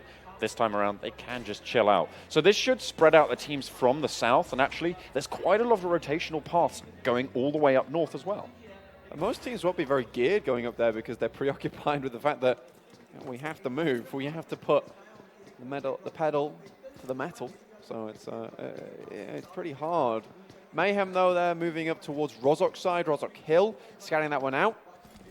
But the thing is that all these teams will be marching together, running towards the northern side of the circle, most likely going to come into contact with one another quite quickly. Obviously, the circle will take quite a while before we get to phase 2. These teams have a little bit of breathing room going forwards before this blue does start to suffocate them a little bit. What I'm interested in is how are Fnatic going to be able to rotate? Last time around, when we saw them on Erengel, they had a great showing comparatively to the rest of their setups, but this time around they are going to have their work cut out for them. We know how much they struggle with these bridge crossings, Blake. You're completely right here, John. I mean, they held on that little western hill that you can see on your screen right now. They did not take the fight quick enough, and obviously they lost because of that. And it seems to me like they're losing players slowly but surely as the game progresses, just being dismembered, and it's not good for them whatsoever. It just means they're losing firepower slowly but surely, and there still seems to be that disconnect between the players on the team where a couple of players go one way, a couple of players go the other way. And they're playing as 2 split units, and it doesn't always come to fruition, basically, for them. Obviously, TrustDProcess really playing difficult over on the eastern side. What we have seen, though, previously is when the circle shifts in this sort of manner, IND tend to move a little bit earlier, which opens up the western bridge in some of those situations. So maybe they'll be in with a little bit of luck, and Kratos will move on up, Daljit as well, and the rest of IND towards the fields around Pochinki, maybe even moving up towards the shoreline, because there is a hefty chunk of land up the north side of that central river. It's true, John. I think IND could move quite early. I think what they're most worried about is INS, who are getting really looted up in Gatka Fields at the moment. No one's challenging that drop whatsoever, so they have basically free reign there. And INS, I kind of describe them like a cactus-like team, right? Because you get close to them and they will prick you because they're very, very strong when it comes to fragging power. So IND, they're going to give them a wide berth just for the beginning and then move up that way. Elementrix obviously holding in Primorsk. They like to go down there. It does kind of alter their rotations through Quarry, which you got your boy Mortal on the screen. Yeah, Seoul currently holding in South George City. They're not in the circle. They'll have to move a little bit east for that, but before they do that, they might actually opt to cross that bridge up to the north. With the southerly plain path, they know that it's super, super unlikely that anyone is currently in North George, so they can go for a very safe rotation up there and take some ground around shooting range. And now, obviously, we did the post-show. We left the pre-show to the lovely boys, the Illustrado professionals. and Mustache Day. Obviously left that to professionals. But we were talking on our post-show that, you know what, all these teams have been quite afraid to move into the circle early. We saw that in the group stages. We saw it a little bit in the play-ins. But now it seems always, towards the group stage we saw it as well, that these teams seem to build confidence and now start to shoot their way onwards towards the center of the circle, find a great position and hold that one down. Zero Degree love to do this, but with only 3 members, they can only hold 3 angles, and it becomes much harder to defend a large compound. Fnatic looking to potentially mount up and go for that bridge crossing. IND currently not holding it on the western side of it, as we do go on board with Ronak, who is leading the charge. They send it out, and this is the side that they can actually escape from. So beautiful stuff. Exactly how they want to start, but they want to try and find somewhere, regroup, and then relaunch that next push to try and stay alive. At the moment, you've got 2 players in the middle. You've got Scout and Paratosh both grouping up, and Oasis bringing up the rear. Now, if they've been doing their homework, they should know that IND is around here.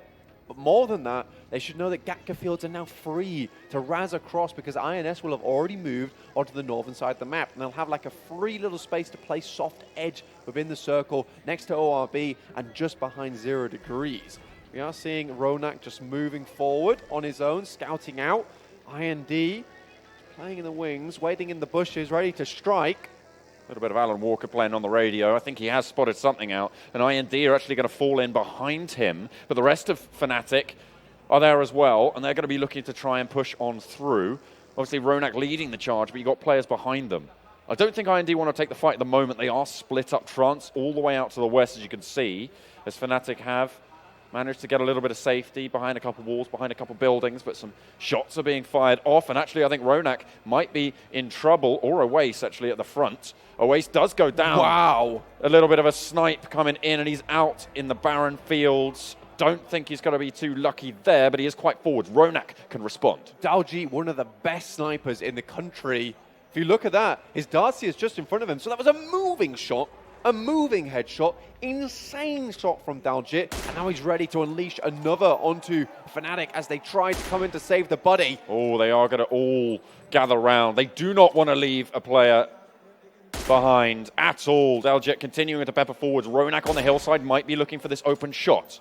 I don't mind this from Fnatic whatsoever. They know that the most success they've had so far is when they get all 4 members into that final circle. Then they can start to leave players behind as they move forward towards that goal of the chicken dinner. I love that this team has now started to swallow their pride a bit, no longer looking for that number 1 spot, looking for that number 2, number 3 spot. They just want to make their way over to Kuala Lumpur and make sure that they can participate in those prestigious global finals. Still going for the res onto Oasis, and Daljit just pinging away with the blue zones there. It's going to have to push IND just a little bit closer forwards. I thought that was going to hit for a second. I thought that was too, but it's not going to be so, unfortunately, for IND. And Fnatic get away by the skin of their teeth. They're already ahead on the rotation. Now they just need some safety. They can try and head into Pachinki. As we know, those rotations have come through. The next circle pops, and it's central once again. That is, John, nice and easy for a lot of these teams. What it does mean is there's a big river going through the middle, which kind of stresses you out slightly because you're not sure which side of the river you need to be on, and crossing can be a bloody nightmare to say the least. Oh yeah. 0 Degree, they move over what I like to call the pizza slice, which is just a long stretch of open ground. And if you're doing this later in the game, you're more likely going to lose a lot of your vehicles. The wheels get popped out, potentially even a player gets popped out too. RIP over here, taking some shots onto Elementrix. Orange is backing up the rear, but look how low Tempest is. Only bandages in hand too. Elementrix taking the fight with RIP official on the rotation. Tempest does get back up, so they're going to be okay for now. But they might look to continue the clash. They're currently on the northwestern throws of the circle. Seeing what they can find. The positioning just going all around. Tempest alone currently. Orange actually sends it straight through the middle of RIP. They might just rattle off a couple of shots and Rattler's dome as well, but no, he's over the crest of the hill. Will be safe and away. 0 Degree, they're taking a pretty strong position just outside the roadside. AWM there, but Nepali HO NI look like they are just going to cross straight past it. SynerGE, the only people close by to even pick up that arm or think about it. Now, SynerGE, a really strong team coming into the 4th game of the day, or the 16th game total. Sirvi, obviously, this really, really good player. We talked about him yesterday, making it all the way into the top 4 spot by himself, and then winning the chicken dinner out right at the end of the day in what was a magical game. It was so, so crazy. If you haven't watched the VOD back, go do that now. You can find that on PUBG Mobile Esports at the YouTube channel. Yeah, fantastic stuff coming out from him, and certainly SynerGE, the rest of the squad as well, very much deserving of being one of those top place teams, but still got 3 games to go. Well, 2.5. I guess we're about halfway through this one now. Still a lot of teams left alive. A little bit of a fight. The ETG.Brawlers. The Nepali HO NI who made that rotation. Looking for the blow up. They'll get it as well. Straight down he goes. Nova picks up the kill. ETG.Brawlers, fantastic play-ins that they had. They had the back-to-back-to-back chicken dinners. But what happened was they went slowly downhill in those regional finals. But now on the last day, they're starting to pick up the pace a little bit. They still are in shooting distance of that number, the 5th spots that are all available to go to Kuala Lumpur, to go to that global finals, and they're really trying to make it happen today. They had a bit of an unfortunate game on Miramar. To be fair, the circle was quite difficult to keep up with. They're currently sat 18 points behind place 6, so they are in 7th currently, just ahead of Fnatic. But they're very much, as you say, in shooting range. But RIP now taking a fight with INS. Right on top of them right now, John. Legend also moving in. This guy loves his blue Darcia. INS control the compound. They're holding it down. Bishma up top, Smokey down on the floor. But Trigger goes down, and Joker is already on the floor. So INS down to 2, effectively.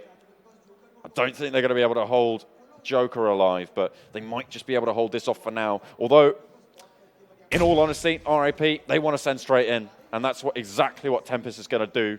He's going to lead the charge. They have watch on all sides of this compound. See Joker there just baiting out the kill, getting a little bit of information. They know exactly where he is now. Bishma might try and take his bonce off if he's not careful.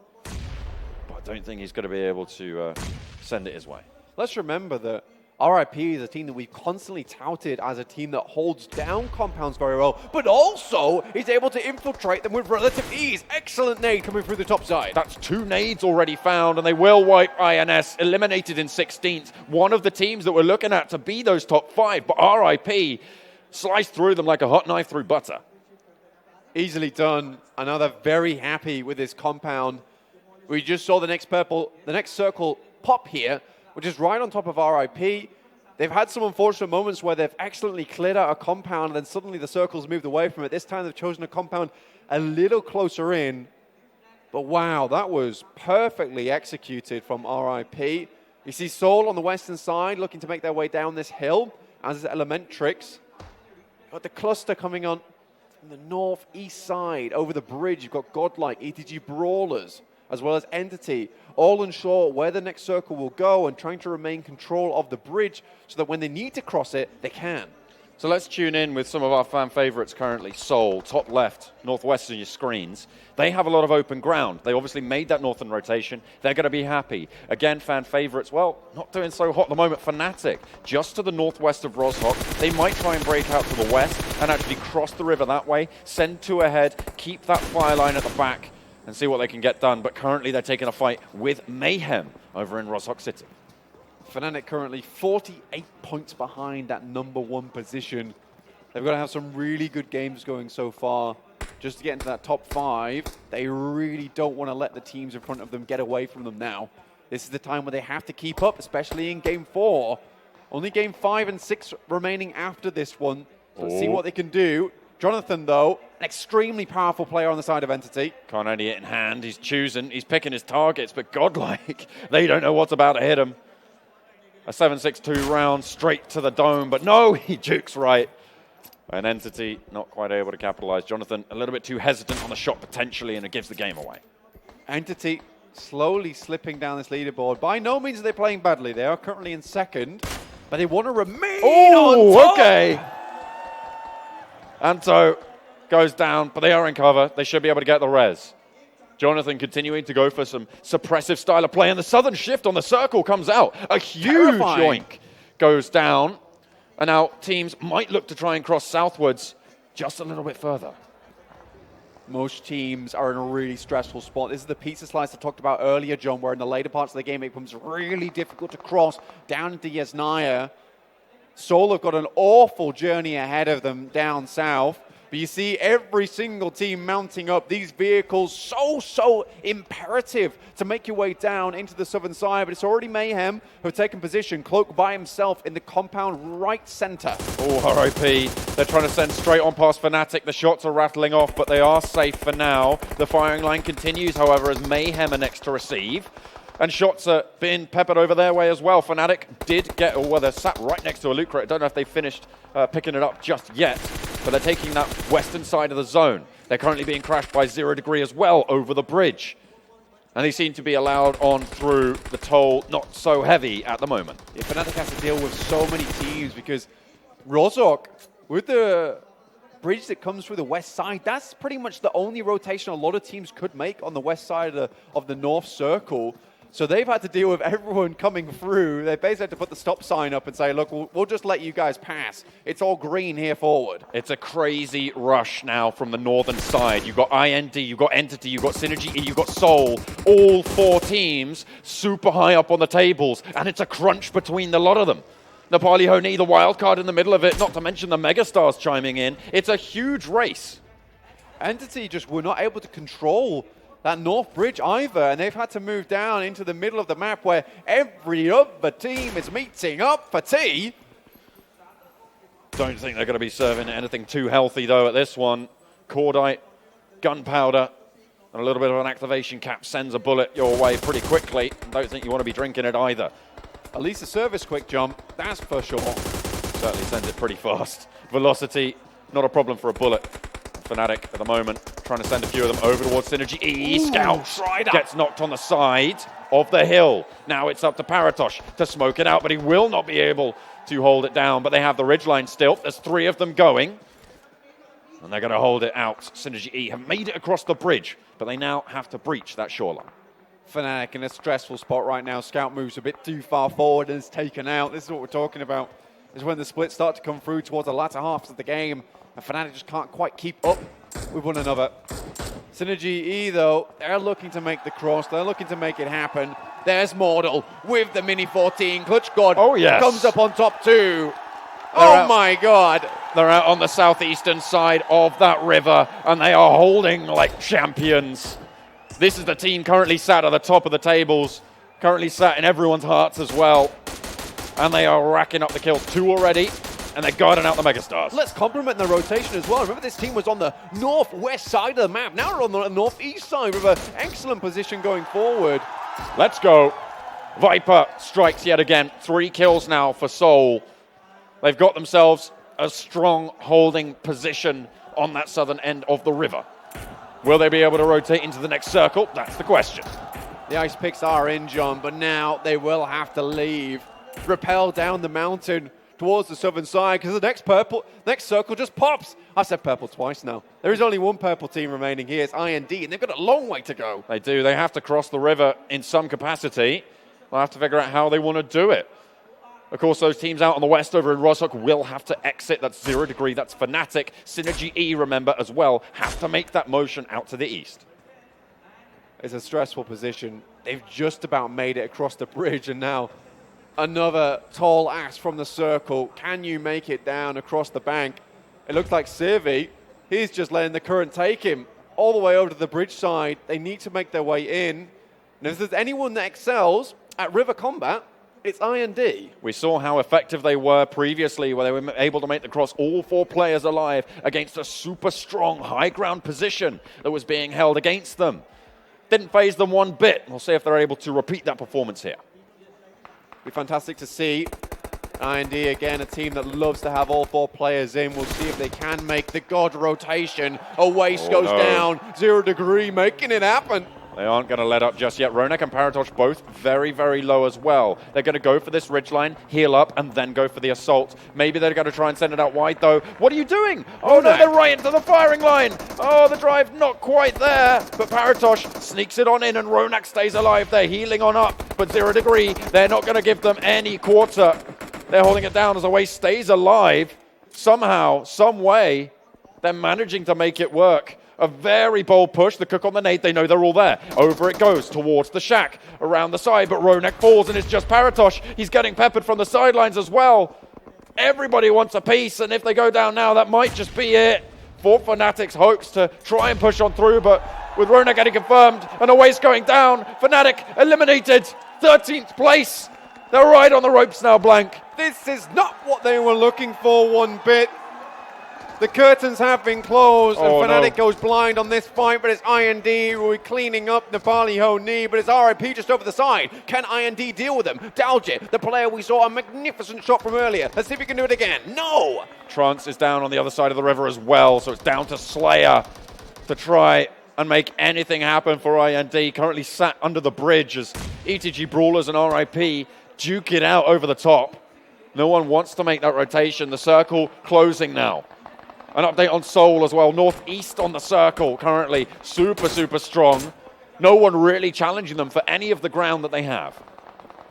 ETG.Brawlers, both RIP, need to make it way down this bridge. No, they don't. Circle comes over to them. Okay. A hard shift over to the north. Seoul, they were about to make the rotation south, but instead they cut it short. They dig the heels in. Now they can just make their way over to the western side. This is perfect for them. But Godlike, they're hot on their heels. They're going to come north. Seoul will have to deal with them. And Slayer might be able to survive a lot longer as well, but Viper goes down. They do get spotted out as Orbs see them across the way. Only one of them is down, though. Mortal getting a bit of damage thrown his way. Risky stuff, risky stuff. Not too many meds as well on board for Seoul. Not super happy with that. Regaltos knocked as well. Clutch God low. Oh, he's down, and it's just Mortal. Soul are getting shot out. Godlike can spot them. They know that they're sat behind that smoke, and it's all down to Mortal to keep them in. I don't think Seoul realize they're being shot from behind right now. Mortal, we know this guy can make it happen as a solo player. He just has to figure out what's the right time to go for the res. Not in the smoke, that's not it whatsoever. Viper will die here, unless he did get the revive on him, but he was on the other side. I think he managed to just about get it. Clutch God has a lot more time. Godlike stopping the rotation from 0 degree as well, so Soul might just be able to hold on for now. Only one of them down, and they should be able to get the reses. They are minimal, though, however, on that med supplies as 0 degree get rolled on over Godlike. Send straight in, moving on their northward rotation. They are on the ward path. Sirvi taken down on SynerGE. That's Mayhem starting to make it happen on their side. We've not seen too much from this team. Viper did get up, but it's now Mortal who is down. Oh, no. They're peppering away yet again, and Mortal getting confirmed. Down to 1. It's Soul. 4 kills on board. But this is a little bit too early for them to go in. RIP official, by the way. 6 kills already. 8 kills already going on. 3 players alive by the coastline. Insane plays. Viper. Oh, no. Tries to drive it in, but it's Soul going down in 9th. A huge amount of players on this western side. Godlike really happy with their current position with 4 players still alive. They control pretty much the whole eastern zone. It's just Blazy remaining from 0 degree who is hanging around. SynerGE still in it. They're going to be looking to try and push all the way up those tables, maybe even competing for that second place spot, but they've got a long way to go. And Orb and RIP at the moment hogging all the kills to themselves. None for you, I'm afraid. Now going to hold it down at the moment. You can see Iconic with the Orm. That's Strider down 2 now. This is getting very difficult for the boys from SynerGE. They are down to 1 player left standing. It's going to be Austin X.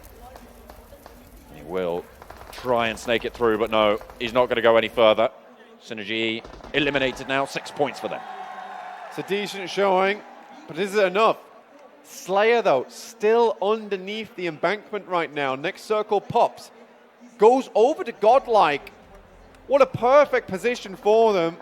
ORB, Mayhem, all must remove themselves from their compounds. Slayer's striking out from under the bridge. I think Dark might know what's up as well, but RIP now feeling a little bit of pressure. Dark might just leave him to it. See if he's able to play spoiler from underneath. Dark goes down. Dark's going to spot this for sure. Not too sure if he's going to get the frag on out just yet, but Slayer has a lot of work to do to try and escape. Currently, Slayer is trapped between the sea and the devil. Can he make his way out of it? That's the question. Water all around him, but ETG, they're making a move into the circle. Now it's only RIP remaining. They will leave a player behind. Oh, Mayhem rattle off a couple of shots and Orb catch most of it. They go very low. 2 players left standing for them, but they're going to continue the fight. One of them goes down to the ground, but one still alive into the fight. But for how long? Mad Dog eliminated an orb with them, but Godlike, they have dominance in the zone, and they're going to hold it down, taking a knock over onto Mayhem. IND almost certainly out now. 7 is going to tick on the phase. It's going to really hurt. Reds takes a lot of damage from Dax. IND Slayer's actually back in. He's still there. He's still in the zone. He's made it to the edge, and RIP leave him alone. So IND still going into the top 5 they are. And he is going to go down. So 5th place, 1 kill. Still a good performance. Nice and solid. But the Brawlers are still in the fray, but 2 of them go down to a nade from Godlike. Dominant on the southeastern side. This is really stressful for ETG.Brawlers. They know they need to have a good game. They've already had a pretty good one so far. 5 kills on the board in a top 5 position.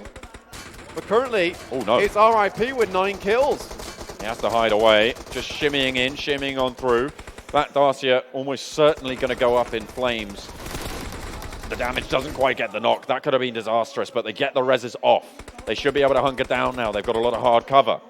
Mayhem crawling on through. Godlike crawling on in, and RIP are there as well. Oh, the Brawlers feeling heavy, heavy damage being sent on their way. Most of them going down. Just Sungwon alive. You can see him hunkering down on that northeastern edge. Godlike, though, only Dax has fallen to the dirt. Mayhem, a team very much towards the bottom of the standings. Anto takes down a player from the Brawlers again, but it's RIP who are coming in strong. They're fighting from that coastline. They pushed all the way in. Mayhem may be looking to try and displace Godlike, but so are ETG.Brawlers. The blow-up is there, and Godlike eliminated. It goes up in flames, and RIP claim a few, and Sangwon could get Iconic up as well. They're now playing 2 into the final circle. RIP going to be standing in their way with 3 players alive. Mayhem with 4, but one of them on the deck.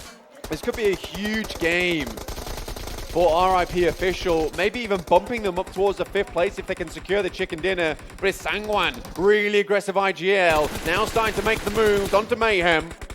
Oh, 2 of them are down. One very low, but RIP are shimmying on in the circle, pushing everyone together. What a shot! But RIP feel the burn, and Sangwon finds the confirm. Tempest alive in the grass. I think he knows exactly where he is. This ghillie suit doing so much work now in this terrain for Sangwon. A beautiful pickup. Iconic, though, goes down.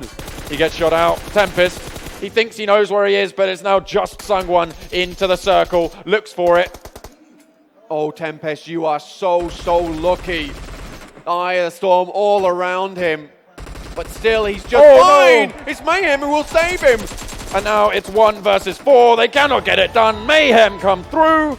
The chicken dinner is theirs for the taking, but a lot of high point finishes for the teams in 3rd, 4th, 5th, and 2nd. Chicken dinner goes to Mayhem.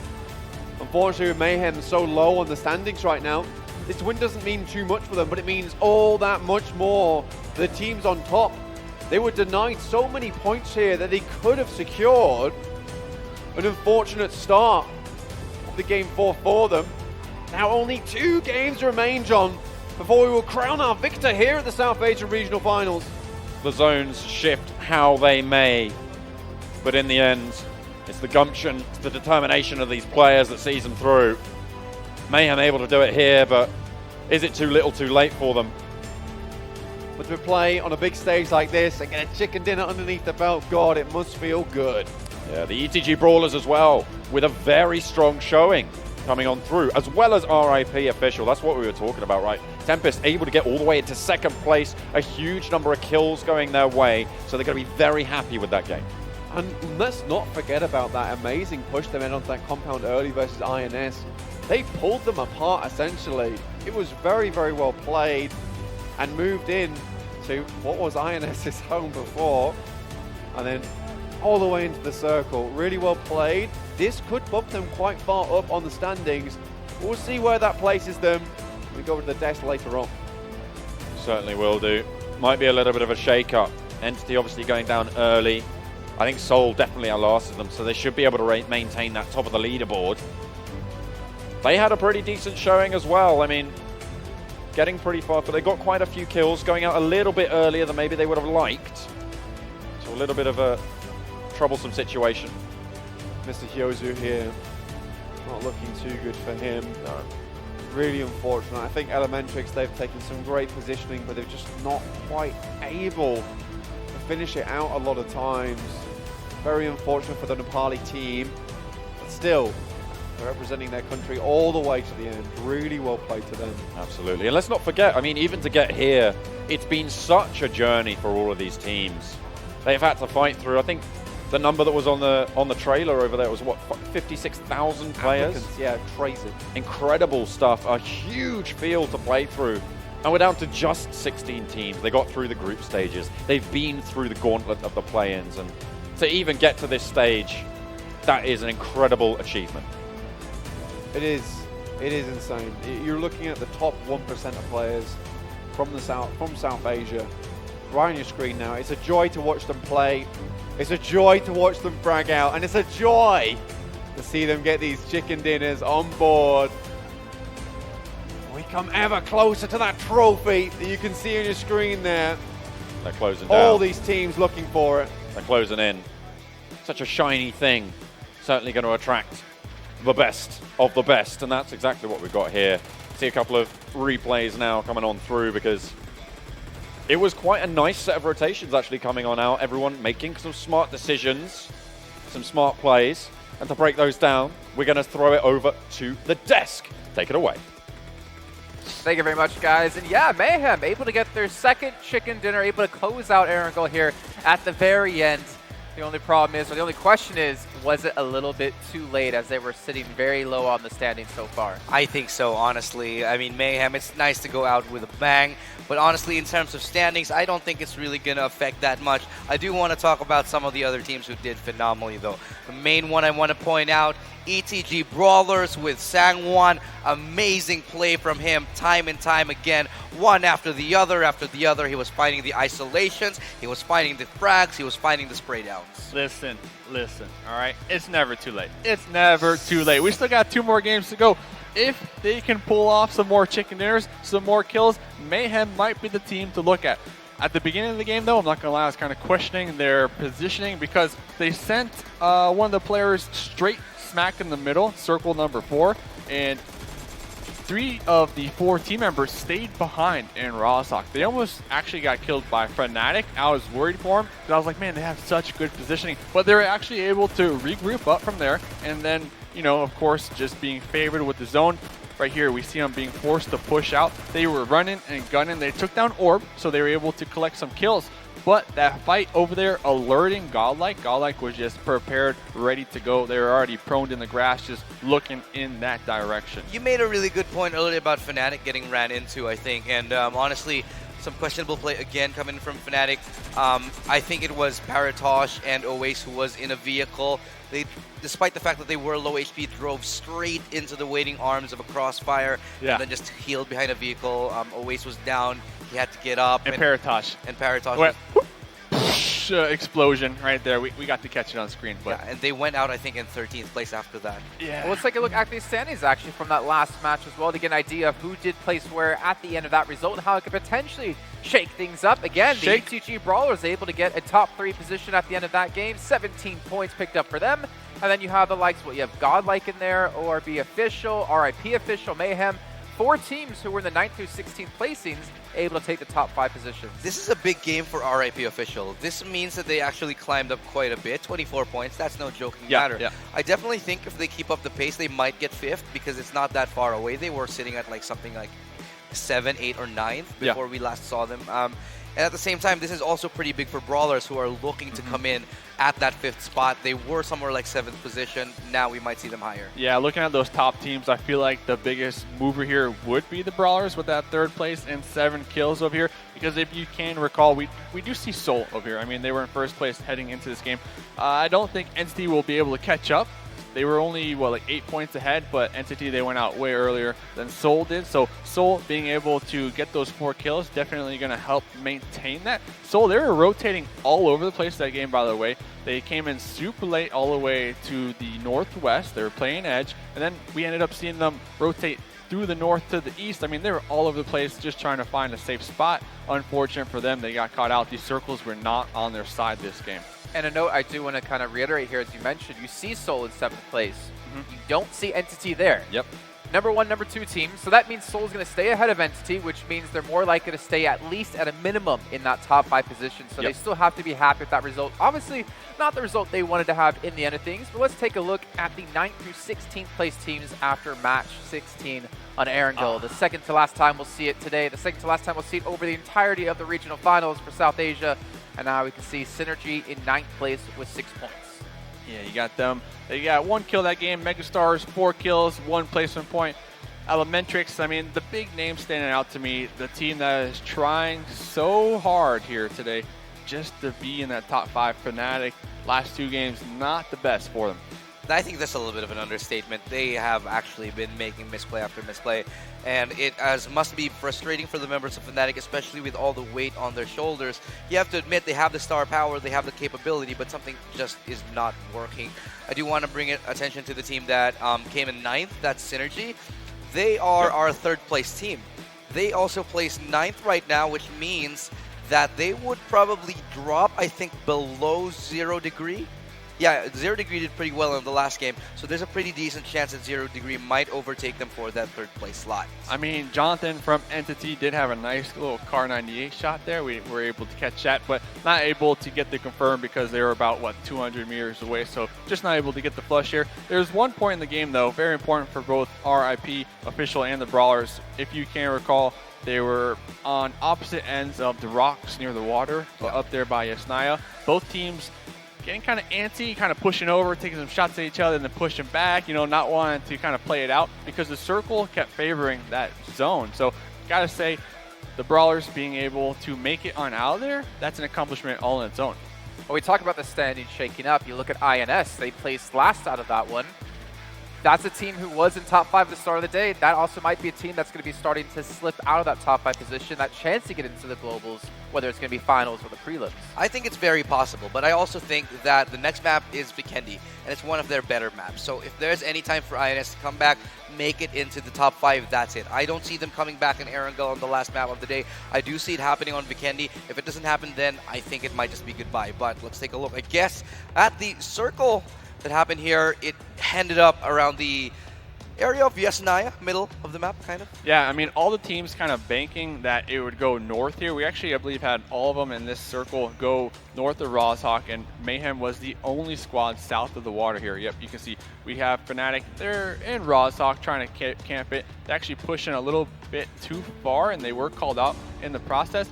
I was going to go with Entity, though. I liked remember, they told me that they want to play aggressive. Before that, they picked up the gas station location, and I was really feeling that because that kind of goes 50-50. If the circle goes north or south, they have a good position to catch teams off on rotation. So that goes to show me like they are actually trying to go for those kills. They're trying to change up their play style compared to the first 3 games where they're going for placement points. I'm going to agree because that gas station has such nice elevation around it. There's so much room for movement. It's a pretty dynamic location. Unfortunately, didn't really work out for them, and here we see the final circles really came down to the wire. When I saw Sangwan getting those, 1v1s in, 1v2s in, I thought it was their game, but unfortunately it didn't happen. They actually even got saved, I think, somewhere to the end, but unfortunately it didn't happen. Mayhem was actually coming in to attack. I believe that was like RIP towards there to actually help them out with ETG in the front.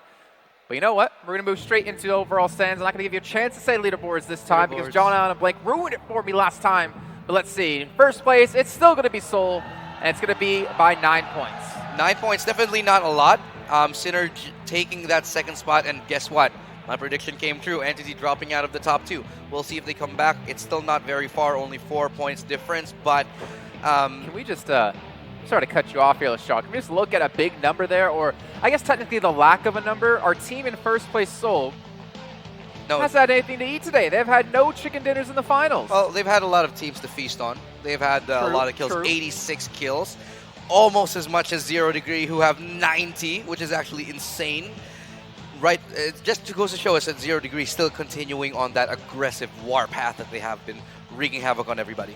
Yeah, and they did get a chicken here today, right? So I was assuming that would kind of kick them in the right direction when it comes to placement points, but kind of leveling off here. If they get another chicken dinner, they're definitely going to be in top 2, if you had to ask me. Seoul trying to do everything in their power to maintain that top 2 position. SGE bridging the gap. I mean, if you're Entity right now, you're looking at these leaderboards game after game after game, and you're just like, squad, what happened to us? We were looking so good. We woke up in the morning, we looked in the mirror like, hey, you're good looking. But right now, they have to be deflated, and hopefully that doesn't get to them, though. Yeah. I mean, we still got 2 more games to go. There are 2 more games, but I think the reason why they shouldn't feel so deflated is because if you look at the disparity between the points, basically anybody could qualify to the top 5. RIP official, if they get one good game in, they might just claw their way back yet again and somehow qualify. Same thing with Brawlers, same thing with INS. Anybody could make it to the top 5. But you know who's not on that front page, though? Fnatic. Fnatic, exactly. Let's take a look at 9th through 16th. They unfortunately have had a rough time today. 141 points, so it's definitely still within their grasp, but it comes down to the next match. It comes down to Vikendi for them to be able to propel themselves forward, to catapult themselves forward, hopefully into a top 5 placing. It's actually a pretty significant gap here. I think the difference was like 20 points from 9th to 8th. I'm looking at 5th to 9th. That's 33. That's pretty significant. Because that's where they want to be, right? They want to be in 5th place. They want to at least make it to prelims. Considering the fact that we only have 2 games left, it's a little bit of a stretch. I wouldn't say it's impossible, but it's going to be very, very difficult. They're going to have to play some lights out PUBG Mobile here today. And that's the thing. I mean, looking back at their Vikendi results, I mean, it's kind of up in the air. We'll have to wait and see. Well, we're going to be heading on to Vikendi in a short bit of time. But before that, we got the boys from SynerGE on the stage with Xerxes. Hi, SynerGE. You didn't have a very good last match, but guess what? You've crawled up on the overall table and you are at number 2 right now. In fact, NTT Gaming has fallen a spot below. Was this a strategy to be consistent, not be like in the limelight and just crawl up and not have anyone know, just like a rotation? Like we were expecting for a chicken dinner today in the first 3 games, but in the 3rd game we came 2nd, and the 2nd game was quite going good, but there were some mistakes that we did. But for now, we'll just focus on our national game that we are doing, and we won't most probably make mistakes in the games that will in the upcoming matches here. But you've got 2 more matches to go at this point of time. The scoreboard's not very far apart. What is your objective? You want to win, you want to stay consistent, or you just want to aim for the top 5, you want to go for the kills? What are you looking at up in next in the games? We'll just try to be consistent in the next 2 games, because if we'll choke, then there's a possibility that we will not be in the top 5 position. So consistency will be our primary goal, and other than that, we'll try to play naturally as we do, and most probably we'll try to take the number 1 spot in the points table. And what would it mean to you if all goes well in the next 2 games, your performance is consistent, and you make it to the global finals? What would it mean to you as a team SynerGE? It would be like a dream come true for us. We started from nothing, started from the bottom. Now we're here. It would be like this, yeah. So we will be really happy, because in the overall tournament we haven't been consistent at all. We were kind of lucky, and we also had coordination, really good coordination in some games, but being consistent is a thing that you need to learn. So we'll focus further after this tournament to be consistent. For now, we are just trying to stay in this spot and hope that the next 2 games will be good for us, so that we can be on the number 1 spot. And I congratulate you on this upward learning curve, and I'm hoping it continues, maybe even get to the very top. So SynerGE, go take a break. We're going to take a break right here from the PMCO South Asia Regional Finals, title sponsor Vivo. See you after the break.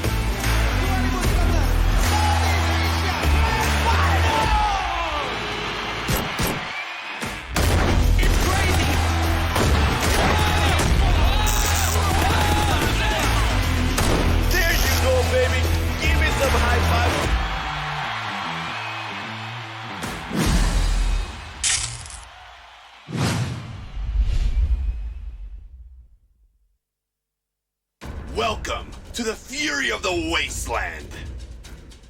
In Season 10, PUBG Mobile is bringing in even more items, modes, and content to help players survive in the harsh post-apocalyptic world. For those who need to expand their armory, look no further than the new MP5K, a SMG that replaces the Vector in Vinkendi after the update. It can be equipped with all attachments, including stocks, foregrips, mags, and scopes, and supports single shot, burst, and full auto firing modes. This weapon is very versatile and is suitable for short and mid-range combat. It is a must-have for assaults and street firefights. Another update is the addition of SEMA, which replaces the armored UAC in Vinkendi. It is probably the most robust vehicle in Vinkendi, suitable for rocky and snowy slopes, and extremely durable. In addition, everyone's favorite TDM mode has been updated with a new Ruins map, which is a lot bigger and calls for a larger variety of tactics. Players will need to work closely together and have a reasonable selection of weapons to win. Royale Pass Season 10 will also be updated with apocalypse-themed outfits to make players look more intimidating.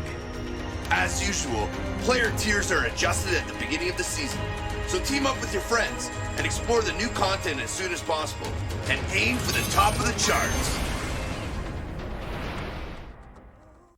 What prevents you from becoming the real deal?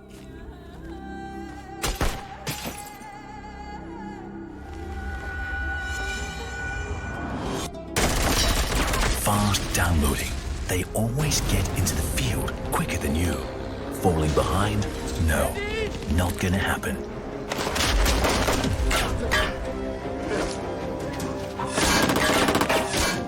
Stay calm and be cool. Nothing will stand in your way.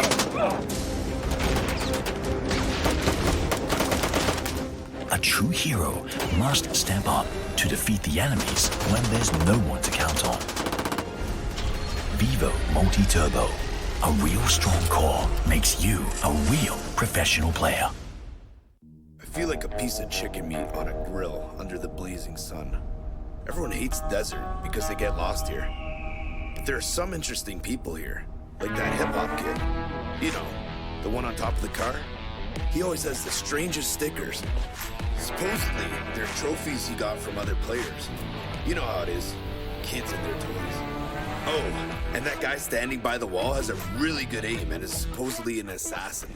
Why is he dressed like that in this frackin' desert, though? As for that lady over there, she values her gun more than her own life.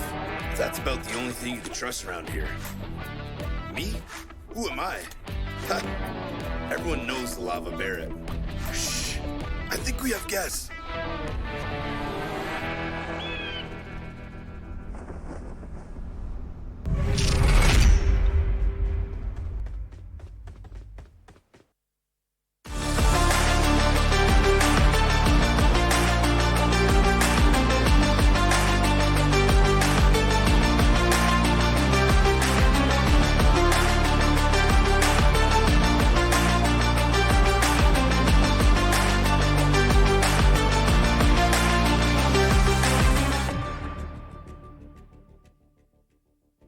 Hey everyone, welcome back. This is PMCO South Asia Final Team Interview Section और मेरे साथ Team Godlike. Sir, welcome. Thank you so much. Like I know there are intense matches happening, so some time for this interview. So let's start. I want you guys to give a brief introduction to the fans. My name is Gordon Mafia and my real name is Mukul and I play for Team Godlike and I am sport player and IGL of the team. So I am Varun and my IGN is Godel Kiki OP. पहले Godel Kiki था. And I'm from Mumbai and I'm a salter of Team Godlike. Hello everyone, my name is Anto. My in-game name is Anto. My role in the team is to assault and snipe and I play for Team Godlike. My name is Daksh. My in-game name is Godel Daksh. I am team from Godlike. I am from New Delhi, India and I am the marksman of the team. When was this team formed? सबसे पहले ये team बनाई गई थी scout ने. तो जब scout हमारी क्रोनटन से मिला था तो तब उन्होंने टीम गॉडलाइक फॉर्म करी. उन्होंने छोड़ दिया, उन्होंने टीम इंडी में गए. मैं बहुत पहले से था टीम गॉडलाइक में. फिर हमने चेंज करा, फिर अपनी लाइनअप अलग अलग करी उसके बाद एंड में जाके हमें ये 4 प्लेयर जो भी हैं इतने मिले, तो इनके साथ हमको कंटिन्यू नहीं करना। माफिया को कम से कम 4-5 महीने हो चुके हैं। Why did you hire Daksh? Like, he must have something good. He's good in assault, he's good sniper, and he also used DMR so nicely. That's why. How was the journey? So thing is, like, we used to play from 4:30 till 12 every day. Each and every, we never missed any custom. So day by day, our synergy started increasing. So later, what happened is that we entered into the group stage of PMCO. So the performance which we showed in scrims and the performance which we showed in PMCO group stage is entirely different. So due to the pressure, right, when pressure comes, we are not able to perform that good. So later what happened is that we used to sit and talk, discuss what are the flaws that we made. So later we corrected it, and now we have hope that we'll be qualifying to the finals. So what are the chances of you picking up that trophy and getting to the finals? Chances is we study about each and every team. So we study that and we work according to that. So we take advantage of that and we clear them. So you want to say that you are a counter strat team? Maybe. You just wait for the opponent's mistake. So what are your expectations from this tournament? How you see yourself in next 5 days? I see Godlike next 5 days top 5. For sure? For sure. Any threat? No. Everything under control? Yes. Every team is good. अपने up to mark पे है ना वो। But before leaving, I just want you to give a small message to your fans, family, and multiple girlfriends. First of all, I would like to thank my family for supporting me, and thanks for my fan base for supporting Godlike. When I came here, like, I used to get around 100 to 200 messages every day from the people from Tamil Nadu. So the love which they showed is more. So in my home they don't support, but still I came here having my exams. So I wanted to thank everyone who was supporting these many days, and I hope you all support me later also. पहली बार है मेरा लैन event, तो कुछ करूँगा इस बार, और मैं thanks अपनी गर्लफ्रेंड को करना चाहता हूँ, क्योंकि जब भी मतलब मैं परफॉर्म करता हूँ, कुछ भी करता हूँ, तो वो मुझे सपोर्ट करती थी। घर में तो कभी किसी ने सपोर्ट नहीं किया, तो कोई नहीं, अब जो मिला है वो कर रहा है, तो अच्छी बात है। Hello everyone, thank you for your support, and I would like to thanks my parents who always been support for me. Thank you so much, guys. Thank you so much. Thank you.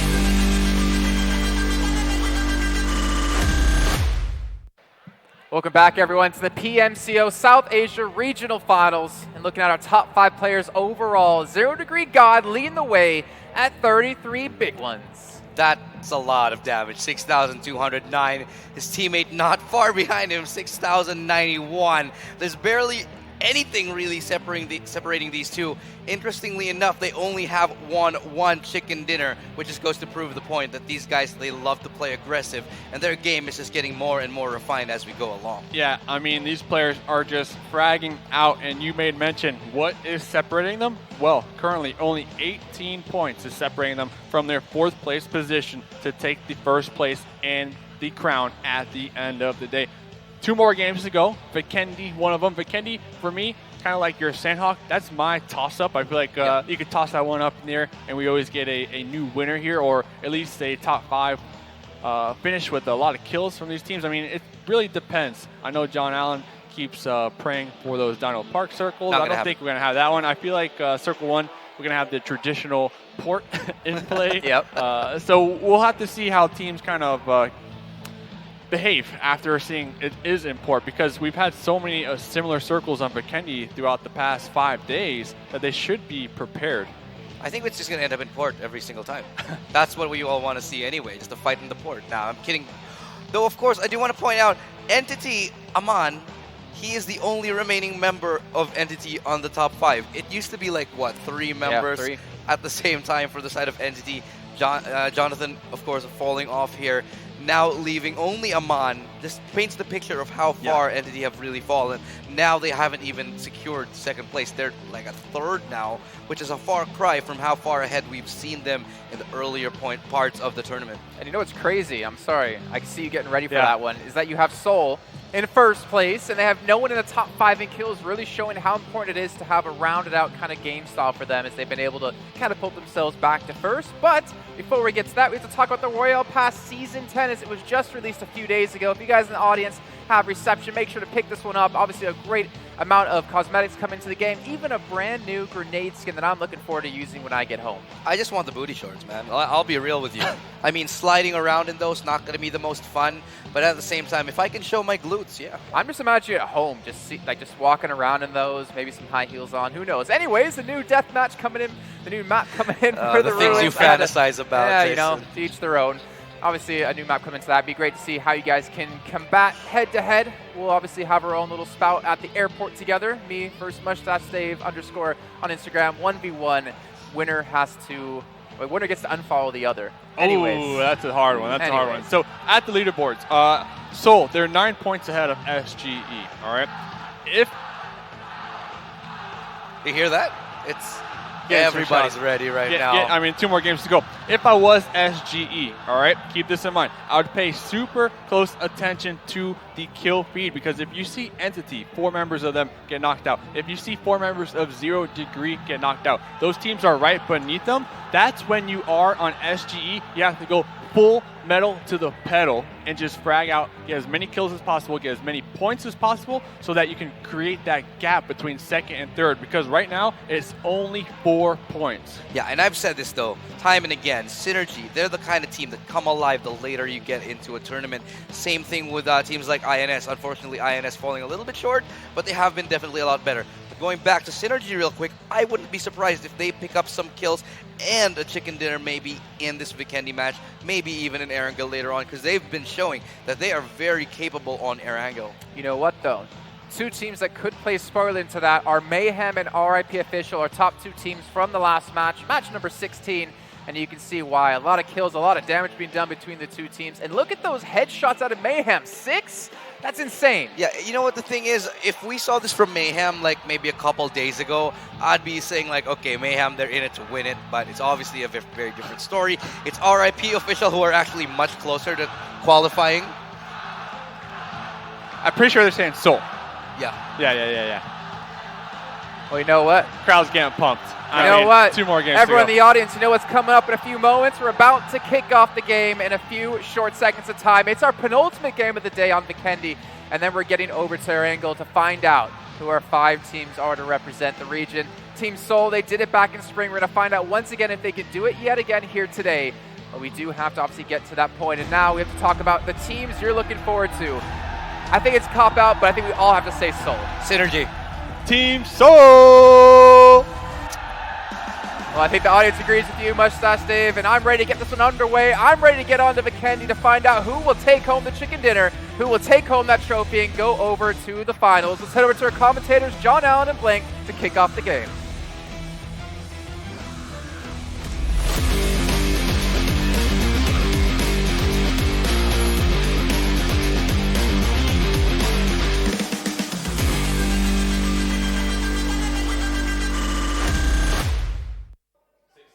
16 teams started us out, and we're getting down to the final throes of it. 2 more games remain. On Vikendi, we will find our penultimate match. My name is John Allen. With me is Blank, and we are ready to get into this action. We are so ready for it, and I think the crowd is as well. You see, they're all super attentive, all in their seats, all supporting their favorite players. Obviously, a couple of fan favorites coming in through Seoul, and you can see him on screen there. It's Mortal, one of the most prolific PUBG Mobile influencers in the region. Not only that, cracking player in his own right. Big time. One of the biggest big time players. I'm going to put it out there. Big time Mortal. Big time Mortal. Match number 17 coming right at you. Another Southern plane path. It's the day of the South Plane. Hell, who told this plane where to go? It's quite upsetting for a lot of these players. Now Vikendi, a rough map so far. Every single Vikendi we've seen has had a ridiculous circle that's favoured pretty much no one other than Elementrix, who drop in Dobromesto, which is on the northwest side where a lot of these teams, they like to go. Certainly do. A little bit more action maybe if the circle heads up north. We saw that in the last game over in Erangel, where people will need to push on forwards and actually, you know, that will start to crunch them down. There's some difficult northern rotations to make, specifically around that central area near Villa, Goroka, Mount Kresnek. It's quite difficult to push on past there, and you're quite heavily isolated by this central river. Less of a barrier than it is on other maps to have that river there, but certainly something to worry about nonetheless. The teams hitting the floor. IND consistently on the eastern side of the map. We know the circle likes to go west, so we'll see where it does go. Scout, obviously, no clothes on. He's trying to cool down. Wonder if he can actually hit that player in the air. Awace also coming down too. ETG.Brawlers, they take a pretty central position. We know they like to stay center of the circle. And we've got much more teams on this western side trying to predict this circle. We'll see if it does consistently go northwest. And if it does, we'll have a right old chortle about it. Absolutely. We'll have a little bit of a laughy laugh, but the circle yet to pop. We're still waiting on where we're going to end up. Vikendi circles, typically cruel, and today will be no exception. But guess who is in the circle down on the south coast? Seoul, this is where they like to land. This is where they like to play. It's home turf. Seoul potentially going to be the ones to lift the trophy at the end of the day if it keeps up like this. And let's remember, guys, this team does not have a single chicken dinner to their name. All they have to their name is consistency. That's all you need. Consistency, the name of the game, over an 18-match set. That's exactly what you need. You can pop off in one game, but if you finish 16th in the rest of them, you're only going to be sat there with a measly little morsel of chicken and nothing, no fanciful dining establishment to sit around you. No banquet at the end of the day. That's exactly right. Godlike here. We've seen this team have excellent performances so far in a lot of different games, but they're not quite topping the leaderboard. They're quite far down, but they surprise us time and time again. A lot of teams now really down to the wire. The storyline has been so far how close everything has been. Nobody really breaking out in terms of leading the field. Obviously, Seoul now ahead just a little bit, but they're still within striking distance. SynerGE still very close, maybe looking to take that second spot. And we're going to be deciding a little bit further here just who is going to be in the running to get those top two direct qualification spots. Absolutely, John. This game will define exactly where the benchmark is for a lot of these teams. You know what I would be interested to see, though? I would be interested for someone, some beautiful person, either on Instagram or Twitter, wherever I divide my attention with. Yeah. I'd like them to create a graphic of the Vikendi circles we've seen in the South Asian regional finals, because they've all been fairly disgusting and fairly soggy with all the water that's been within them. Mount Kresnek is cancelled. Mount Castle Kresnek is cancelled. Every time. Not Every allowed time. to have it. It's crazy. It's quite unfortunate as well. Pretty much the eastern side of the map has just seen no play whatsoever, other than just getting away from it and leaving. So very lonely. Peshkova over there with Cosmodrome, Podvosto as well. It looks like 0 Degree actually kicked Elementrix out of Dobromesta, though, which I find quite amusing at the end of the day. Fair enough. I mean, no one wants to go down early. We're right down to the wire, and it's going to be pretty traumatic if a team goes down early. Speaking of teams that have gone down early just a little bit, you can see Fnatic over by Villa. They're going to need a miracle to try and push on forwards, even to hit that 5th place.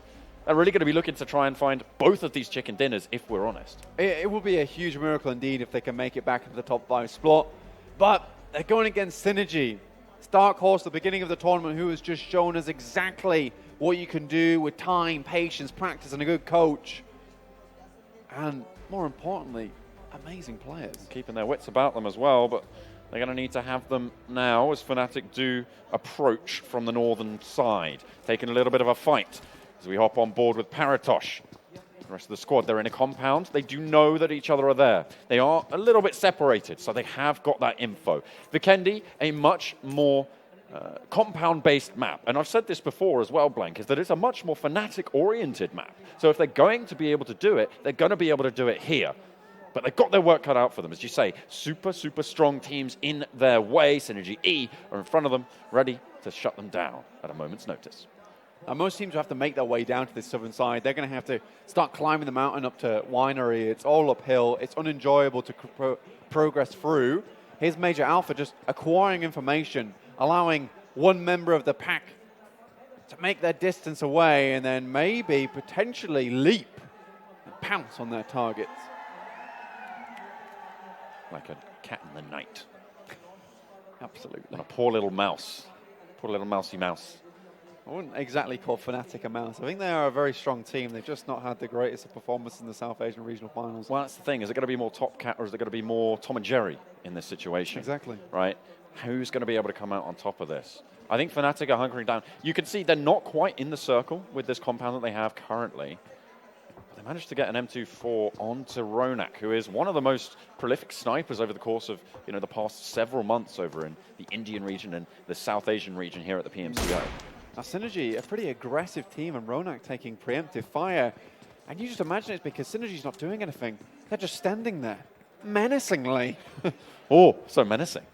But you're going to need a little bit more than menace if you want to come out on top. And that's exactly what SynerGE need to try and find, of course. They're going to be looking to try and get one of those direct qualification spots.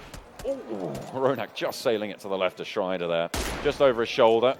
I see another one to the left as well. I love how Strider took some shots onto it and then just immediately, I'm out of here now, boys. Goodbye. I'm gone. He knew he didn't get too much damage in.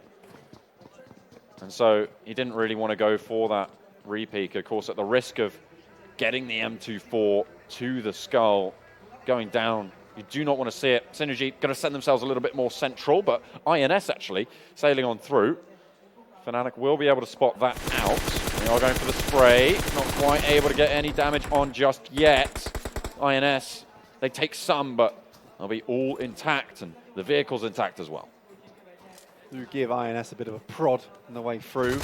Not enough to slow them down, however, but here we have Anto and Godlike. All the way down on the south coast, the most southerly bridge on the map. Anto pushing forwards against Orb. He is very, very low, has some meds on board, but he's trying to get the cover, will not be able to find it. Daksh as well, not able to refrag it, has to just send back to the compound with the rest of his team. Back to safety he goes, and tail between the legs. They're down to 3. Suicidal play there from Anto. Didn't even heal. Surely he should have known there were a couple of ORB players on that side. Now Sinister gets a free cross across the bridge, and Godlike can do nothing to stop him. But one team, the desk have talked about him. We'll talk about them now. Entity, they're all the way on the northern side of the map. They're really taking their time. Looks like they're going to play edge and try and move in later towards the circle, which makes sense here. They want to make sure that a lot of the fighting, a lot of the aggression goes out early to much more of the teams who are less of contention of going to Kuala Lumpur, going to this global finals. At the moment, what it is on the table for Entity is just ensuring they can hold their position on the leaderboard, stay within that top 2 spot. They don't want to go into prelims. As we've talked about before, you're going against the best of the best around the world who are all scrambling, clawing their way to try and make it into the global finals proper. M249 and the Lucrets all the way out to the east on the eastern side of the river.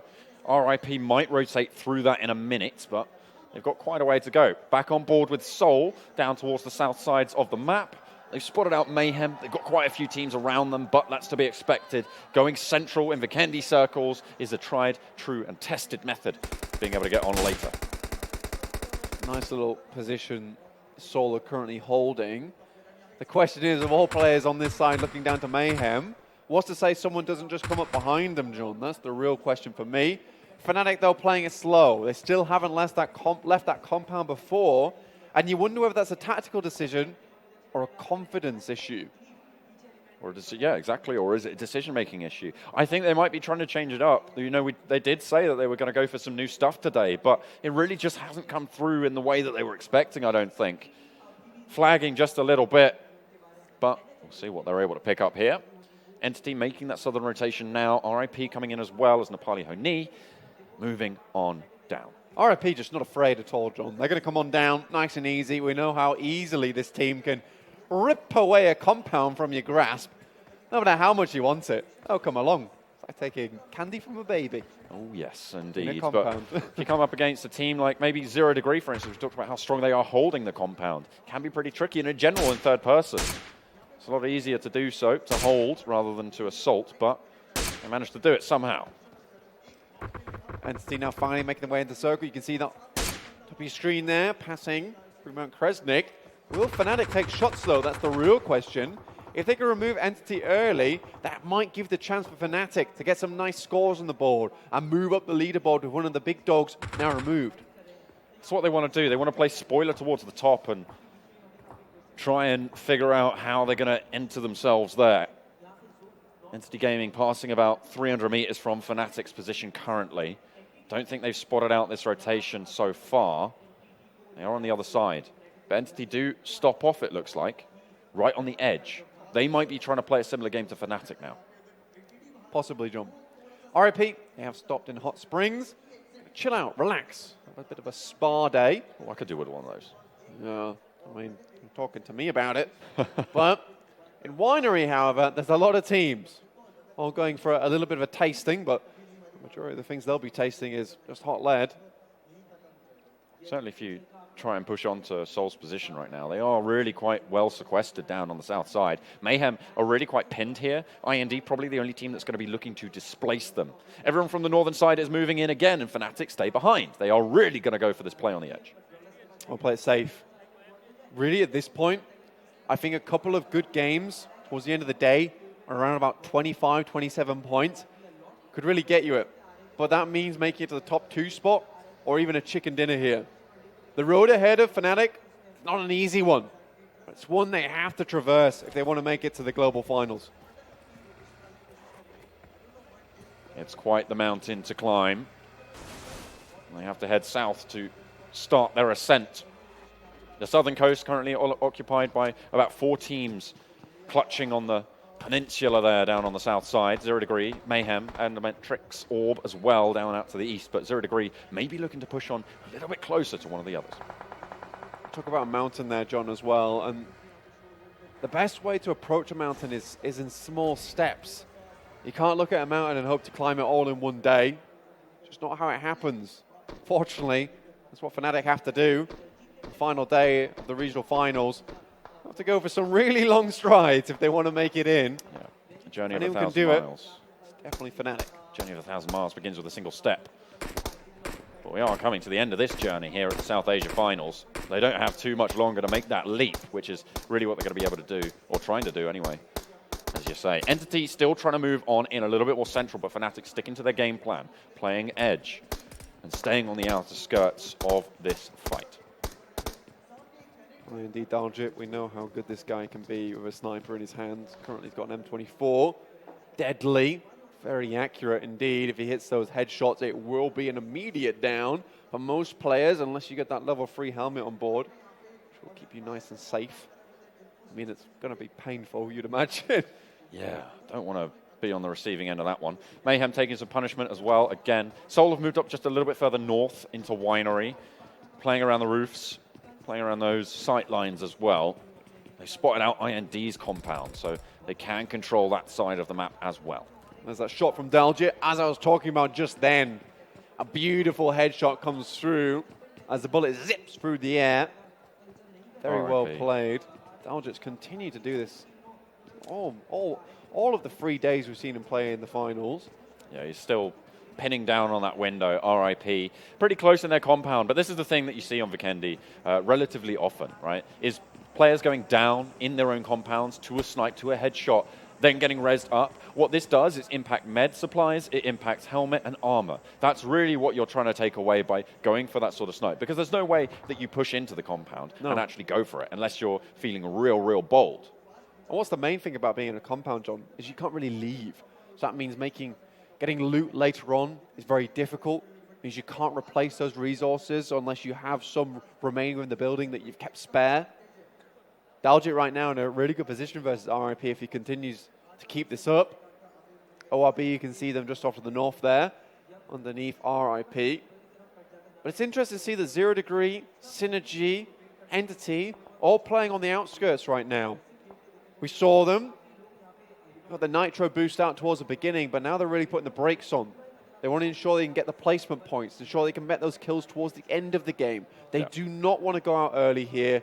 They don't want to enable other teams who might be lower down the rankings to ladder up because they went out early. Nice central circle. This is going to push Fnatic a little bit more into Entity.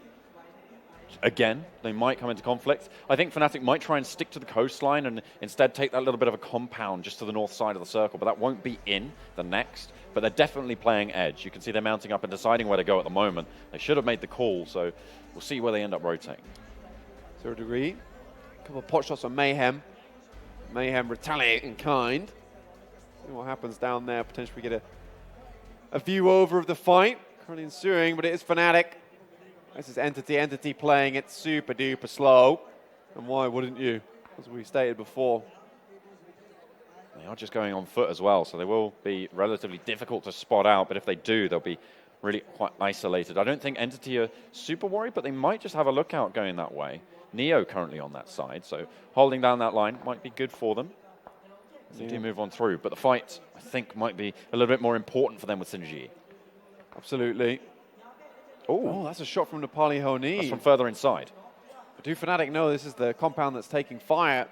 Problem is that crossing this road ahead of them is not about looking both ways. It's about looking directly forward at the teams are in front. Make sure they keep their eyes peeled, because they will just be completely visible as they make this crossing. I like the 2-2 split, though.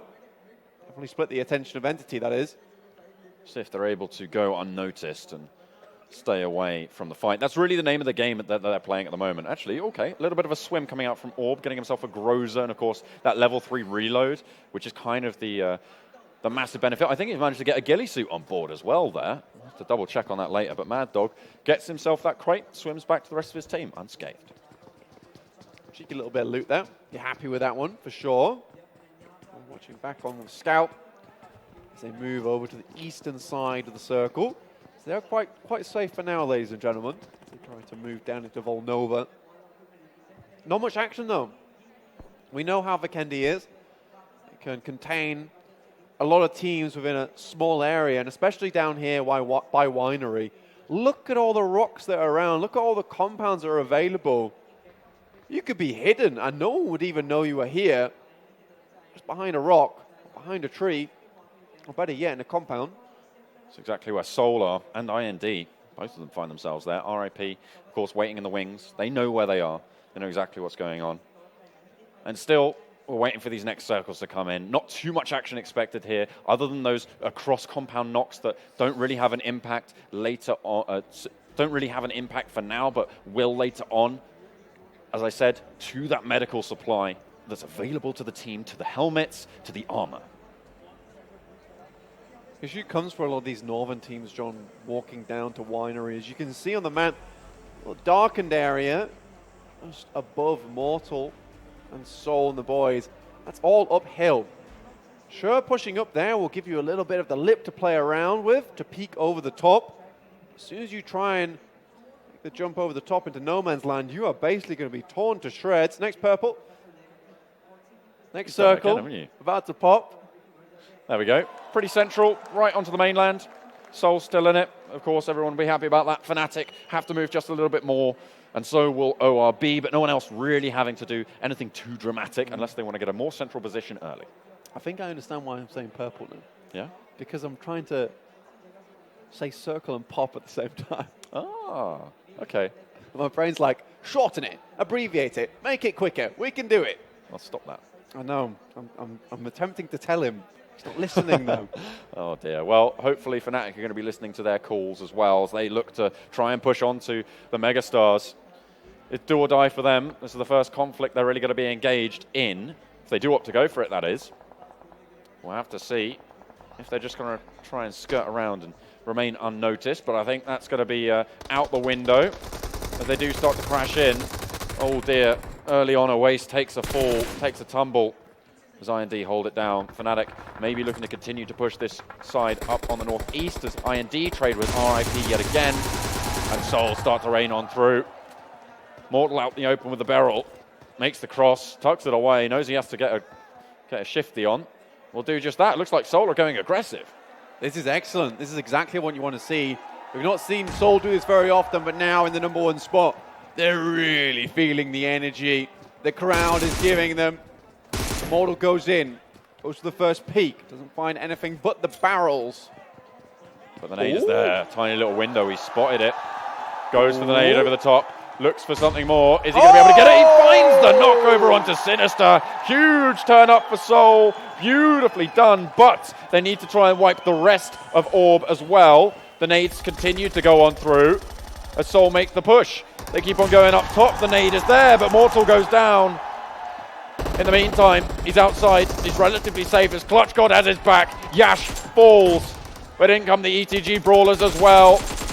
So many players for Orb down now, but only Mortal down for Soul. 2 players upstairs, trying to wait in the wings.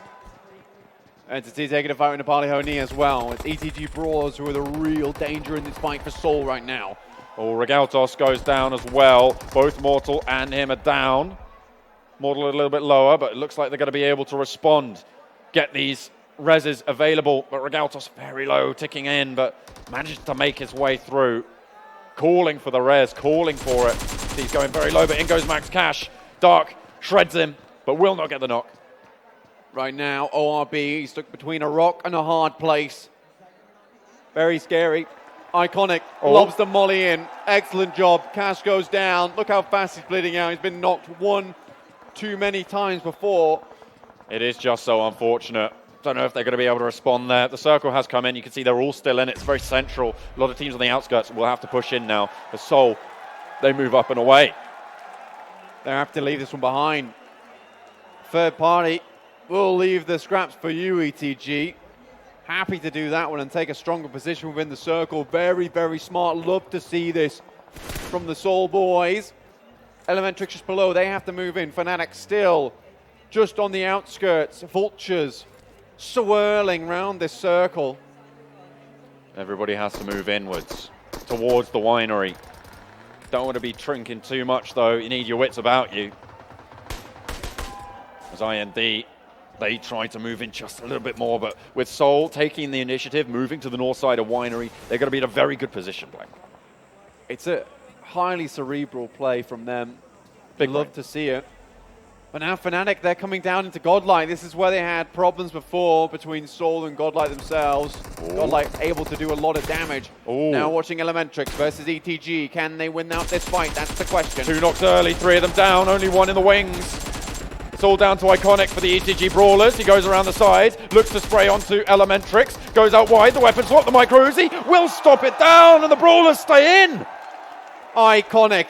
This man has been bloody phenomenal so far. But they've got to worry about Mayhem on the south side with this potential third party to move on forwards. The smoke is up. But will Mayhem see through it all? We have to realize there's a team here before, and there still is a team here now. IND slowly making their way from cover to cover. Slayer has gone forward. Here's Reds, though. Pops down the smoke. It looks like ETG.Brawlers not out of the woods as of yet. No, but they are all back up. Fnatic taking punishment on the northeastern side to the Megastars. Fnatic eliminated. They're out. And probably out of the running to try and go to Malaysia. It's so unfortunate for them, but the Megastars, they stay through. In the meantime, Mayhem looking to try and spoil the Brawlers' chances.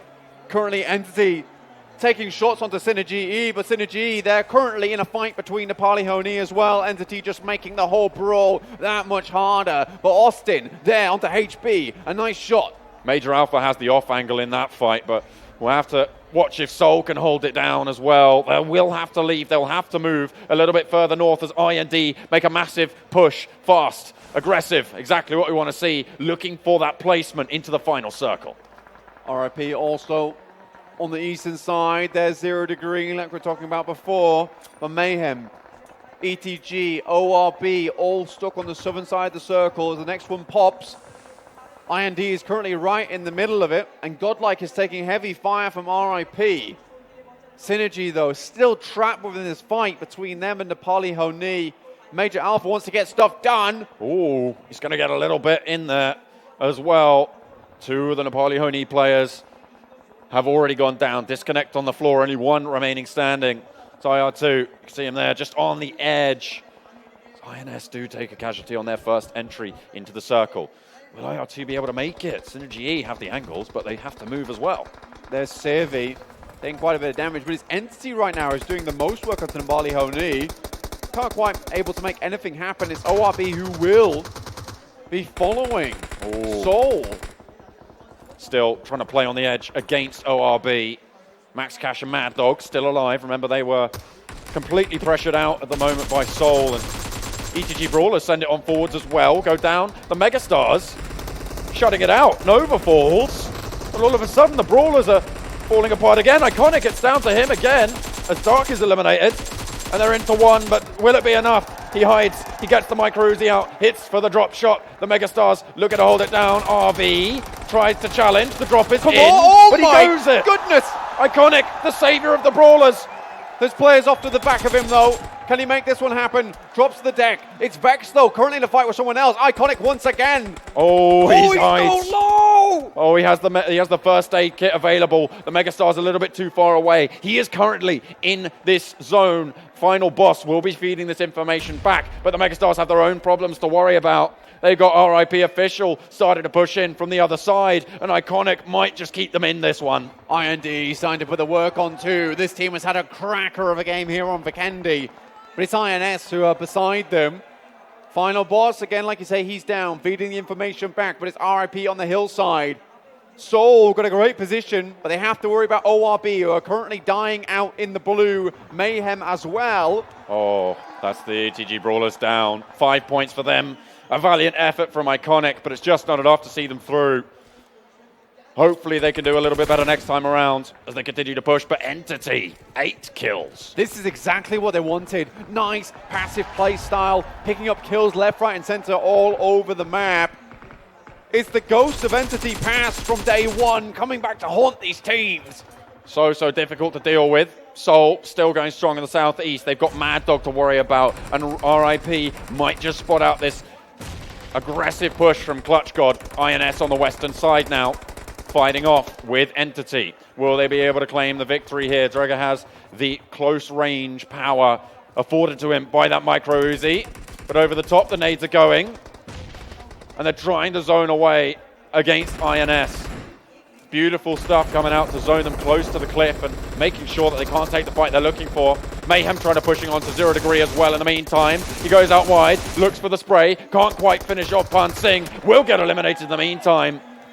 Mortal getting eliminated leaves Regaltos the only remaining player for Soul as well, and IND get the circle, they get the center, and all the power is theirs. Now, with all 4 players remaining, this is when all the pieces come together and the IND Exodia is in full force. They've got 2 kills, but that's all they need. They've got 4 players. Entity, however, continue to rack it up. They want to push through INS. Smokey's on the off angle, but he hasn't really had an impact just yet. SynerGE, they take a knock across the way as well. Oh, Entity will not stop. Entity giving no quarter. Gatak goes down, but there's still players alive from the team. INS currently very, very low. Regaltos knows he has to get into the circle. Use the first aid kit first. Slayer goes down to 0 Degree. And it's Aman who finishes up INS. Onto IND. Slayer low. Looking for the spray. Jonathan isn't going to be able to get there as Bishma goes down. INS, I think they are out. Yep, they're gone. An Entity now need to try and pick up the pieces. They have all 4 players alive with 12 kills, and they're getting those reses off. IND now under pressure in the center as the Megastars pop off a couple of shots. Mad Dog makes the mad dash, and he will not be able to finish it. SynerGE surprisingly still there, and that is now Soul out in 4th. Not a bad showing from them at all. Great start to the game, but 12 kills for Entity Gaming. Jonathan fighting. Fantastic stuff. Over the top, Aman looking for it. IND very, very low. SynerGE again knocked out to the play zone across the way. The struggle is real. They have to push again towards IND. IND have been gifted this, but what are they going to be able to do with it? Only 2 kills to be found, and Entity mount up once more. Entity, they've been through the rounds in the boxing ring, but the bell rings again, and Jonathan will throw the first punch. Can they send the knockout through to IND now? This will be an incredible win for them, John. 1 down the side, 1 up top. They've split the forces, and Kratos is going to try and face off against 2. Jonathan and Neo on that flank. They know that the ridgeline, very difficult to hold. Mounting up Aman now in the Dacia. Wants to try and send it out wide. Wants to try and give them a little bit to worry about. This is smart. They know that they can't push out, and now they have the off angle. Jonathan and Aman trying to play pincer, but Aman takes some fire. Behind the tree at the moment, he's going to be looking to try and stop them from peeking out of the shack. But Kratos is there on the close angle, on the off. Gatak needs to lead his team to victory here. It'd be a great way to try and secure themselves as one of the 2 direct spots. Can the Puppet Master pull the strings and make this one happen? 1 down. Down goes Kratos. Aman looking to make this one work, John. Goes in, another down. IND suffering. and it's Entity to take it home. Huge kill game. This is what we wanted to see. They are back in force, and what a time to do it. Right close to the end, the penultimate game goes their way. Chicken dinner, Entity Gaming. A blazing win for them as they pull off the sound-cancelling headphones to hear the roar of the crowd. An insane win. This will just push them more and more forward towards that #1 spot, towards holding that trophy high. The question is, will Seoul have done enough to hold on to the spot? They got in relatively late into the circles. They had some kills on board, but will it be enough? They went out 4th. I think it was only actually 1 kill that they were able to achieve, so 9 points go their way. In the meantime, a huge scoreline for Entity. I think they racked up a total of 17 kills, if I'm not mistaken, bringing them up to a 37-point game. SynerGE a little bit far, making it top 5 now. Not the greatest game for them. They have one more game to stay within it. And like they said in the interview, it would be a dream come true to make it to those global finals. They've come so far since the group stages. They're looking to make it happen now. They're almost done as well. Only 1 game left to play. Absolutely. Huge crowd. Yeah. They're so dedicated, so devoted, these fans, rooting for everyone, trying to give their support in any way they can. See Godlike having a little bit of a chuckle. They know what's up. It's all about the fun of it. Even if at the end of the day you aren't able to hit those top 5. As I've said before, Blank, it's a super great achievement to be able to even get to these regional finals. One that you should be proud of. We just saw ETG.Brawlers on the screen there. Had an okay start to the game, but really at the end of the day, if we can't look at any other way really, is that Iconic was the linchpin in most of those situations, able to keep his team alive. And in those final moments, just up there. The trophy slipping a little bit further away from them. There's going to be quite a few teams actually still vying for that top spot. It's going to be so close with Seoul getting not minimal points, but only getting 9 points. There's certainly some teams that are going to be looking to try and steal that one away. It's hotly contested. We'll see what it's able to come out in the end. But as we say, only 1 Erangel map stands between one of the teams here and lifting the trophy. Now IND, a team that we saw come in second there, I believe they only had 1 kill to their name at that point. Sure, you can prioritize getting into those top spots, but is it enough to go forward? 15 points total for that second place with the 1 kill on board. It's just a little bit scary dangling around there. I guess you get those consistent points, which is fine. It is fine. We've got to make sure you stay within those upper echelons of the leaderboard. Well, you still get 15 points for that, as you say. Consistency is the name of the game here, but it's all about popping off or popping on over to the desk, because they are going to break down the action from that previous game. Jason, take it away. Where has this Entity Gaming been for the last 2 days? We saw them do well over the course of the play-ins, and of course do well, decently well on day 1, but finally coming back into it when they needed it most in the penultimate match of the day. Entity Gaming taking 37 points on the Kendi. This is exactly what this squad needed. They promised us they were going to pump up the aggression. That's what they did this game. They got the chicken dinner, a bunch of kills to go with it. The final play at the end, so methodical. They had 4 alive. It was a straight up 4v4 versus IND. IND, they were holding down that shack.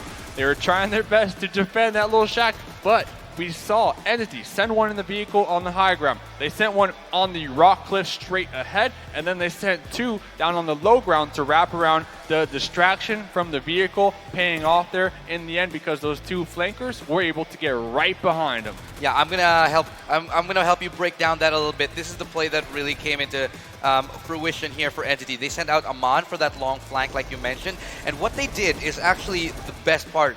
They waited. You hear the call from Gatak. He said, wait, let's just hold off. Let them focus on us. By that time that they took their attention away from that flanker, that's when Aman swung out, got, if I'm not mistaken, a double spray down, and then out came Gatak, and at the same time Neo from under that, and it was just a cleanup, a bloodbath from there. And then we see Seoul only 9 points that game. Meanwhile, Entity with 37, and then SGE right behind them with 18 points. So Whew, my goodness, the final game is definitely going to be the decider, not only who the top 5 is, but who is going to take first place. Could Seoul have actually fallen from first place, potentially into 3rd, 4th, or maybe even 5th because of this? Because you have SynerGE get 18 points, you had IND get 16, Zero Degree got 11.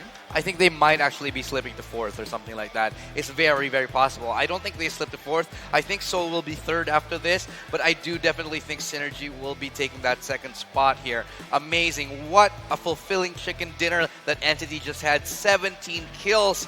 That is definitely oven roasted chicken dinner with all the fixins, everything on the side. Yeah, I mean, you guys might be right. I mean, Zero Degree also having a pretty good game, 11 points from them. Entity, like you said, having a phenomenal game, obviously, with that chicken dinner. This is exactly what the squad was planning on getting. Now, with this chicken dinner, they should have a solid lead. The question is, what do they do in the next game? Do they continue with the aggression, or do they play passive for those placements? That's what they've been doing in the first 3 games. That didn't work out for them at all.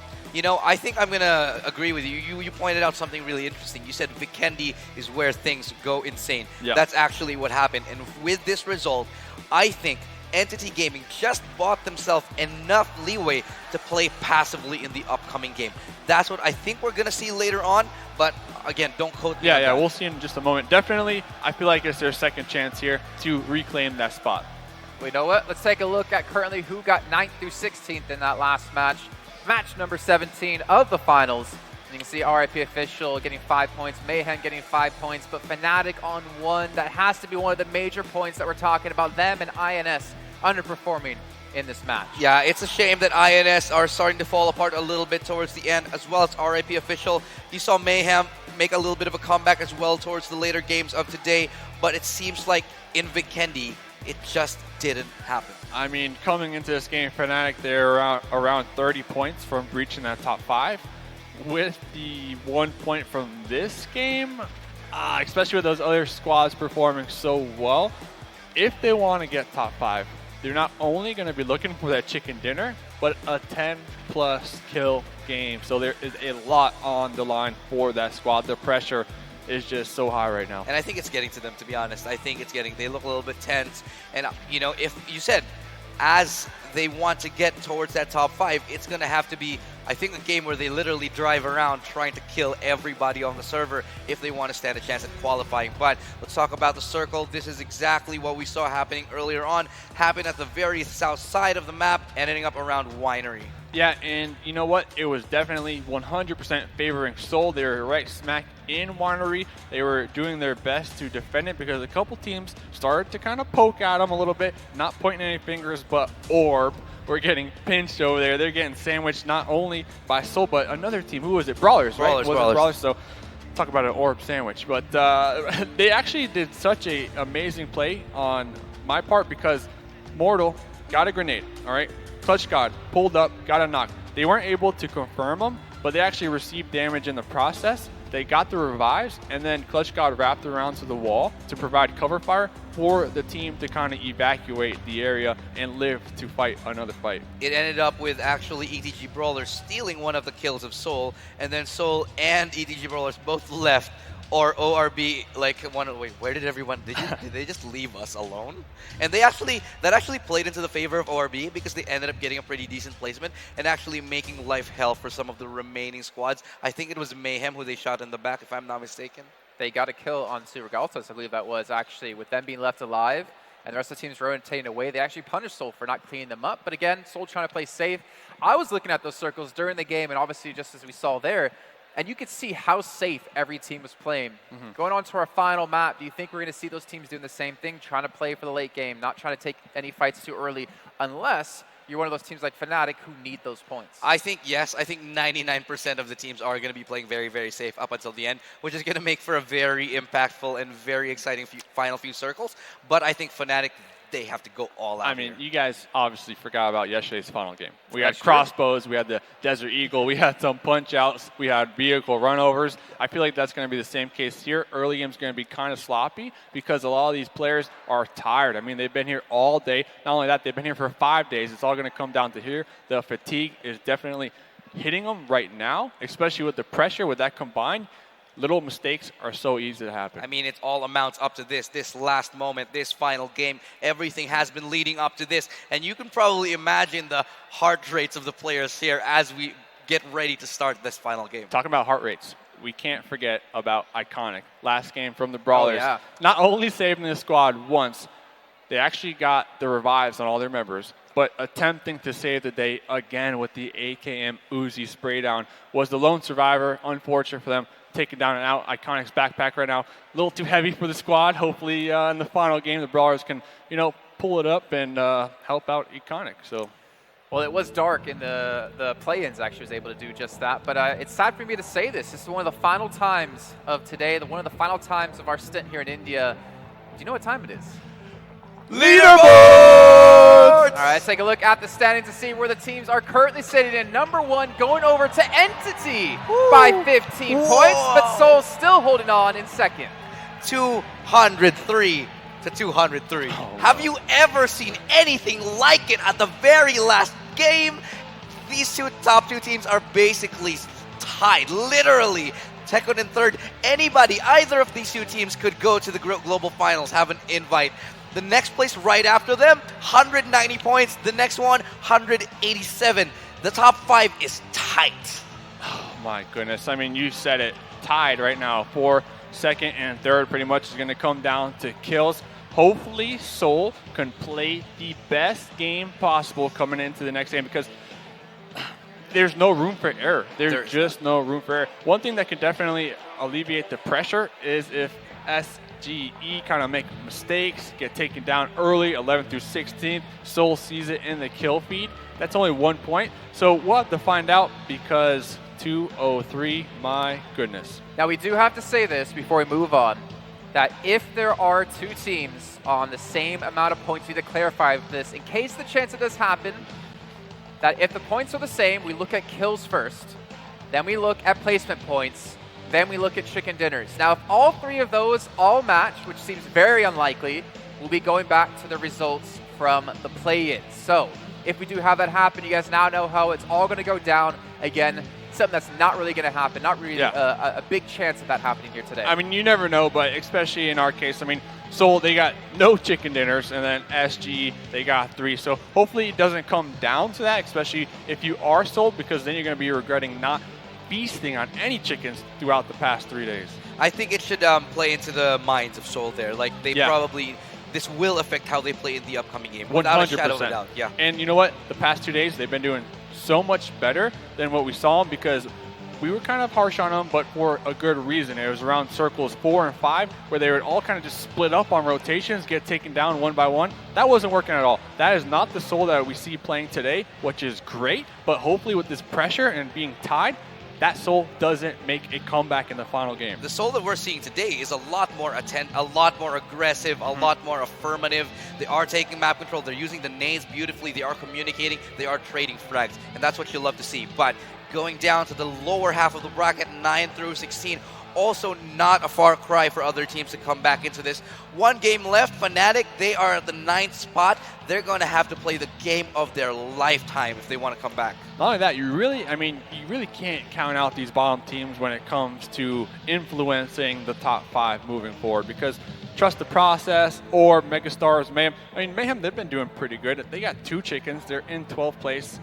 You know, kills just aren't their thing, but in the last game, they could decide to hot drop a squad, get that early 4 points in the bank. I mean, it might not get them to top 5, but it will ruin other people's chances. We know we're talking about top 5 teams. Let's look at the top 5 players from the last game and see who was currently leading the way for their team. You have to imagine Entity Gaming is going to have quite a few players up there because they just steamrolled that last game. And you can see 2 players able to make it through, even SynerGE having 2 more there. Yeah, finally we're starting to see the comeback of Entity. Jonathan and Aman, these 2 names, known as some of the best assaulters, some of the best riflers in the country.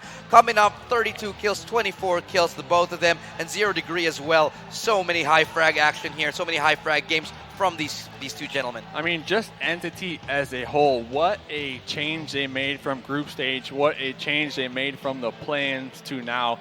A completely different squad. I feel like all that experience has definitely helped them here to perform at the top of the top, and they are showing it here. Yeah, I think it's one of the cases where 0 Degree and Entity, they're getting into something what we call playoff mode. That seems to be finally settling in for a team like Entity, who have been very, very quiet for a while, but now they are all on 6th gear. Well, you know what? We're talking about the team, and honestly, they have to feel so much pressure on them now, but maybe a sigh of relief, able to take that chicken dinner and a ton of points behind it. It's going to be Xerxes with Entity Gaming on the stage. Entity Gaming. What a comeback, guys. Make some noise for them, people. Like 37 points, you're back on top of the table. How do you feel? अच्छा लग रहा है बहुत, but अभी last match है तो थोड़ा सा प्रेशर है, but still we can do better. अभी देखते हैं क्या होता है लास्ट मैच में. So the aim is to not buckle under the pressure. But what was happening through the day after the first day of like chicken dinners? What happened after that? Actually जो हम लोग top पे थे, table toppers थे, तो थोड़ा सा एक प्रेशर था वो मेंटेन करने के लिए. बट जैसे हम लोगों को रियलाइज हुआ कि हम लोग अभी नीचे नीचे गिर रहे हैं, और नीचे एक टाइम ऐसा था कि हम 3rd नंबर पे चले गए थे, तो वो एक मतलब एक जो सिनर्जी थी हमारी वो जग गई, मतलब फिर से एक बार. और जो हमारा मेन गेम था एग्रेसिव गेम प्ले, वो फिर से हमने ट्राई किया खेलने का और वर्कआउट कर गया. So what you're basically saying that as you saw through the day, you were at a massive lead and then slowly you kept slipping down till you reached number 3. And at that point of time, you were just like, guys, we got to get the fire burning and get back on top. And that's what you did. It doesn't get closer than this. The teams behind you, Soul and SynerGE, are tied at 2nd place, but they have the kills, which is why Soul is on top. But your eyes are on that prize, aren't they? Are you going to take that home? Yes, वही करने के लिए यहाँ पे आए. बहुत सारी मेहनत की है, मतलब सब लोगों ने देखा है. सारे मतलब मेरे दोस्त थे जो हमारे मतलब देखते पबजी को फॉलो करते, सब ने देखा है. मतलब बहुत अरसे से हम लोग मेहनत कर रहे हैं. आज देखते हैं मेहनत का फल मिलता है या नहीं. So basically you've been working really hard on this dream for a very long time, and this is that point where that hard work either pays off or not. But eventually I think you're still going to the finals. It looks like that. It would be really, really hard for you to get out of that. But Aman, you are the MVP of the last game. How's it feel? बहुत अच्छा लग रहा है. और मतलब 2 दिन तक हम लोगों को चिकन डिनर नहीं मिल रहा था, बट फाइनली थोड़ा मोमेंटम मिला है अभी सेकंड लास्ट मैच में. एंड होपफुली लास्ट गेम भी हम लोग सर्वाइव करके MVP लेने का ट्राई करूँगा. I want to be a top fragger right now, but अभी तक तो सेकंड हुआ है. Obviously, you've got personal goals to be the top fragger, but you're working on getting the team up there on the top together. And Jonathan, you've also got 5 kills. You saved your team quite a bit through this round as well. Are you going to be like doing something special in the next one? Are you going to play support? What's up with you? We'll play the same game as we played right now, and we'll try to dominate, and be at the top. Let's hope you keep the top spot, dominate the leaderboard, and go all the way to the finals. This is the PMCO South Asia Regional Finals. Title sponsor Vivo. I'm Xerxes. We'll be back after the break for the final match. Are you excited, everybody? Yes, they are. See you later.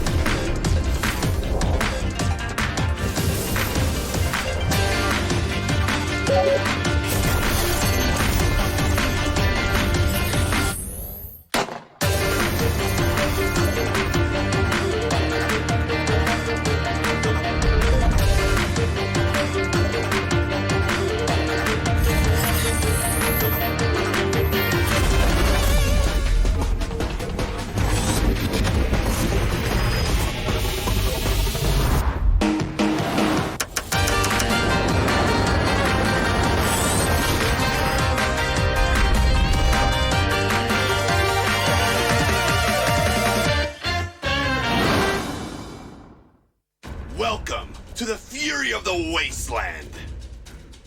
In Season 10, PUBG Mobile is bringing in even more items, modes, and content to help players survive in the harsh post-apocalyptic world. For those who need to expand their armory, look no further than the new MP5K, a SMG that replaces the Vector in Vinkendi after the update. It can be equipped with all attachments, including stocks, foregrips, mags, and scopes, and supports single shot, burst, and full auto firing modes. This weapon is very versatile and is suitable for short and mid-range combat. It is a must-have for assaults and street firefights. Another update is the addition of SEMA, which replaces the armored UAC in Vinkendi. It is probably the most robust vehicle in Vinkendi, suitable for rocky and snowy slopes, and extremely durable. In addition, everyone's favorite TDM mode has been updated with a new Ruins map, which is a lot bigger and calls for a larger variety of tactics.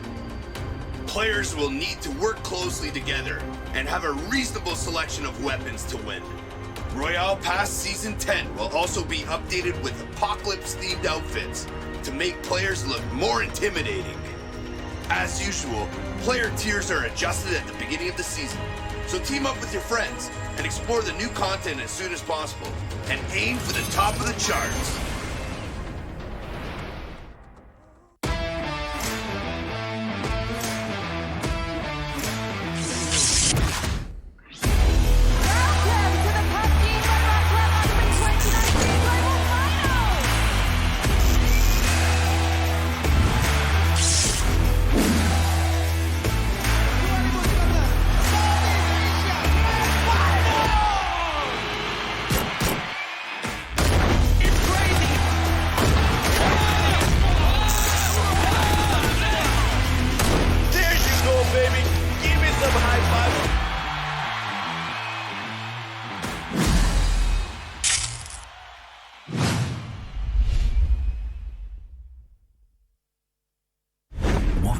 You from becoming the real deal.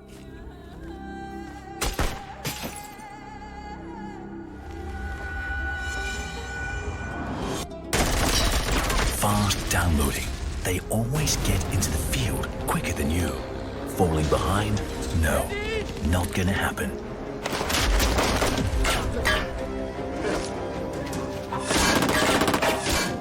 Stay calm and be cool. Nothing will stand in your way.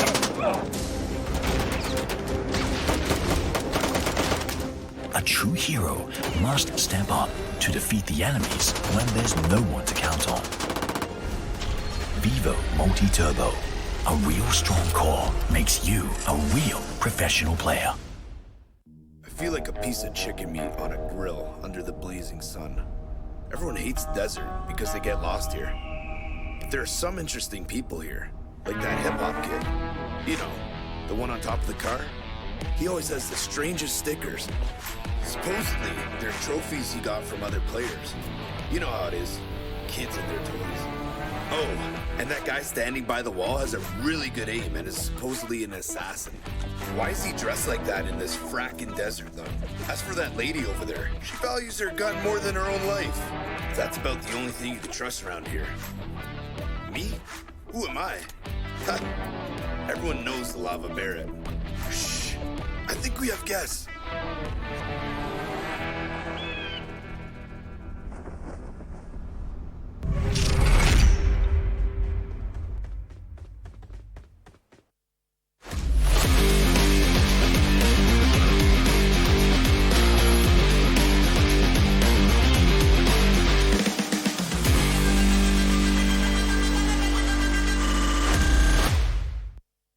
Now, I know you guys are all ready to get underway with our final match of the day and see which 5 teams will represent the region over in the Global Finals. But we have a special treat for you right before we get underway with that one. We have James, the Global Esports Director of PUBG Mobile, to talk to us a little bit about what's to come. But first of all, you can hear the chanting in the crowd. First of all, let's talk about how the event has been for you. How have you been enjoying it? Just like an audience. I mean, not because I'm working for this project or for the game. It's just really one of these audience. I'm also shouting in my mind. Hopefully, you can't be biased, right? So you can't be rooting for Team Seoul.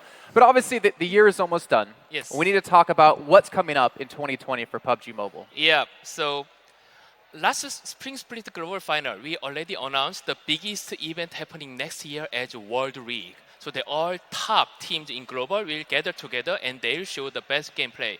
But here, today, I came to announce very exciting news to all South Asia audiences. Next year, 2020, I announce we will start PUBG Mobile Pro League South Asia. That's a big thing. Come on, that's a massive thing.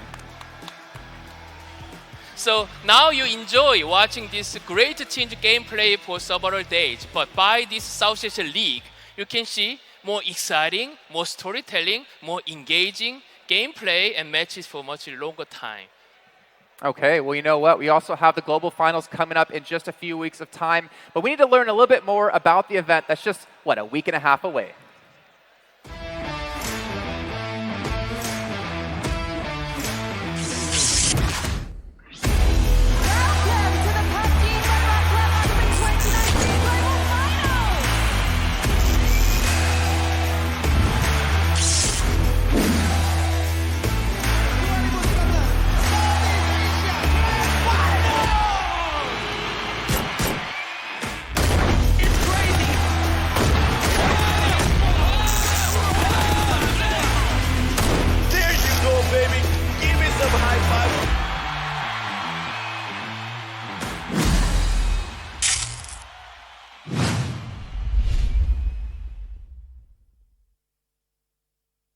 Honestly, I can't wait to see who's going to take home the title, and more importantly, who's going to represent South Asia as a region.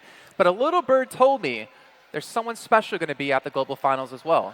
Yeah, that's true. As you said, still I don't know which 5 teams will come to our prelims starting 23rd of November and the Global Final 29th of November. Don't forget, 23rd, 29th of November, the biggest event in mobile esports will happen. But now, I brought also very interesting news for you. We invited one Indian superstar to come into Global Final, Basha. So definitely make sure to tune in for that one, guys. It's going to be a crack of a Global Finals. Remember, the 23rd for the prelims, and of course, the 29th for the Global Finals. And I know right now, you guys want to get underway with the Grand Finals. So James, thank you very much for announcing all that information. Hopefully you guys are staying tuned for the Global Finals, and of course, what come in 2020. But we're going to get straight to that last match in a few seconds. Welcome to the fury of the wasteland. In Season 10, PUBG Mobile is bringing in even more items, modes, and content to help players survive in the harsh post-apocalyptic world. For those who need to expand their armory, look no further than the new MP5K, a SMG that replaces the Vector in Vinkendi after the update. It can be equipped with all attachments, including stocks, foregrips, mags, and scopes, and supports single shot, burst, and full auto firing modes. This weapon is very versatile and is suitable for short and mid-range combat.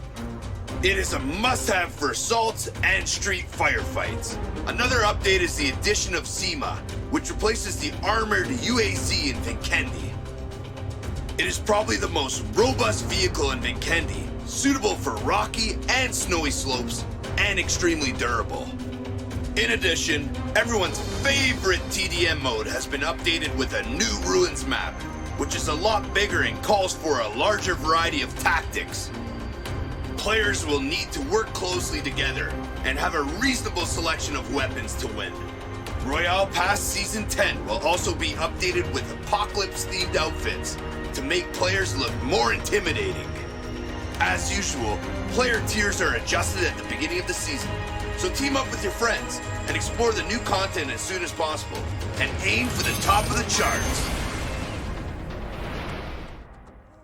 I feel like a piece of chicken meat on a grill under the blazing sun. Everyone hates desert because they get lost here.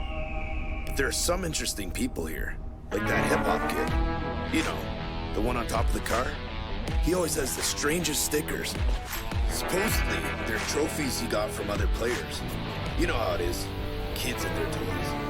Oh, and that guy standing by the wall has a really good aim and is supposedly an assassin. Why is he dressed like that in this frackin' desert, though? As for that lady over there, she values her gun more than her own life. That's about the only thing you can trust around here. Me? Who am I? Ha! Everyone knows the Lava Barret. Shh! I think we have guests.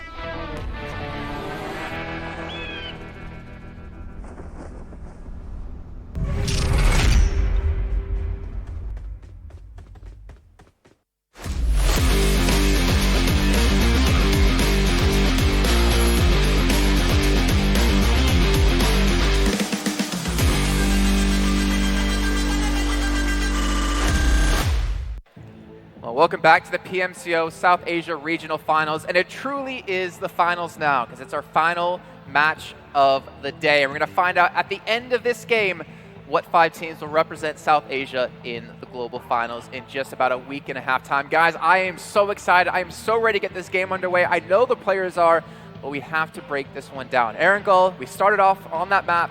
We're ending on this map. How's this one gonna go? Yo, so we look at the top 3 right now. It's Seoul, it's Entity, it's SGE. They are really fighting for those top 2 spots. And I think that they haven't necessarily shown us that they are the best at Erangel. Sure, we've had a couple from SGE. We have had a couple from Seoul. Entity, not so much. They normally perform on other maps. So I'd like to say this is all up in the air. It's all pretty balanced. I mean, it went from Seoul in first place, Entity having an explosion of a game, 15 points ahead right now in first place. They are finally turned up here.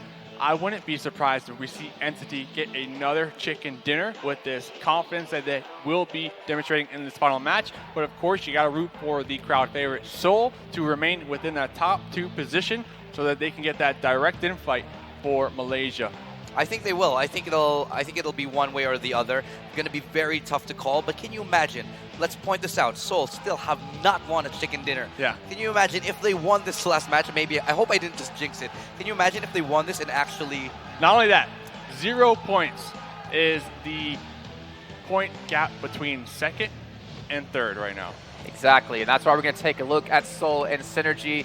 203 points between the 2 teams, but they accumulated them in a different way. 87 kills for Seoul and 75 for SynerGE.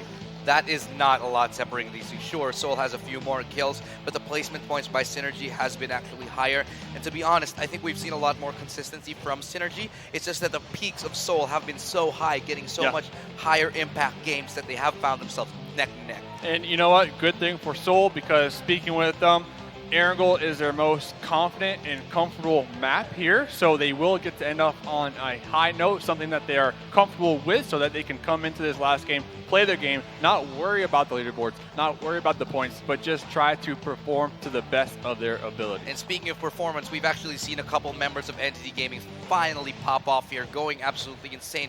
Jonathan and Aman finding their way back to the top 5. They have shown us that they've still got it, even though it's very late in the day, the last game of the tournament.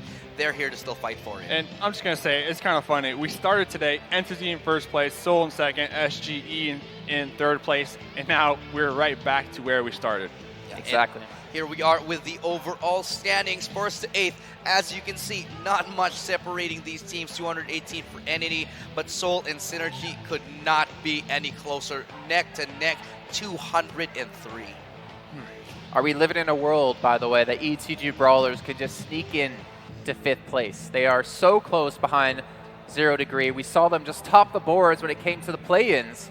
This is their time to shine. I think it's very, very much possible 18 here. 18 points. That's not a lot. That's it. That's it. That's one chicken dinner. You're done. You're good. You've made it. Assuming that they don't drop the ball in this next game, I think ETG.Brawlers, they have a very good chance. Problem is, we've seen it. They are definitely not the best Erangel players, Erangel team here. Not only that, a lot of these teams underneath them are going to be gunning for them. I don't think we're going to see a lot of teams play extremely passive in the beginning. I think we're going to see teams, they're going to get a sight line onto another squad, they're going to throw some smokes maybe, hop in those vehicles, pull up, and try to start with the aggression here, because it's the last game. It's the last game of the finals. This is it. You think we're going to see some more magic, just like we saw in the last day? Yesterday, the last game of the last yesterday. Yeah, I mean, you can only expect maybe even more Mayhem, right? Maybe Mayhem popping off. Maybe. Well, the thing is, if you're one of those teams and obviously everyone's going to know where your drop stop's going to be on Erangel. Do you switch it up last second knowing that teams in the 9th through 16th position could drop you to try to end it for you? I don't think you can. At this point, just play your game, do the best you can. No time for changes. That's it. All right, well, you know what? I want to see you guys not bet with your brain, but bet with your heart. Who do you think is the 2 teams to come through out of the South Asia Regional Finals? I'm sorry to let down Seoul fans, but it's going to be Entity for me and SGE. Entity and Seoul, easy. Okay, well, you know what, ladies and gentlemen? I want to hear you make some noise. Are you ready for the final match of the day? I think you can do a little bit better than that. Give it to me one more time as we head over to our commentators for the last game. It's going to be John Allen, and it's going to be Blank. Woo!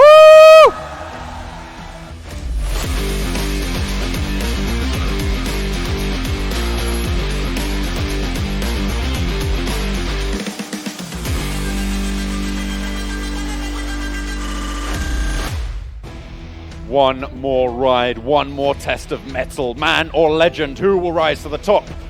Erangel, the arena where it all started. My name's John Allen, with me is Blank, and we are ready and raring to get underway as the plane takes to the skies. It's the arena where we started off, John, and it's where we'll end it too. All these teams looking for a good game, and finally, we get a nice little plane path to make it happen. Match number 18, South Asia Regional Finals. Who will come out on top? Let's find out. As we head in to our final map of the day. A nice, kind plane path as well to open us up. At the start, very central, a little bit difficult for the Western teams, but those cars can be claimed, and they can head out that way. Fnatic, let's see if they make their way down into Sosnovka military base. Obviously, they'll be dropping very late. We'll see if IND follow them. The big things on our mind is, does Zero Degree go out early? If they do, there is a chance here for ETG as well as INS. They can potentially leapfrog. There's also a bit of movement at the top of the tables as well, John. Yeah, we've got Entity Gaming, Seoul, and SynerGE all very, very close. 203 points for both Seoul and SynerGE, within striking distance as well, 15 points away from Entity. What I'm going to be looking at as well is RIND, in a similar vein to what Zero Degree may be at risk for. They're only sat 3 points ahead, so they could also go out early and as such prove to be leapfrogged by one of those teams below. But we know anything about IND, it's how consistently placed they are towards the top ends of those tables. But it looks like they're changing it up. Hang on a minute, down they go. They might be going to challenge out Fnatic's drop spot. Fnatic coming out early, opting not to go down to Sosnovka military base, changing things up. Like you just said there, John, the tables at the top, they're about as close as Viper was to Sirvi in that crazy last Erangel game we had yesterday there. An amazing start to this great tournament, and we'll see if these teams can close it out. Entity, they're looking for the trophy. Can they make it? Can Seoul squeeze their way in at the top? But as we can see, John, teams now just parachuting down into the battlefield. Zero Degree playing it nice and safe on the northern side. Just to remind everyone at home, if it does come down to it, of course at the moment Seoul and SynerGE are on 203 points each. If it comes down to it, it goes over to the kill points to be that tiebreaker. And then you go over to the other stats, and the other stats eventually culminating in, if it's a tie for everything in the finals, you have to go over to those play-ins and take a look at those scorelines. So if it does go that way, you can head on over there and check out those stats. But at the moment, Seoul sat on 87 kills, SynerGE on 75. So Seoul win that coin toss. It'll be interesting to see if they do. You can tell all the fans in the crowd. We saw the signs. We know they're looking for Seoul to take it all home and to be the one that represents India once again at the Global Finals. Pretty much ensured to make it towards at least the prelims, but it's the glory that they're looking for here. Again, I'm going to mention it one more time because it is interesting. Mortal coming back to support his former team at Viper from retirement to play in the PMCO. Really, really cool. He's had a great month. And he's started to really ramp things up towards the end of these finals. I feel like he's got the gears whirring, he's warmed up, he's ready to go. But Megastars, Fnatic, Mayhem, all very close to each other. So far, Fnatic's have some really big problems with Megastars. Megastars have been the ones that have kind of been like holding them back and stopping them from moving down into the circle. We'll see where it is the Fnatic actually move off to. Entity taking their pretty standard position over in Yasnaya before they move over. But INS, interestingly, they go all the way over to the eastern side. Usually they're the team in Gatka, and you can currently see that without Elementrix or INS, the bottom half of Gatka, Quarry, Ferry, and Primorsk is pretty much just dead, other than IND, who are in their standard spot as per usual. And speaking of IND, I'm going to wrap around a little bit on the scores that they need to be looking for in this game. Both IND and 0 Degree are going to be looking to post in the double digits. If they get 10 or more, they are more than likely going to be safe, because that would mean that either ETG.Brawlers or INS would need, well, currently they're sat 18 points behind. Add 10 onto that would be 28 points. That's a chicken dinner with 8 kills, or a 14 kill game in second place. It's possible, but it's highly, highly unlikely. If there's a team that could do it, however, it's this reformed, reinvigorated ETG.Brawlers. See if they make it happen. 0 Degree is kind of, they're like the gatekeeper now of that 5th place. Right now they're being quite annoying. They've gone into cryostasis on the northern side of the map, not quite half as aggressive as they usually are. Soul already taking that central position when you know they like to do this. Got Fnatic on the screen. Oh no. They're moving their way up to Megastars and Mayhem. This is a smart rotation coming in from Mayhem. Taking the top of Rozhok Hill means you have Overwatch onto all of these teams going for the fight, and Cloak is going to be able to feed that information back to the rest of his team, and maybe we'll see more of them come through. But for now, Fnatic are facing off against the Megastars. Doing his best Harry Potter impression up there with the Cloak of Invisibility. Does not want to be seen. But there he goes already, taking shots. That's a dead giveaway to your location. You can be invisible all you like, but the sound will rain on down to the valley of Rozhok. The rest of Fnatic protecting their teammates beautifully, and Dream takes the head, Cloak falls. Interestingly enough here, they finally substituted Paratosh out, left Dream in, giving him a go. Hang on a minute. Actually, they've changed it around. No, it's Ronak goes out. Ronak's gone out, and they are instead running with both Dream and Paratosh. The newer players to the team here. Interesting enough, they're looking to make one hell of a run. It's going to have to be a ridiculously high-scoring game. We're talking into the 35 to 45 points. And even then, they're banking on other teams failing. Yeah, to give you context, 142 is where Fnatic sit at the moment. 0 Degree, even if they get 1 point only, if they go out immediately, they would be on 188. So already you're looking to try and surpass over 50 points. Impossible. To try and push on through, and I just don't think it's achievable. Fnatic, unfortunately, despite their best efforts in the early days, today they have just fallen short of the mark. Hopefully we'll be seeing more from them in the future. Let's take a look. What's going on with Mayhem as they move across. M16 in hand. Scout tries to make the shot. Loads of damage coming through to Mayhem. Cloak hits the floor. All right, then. He's going to be able to pick up a kill. They start off in the best way possible. This might be why they dropped Central, Blank. This might be what they're looking for. Just a super, super high kill game, but it would be record-breaking on all fronts if they're able to do it. Scout is the one that knows the Sosnovka rotations, and we've seen that they haven't deviated from that once. It would be both marvelous and a shame to see them do so well, now dropping Central. If only they'd change it up just a little bit earlier, maybe. That might be the question on their minds. Unfortunate for them, but at the moment, Megastars looking to try and push up onto the top of Rozhok Hill. In the shadow of the water tower, Scout busts out the semi-auto shotty.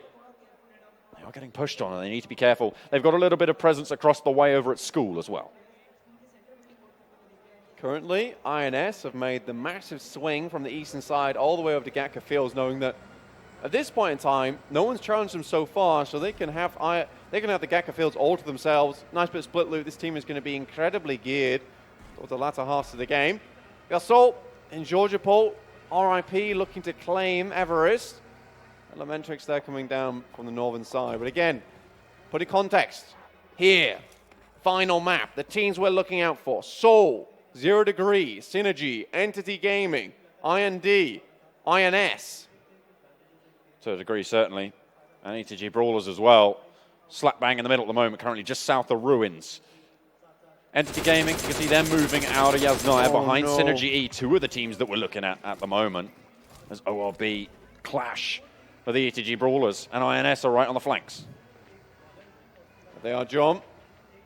ETG do not want to start us out poorly. They know they have to go central. They have to get kills on board. They have to have a high-scoring game.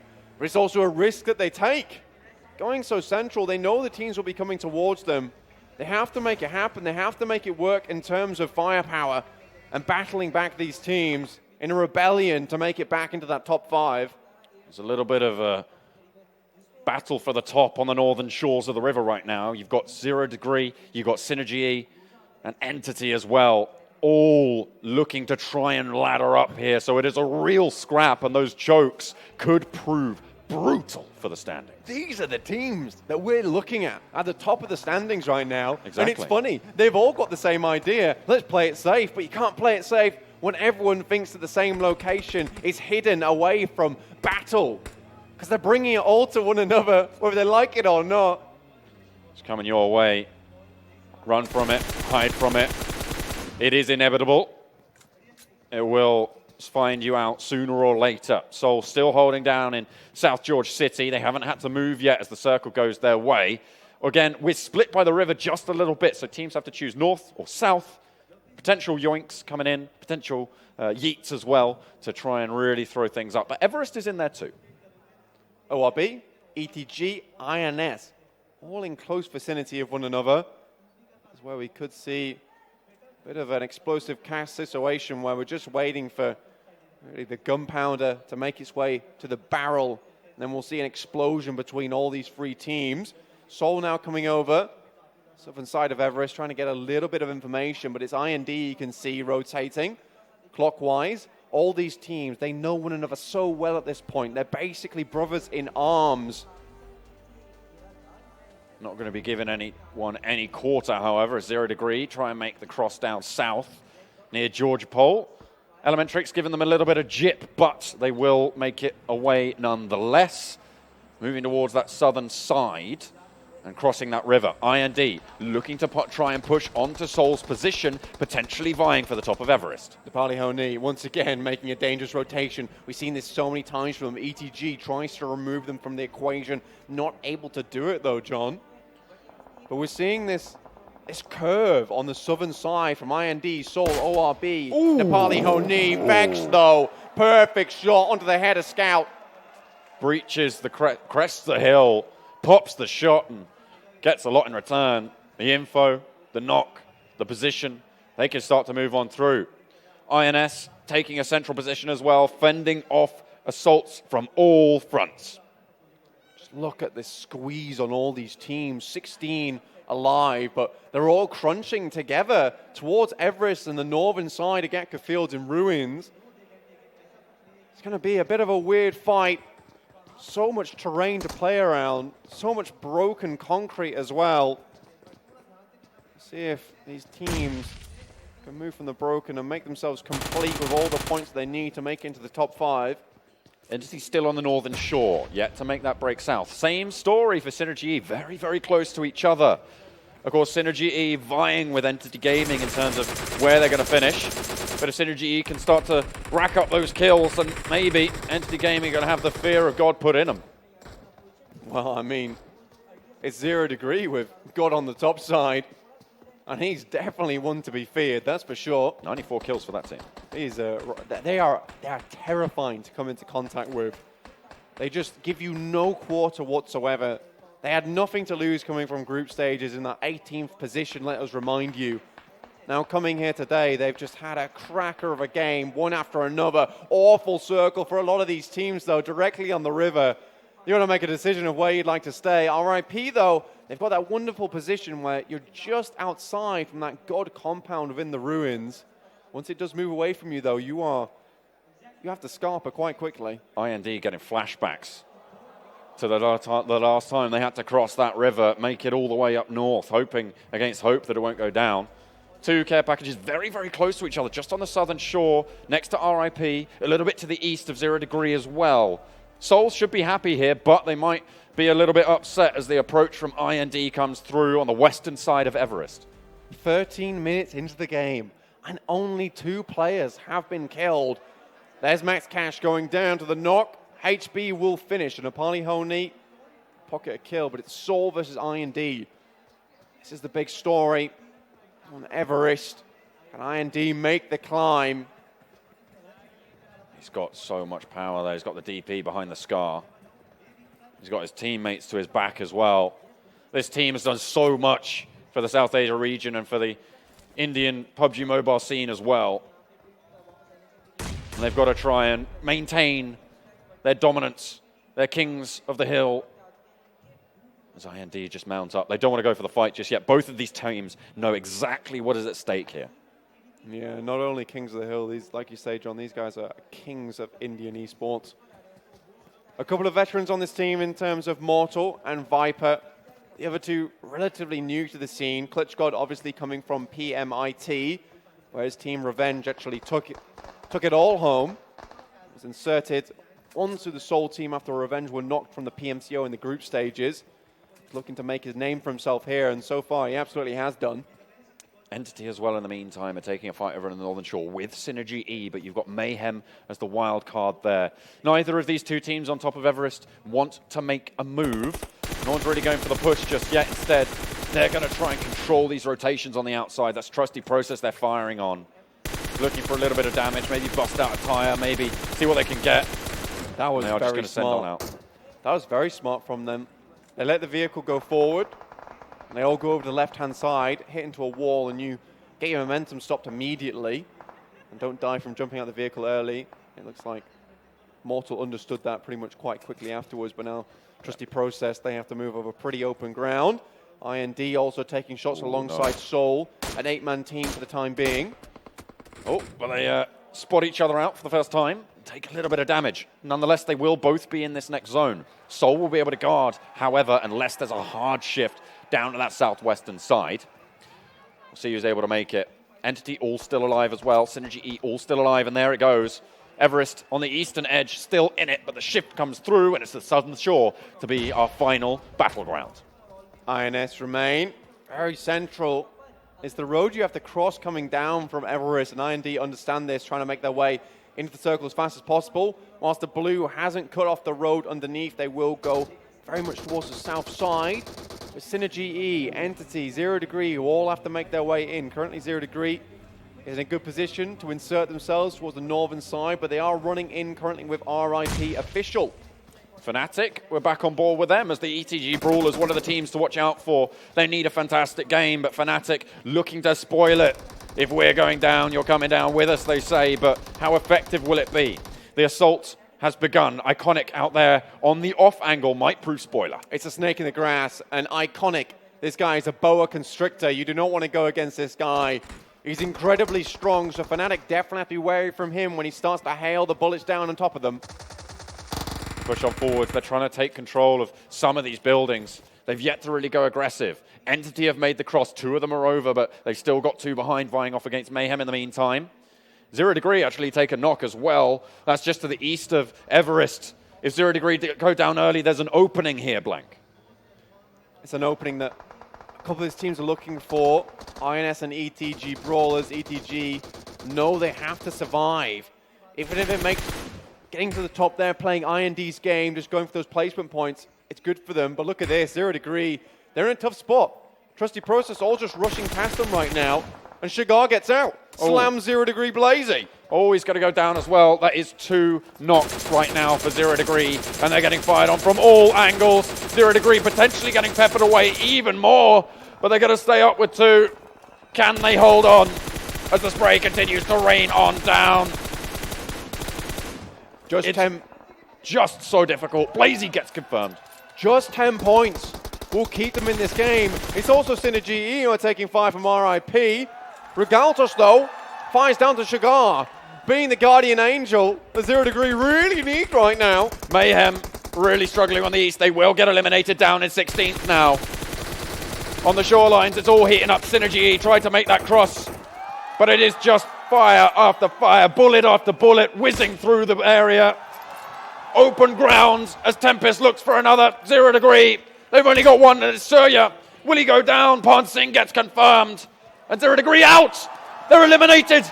The doors have been opened, and the Brawlers and INS can try and wedge themselves into the top 5. Like you see, the gate has been opened, but the moment it's more like a dam. A crack has been made. Can ETG, can INS be the flood that opens it all up and rushes down river? We'll see if they can make it into that top 5. So it's not the beginning that 0 Degree wanted, and they are really feeling 0 Degrees right now. This was a cold start to a game. I think they've only managed to get 1 or 2 points on board, bringing them up to 189 or 190, something around that area. You're going to be looking for 22-point games really coming out from either the Brawlers or INS. So they're going to be looking to send it through, but Seoul atop Everest, still Kings of the Hill, the next zone about to pop. They are really pushing it right now. Bronze, not good enough. Silver, not good enough. They are going for gold. They're going for the trophy. Orange below, behind the trees, being pushed by the Circle. Circle moves away from Seoul right now. It's not the greatest. They will have to make the traverse down the hill. Entity, they've spotted out SynerGE, but so have RIP Official. And SynerGE, they're down to their last remaining standing player. They are right on the ropes. They're getting a couple of the reses on through, trying to hold it down, but in comes the forces of Entity along the shoreline. They want to try and stop SynerGE moving on forwards, assaulting on their spot. Entity Gaming, the reigning champs right now at the top of the tables, but what will they be able to do? Neo goes down, it's Austin X to try and get there. Up goes Sirvi, a devastating player, but Entity, they continue to go forward. Aman tries to challenge it out. They're right on in. Will he be able to do it? He goes out wide. Sirvi gets the knock onto Aman. Entity Gaming. Gatark, lethal in his name, but lethal to his own teammate. Aman goes down. It's just Gatark remaining. Jonathan as well. They are running for the hills. They know they need to get the points up.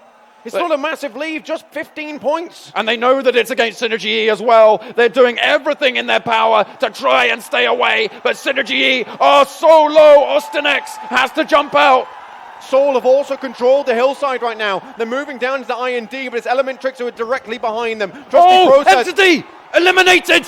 It's the opening for Seoul to come back and take the top spot for the South Asia region. IND getting peppered away and 5 kills on the board. Seoul are going for gold.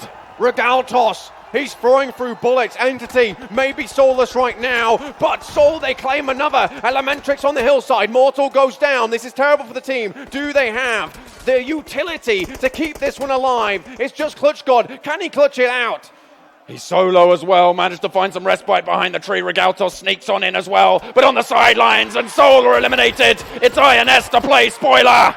INS, this is the team that is currently in 7th. They can maybe ladder up here past ETG.Brawlers, but ETG.Brawlers, they're still in this one as well on the eastern side. But INS, they have a great shout into the circle. ETG.Brawlers starting to come up large onto Fnatic. Don't forget the 0 Degree are out early, so if INS can push, they can make it.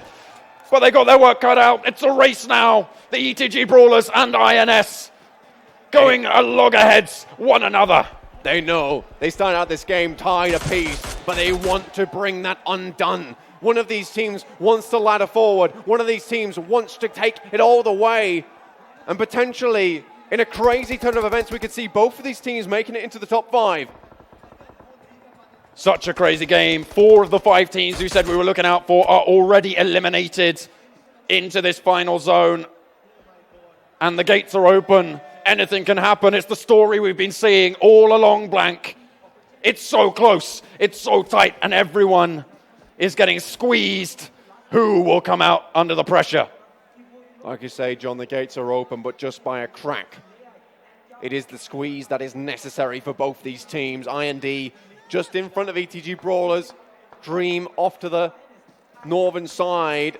Smokey taking down Elementrix, who are just coming down from Mount Everest. Iconic moves out. Arguably one of the better players within ETG, goes down to Trance.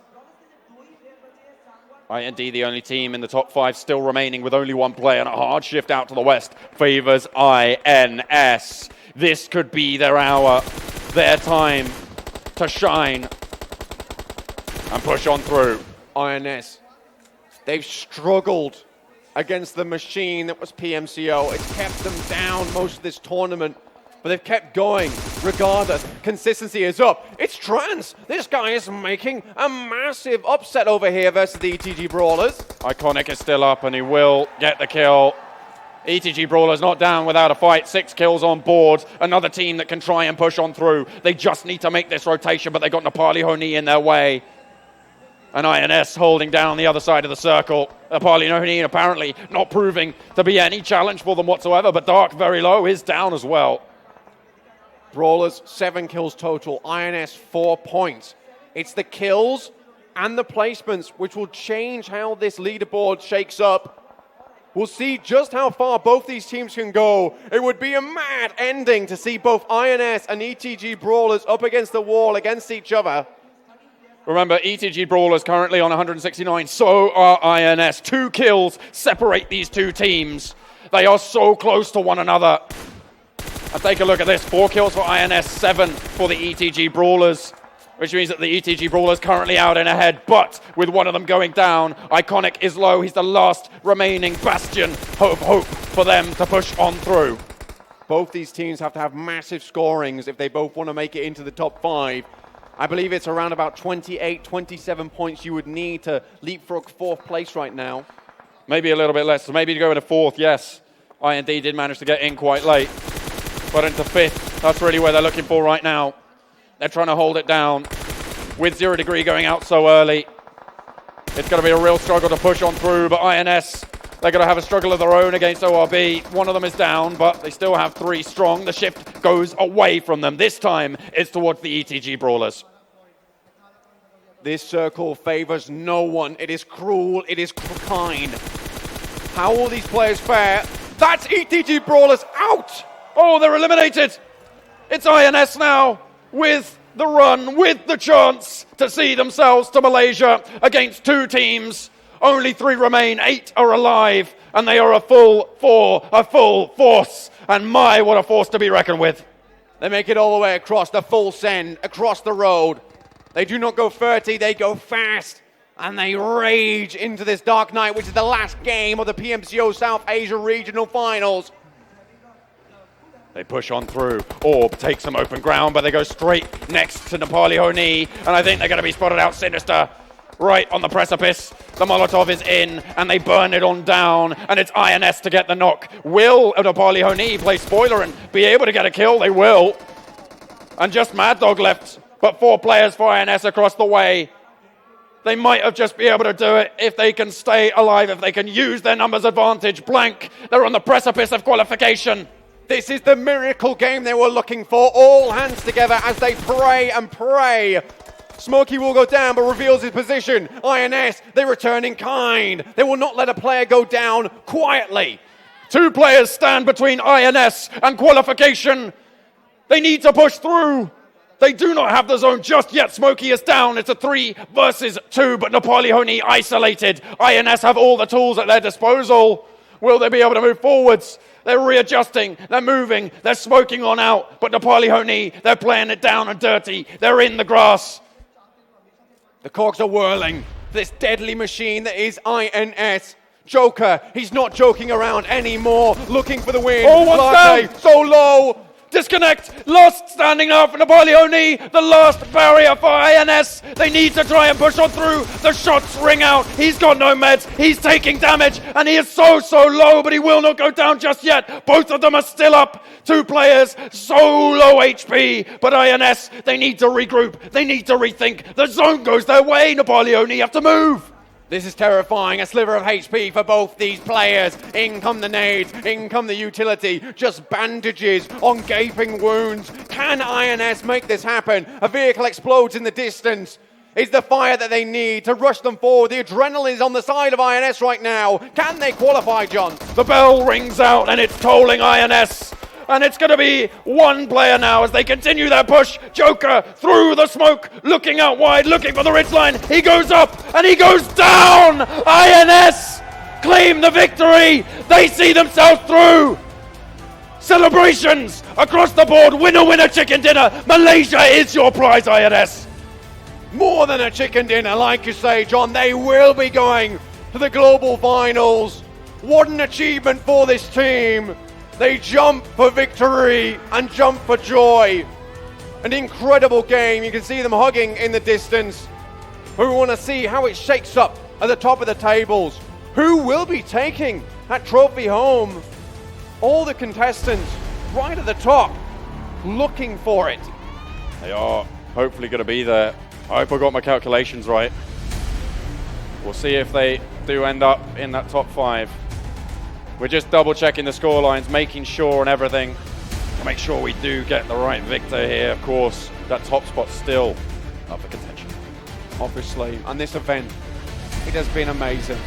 The production quality has been amazing. The crowd has been amazing. The players have been amazing. We will see exactly who will be going forward to lift that trophy, to know that they're going to the Global Finals, to know that they are the best in South Asia. There can be only one. There can only be one team to claim that top spot. It's been so hotly contested.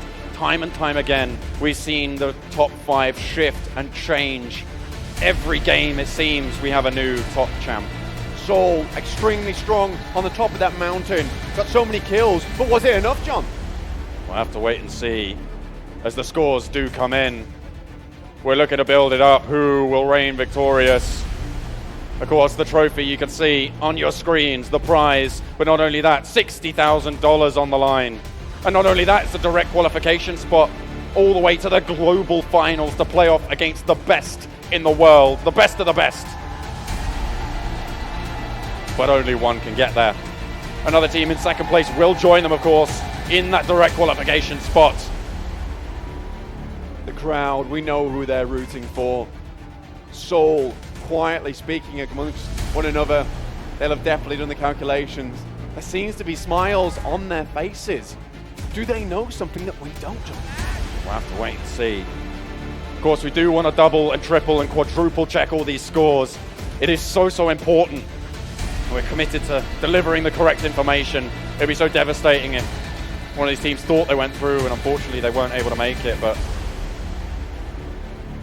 with our studious admins, we're just totting up those numbers right now. Fully loaded, the Z1X, all these teams were fully loaded towards the end there, looking for the victory. INS though, what a victory it was indeed. ETG.Brawlers pushing for that spot in the qualifications. It will be interesting to see how they shake up at the top of the tables. It's so tense right now. You can feel it, you can see it on the faces of the crowd, on the faces of the players as well. Seoul, the dominant home force, but there's so much competition at the top. Here we see another one of the teams that didn't quite make it in, Fnatic. A disappointing run today, but we'll be seeing a lot more from them. Scout, such a popular player, so well known across the board. Seoul, they're exhausted, and my, what a race they've had. 18 games, and they made it to the end now. It all comes down to these next few minutes. Making it all the way through. When everyone doubted them at the beginning, as things heated up more and more, they were putting them pedal to the metal towards the end. They're making it happen. Clutch God, relatively young player, but performed so well. Even with his poor performance on the first day, maybe you can say that. Maybe he was warming up to it. He's on a whole new team. It's on a whole new caliber. And he showed us that he can play at the very top levels of competitive PUBG Mobile. Such incredible games. Such emotion running through these players and running through the arena right now as well. As the tension does build. Ready and waiting to get those final scores completed. Check everything and checking it twice.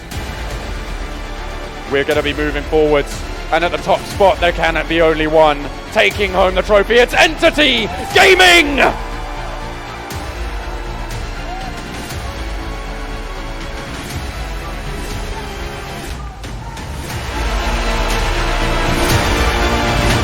Fantastic stuff from Entity, beating out Seoul for the #1 spot. They push it on through. Beautiful stuff. They will approach and they will lift the trophy as champions of South Asia once more. It is ET. It is Entity Gaming.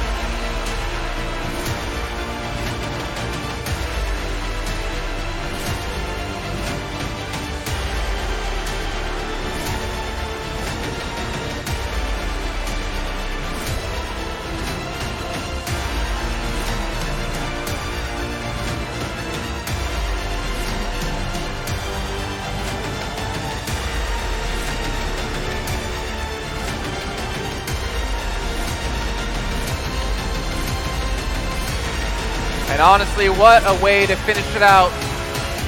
Well deserved out of the four lads there on the stage, able to come out on top when it mattered. And what an emotional game as well coming through. The fact they had to sit there and watch getting knocked out early on, not knowing if they had enough to take home the trophy, but they've done it. They have it. It took so long for them to come alive, but finally they were able to pull it through, taking them to the victory. What a last game from them.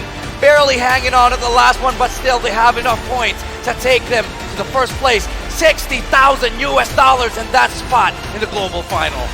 Losing their spot here for just a moment, but then reclaiming it in the 5th game today with that chicken dinner, coming into the final game, securing that spot, like you mentioned, heading straight to Malaysia. And that's what everybody's wanting. Everybody's fighting for, to represent not just them, but their country in one of the biggest stages in the world, PUBG Mobile. They've deserved it. Entity Gaming, what a force to be reckoned with. All right, lads, and everyone out in the audience, are you ready to find out who will be joining them straight through to the global finals? Coming through in 2nd place will be Team Soul!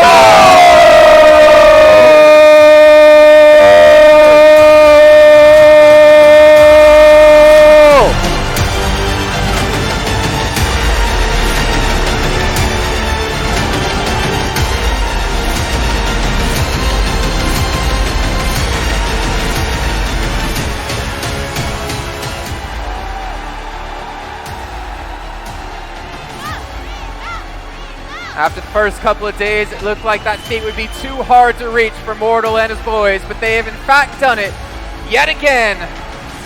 2 splits in a row. They did it in spring, they're doing it once again in fall, and now it's their chance to redeem themselves from the global finals from before, to do better where they fell short in the last season, and they have to feel a massive sigh of relief.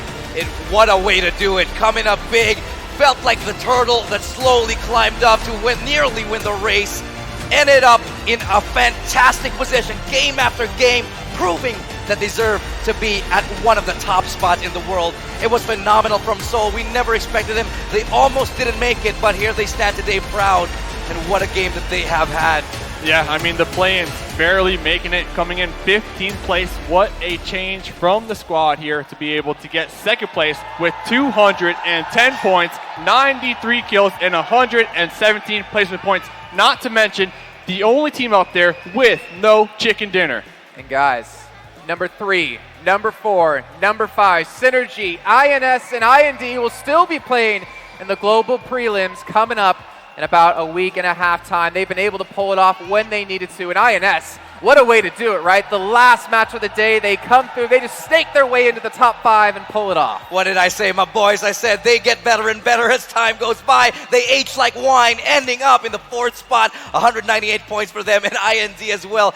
Barely clinching at 195. 0 Degree fell short, but oh my God, have you ever seen anything like it? Yeah, I mean, coming down to the last game for a lot of these squads, 0 Degree getting taken down pretty early on that last game, losing sight of that top 5 position, but great job from IND, 195 points like you mentioned. So SGE, INS, IND will be playing at the prelims in Malaysia. I'm just going to say SynerGE, though, they have come so far. Their first chicken dinner was here today, and now they've got an invite to the play-ins of the global finals. Yep. What a step up. What a giant leap for this team.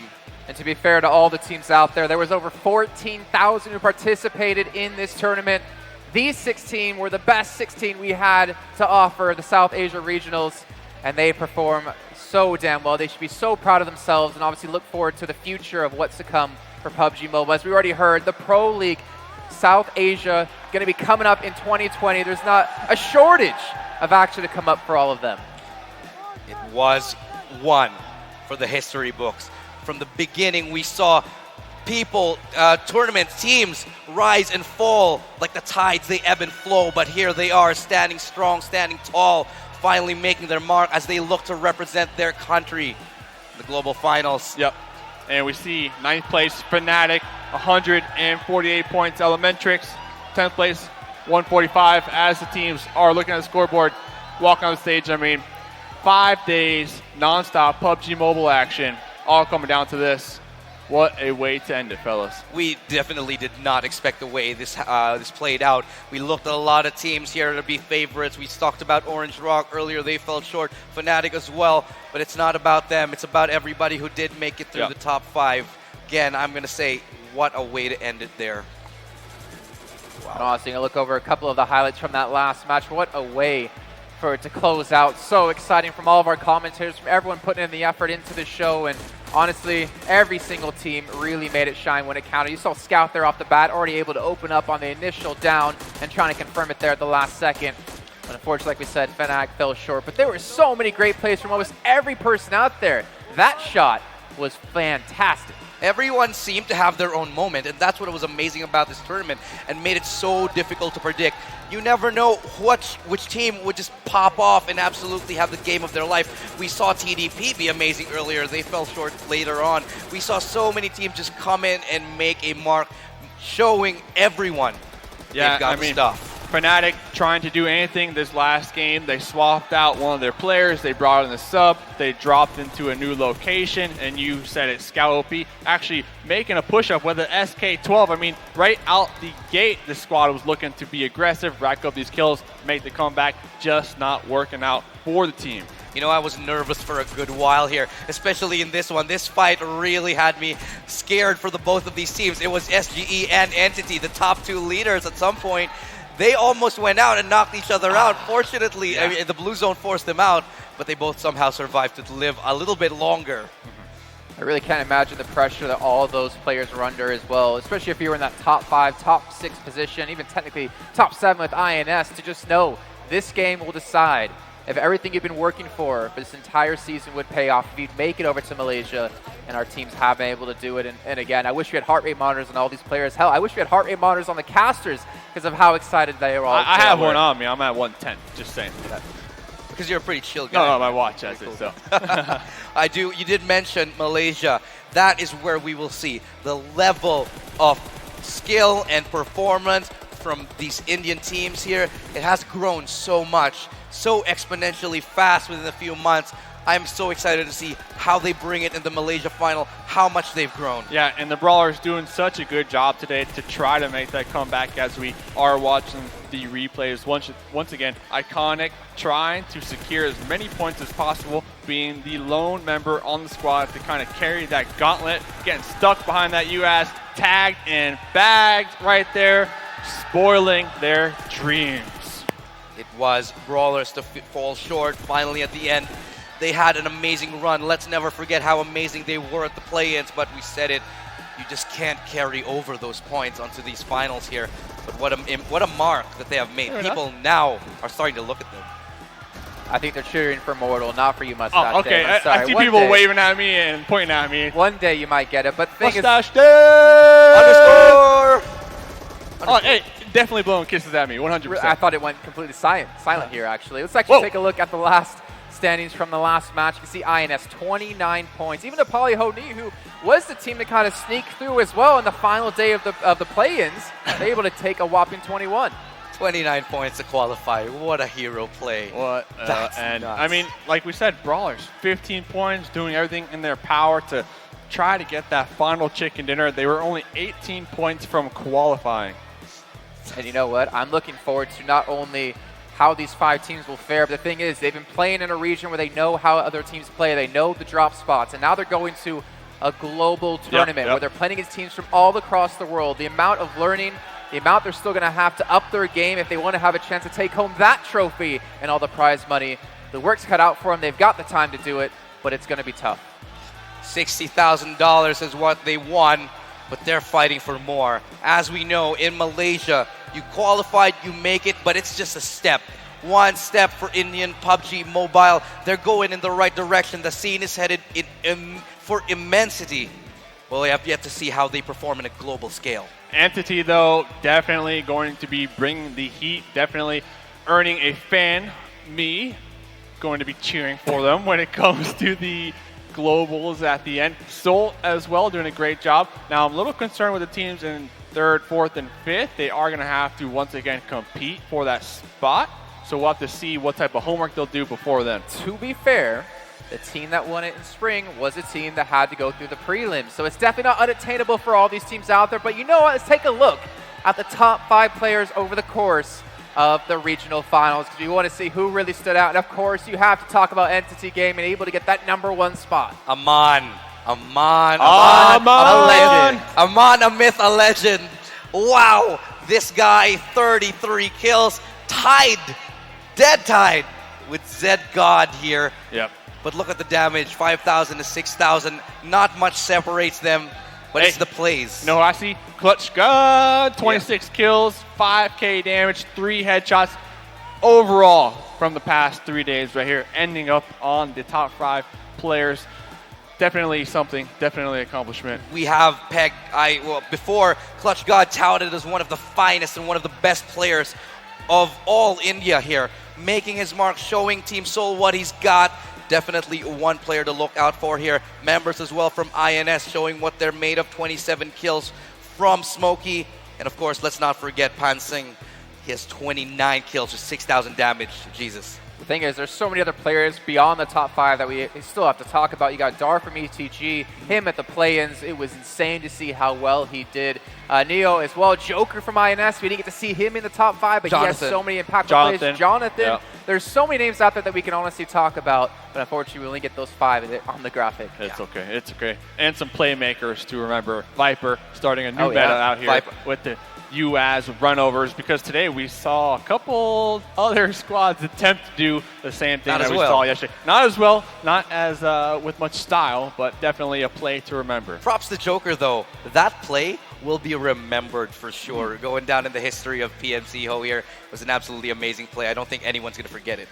And honestly, I don't think anyone's going to really forget about most of the matches that went down over the course of today, because there's been so many great matches. We've had, 18 in the finals. We had 12 in the play-ins. Yep. That's going to be 30 in total, if I can do my on-air math correctly. Lashado, get your phone out and get the calculator out to help me out here, because obviously it was great from all teams. It's obviously a shame that we can't bring all of them straight through into the global finals to play on that global scale, but I really hope to see all the teams come back around. There's still a ton of tournaments to come. You got the Pro League coming out for Southeast Asia, also a ton of tournaments from now till then, and the action's only just beginning for PUBG Mobile.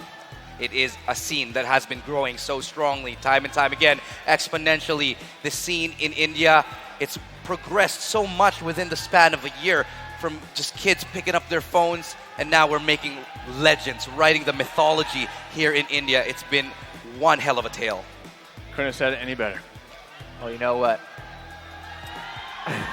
You can hear the fans. I think they can see some people backstage. Let's take a look before we do dive into the medal ceremony to crown our top 5 teams. Let's take a look at how the circles broke down on our last map. Played 9 times in the finals. It's Erangel. Yep. Let's just break this down really quickly. 50% of the map pool was coming out on Erangel, so definitely playing a huge factor in the last 3 days. See a couple teams, one team in particular, Seoul, taking up Mount Everest. We actually saw IND try to make the push up onto that. Clutch God recognizing the push, taking some shots, forcing IND to pull off of that, and allowing Seoul to kind of easily make their way on into the next zone. And I love how actually Seoul played this map.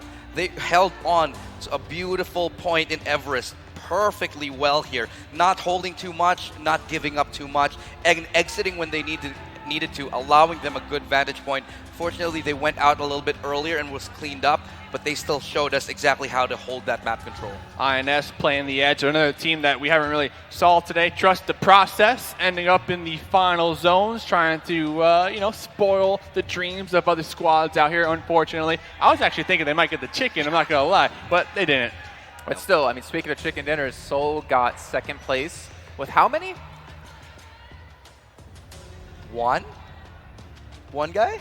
Right? No chicken dinners. No chicken dinners. Oh, sorry, I thought you meant one guy left. No. They had no chicken dinners, and that shows that they were really smart in terms of game placements, playing for late stage of the game, and of course getting kills. And speaking of kills, we have to give a little bit of a shout out to 0 Degree. They had 5th place. They slipped into 6th at the very last moment, but that was a team that really showed what kind of firepower they had. I mean, one of these squads coming into these games with almost the most damage done, just not able to get the placement points to kind of balance that out. A squad that I would personally tell you both to put on your calendars, keep an eye on them, because moving forward, they're going places, baby. Oh, definitely. New up-and-coming teams, so many of them. SGE as well. They're made so many new fans here today. I think that they've now solidified a new fan base. I actually had a conversation with them earlier. They actually really said that they want to make a good impression onto new fans, and if people don't support them today, they're just going to make the crowd silent. And what a way to do it. Well, you know what? Speaking of silence, we need to be silent because it's time to get our 5 teams on the stage. It's time to award them the big money. We're going to give them also the medals on top. Wow, what a finale that was. We are here for the presentation ceremonies where we felicitate the top 5 teams that have slugged it out all the way to the top of the table and to Malaysia. And with me presenting these checks and tickets are Anish Arvind, General Manager, Tencent Games India. Hello. And James Yang, Global Esports Director, Tencent Games. Thank you for doing this for us. Can we hear a round of applause for you guys? Okay, without wasting any more time, let's bring in team number 5, IND!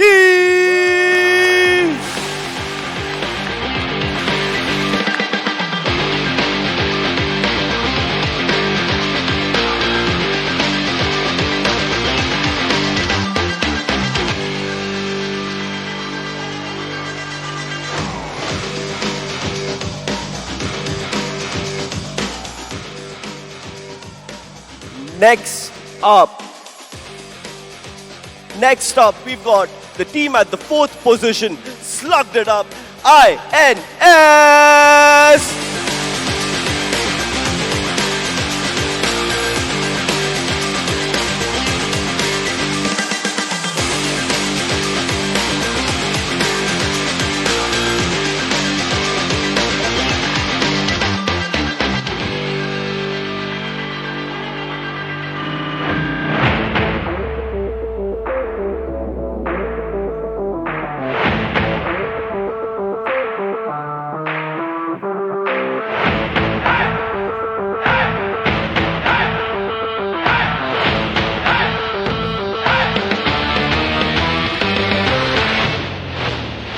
And next up, at number 3, we've got SynerGE!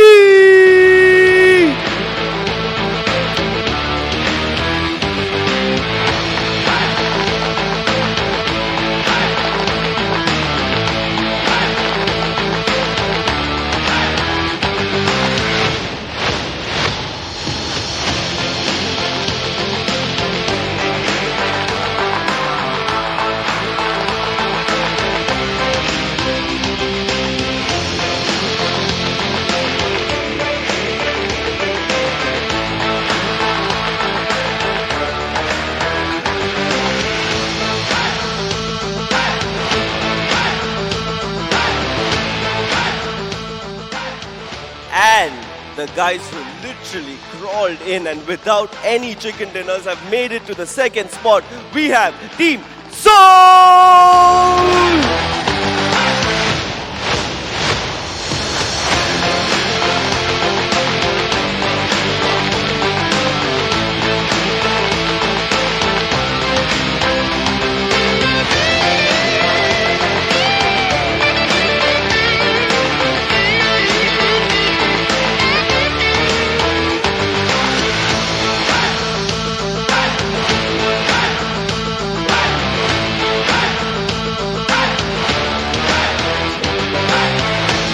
And the moment we've been waiting for.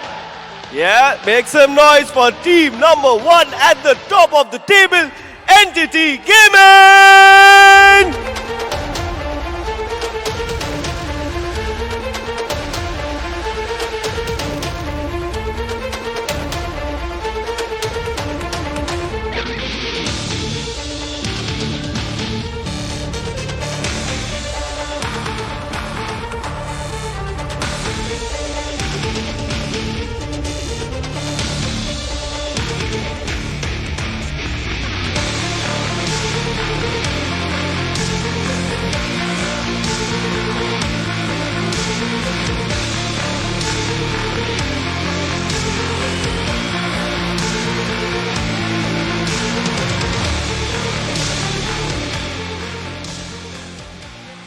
Okay, Team Entity. Let's put that trophy down. I've got to talk to you. No, I need to talk to you.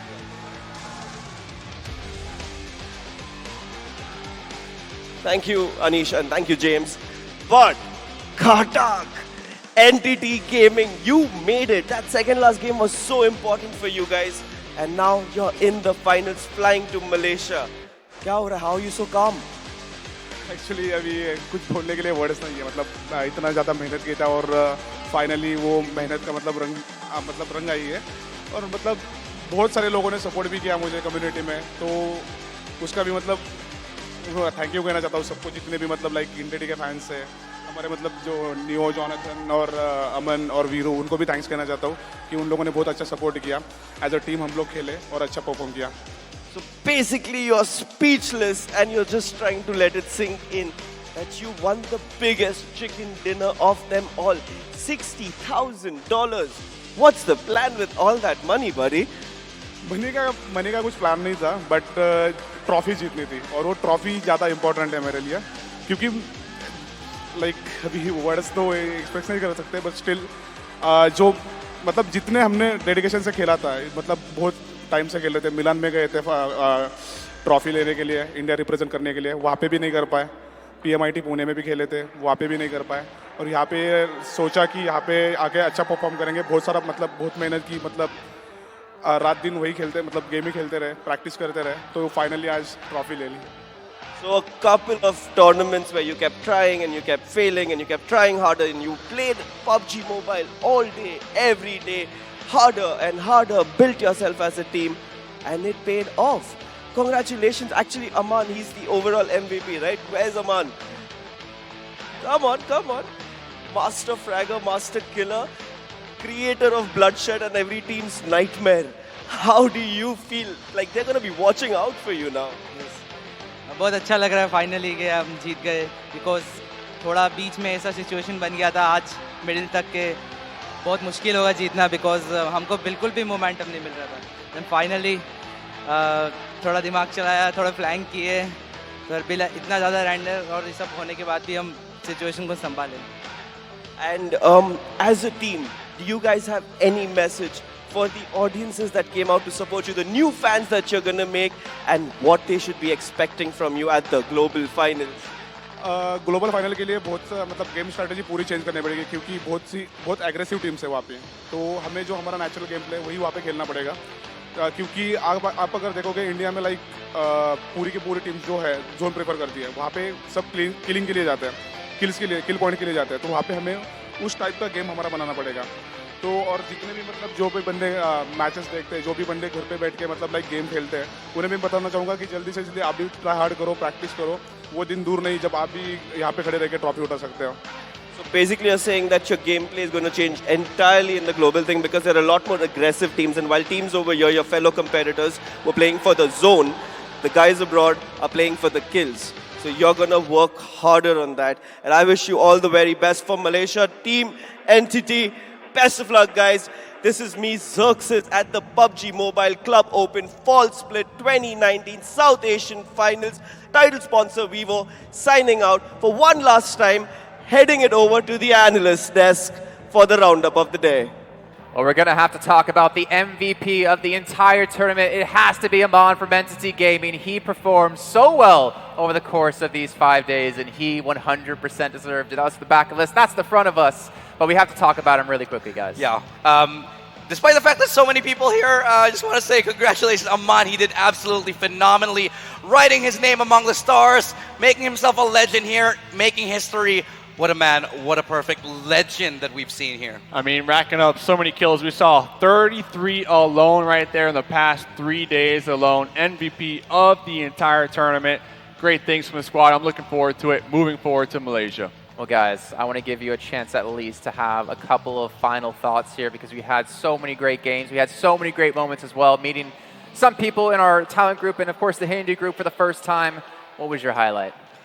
I think it goes without saying, everybody's thinking the same thing. Viper's play, the Viper Roadkill show. It was amazing, and I don't think anyone's going to forget it. Not so much a highlight, but more a final thought here. Okay. All right. keep playing PUBG Mobile, baby. All right, You're supposed to clap, guys. Yeah, okay, yeah, come yeah. on. Okay, Well, that's going to do it from us on the English side. We want to make sure to give a big thank you for all of us. Of course, the Hindi talent towards our side, the production crew, to all the players, and of course, you all the fans as well for coming out, supporting your teams, and rooting them on. But that's going to do it for the entirety of the show. Make sure you guys tune in for the PUBG Mobile Club Open Fall Split Global Finals in Malaysia, kicking off the 23rd of November. We'll see you then.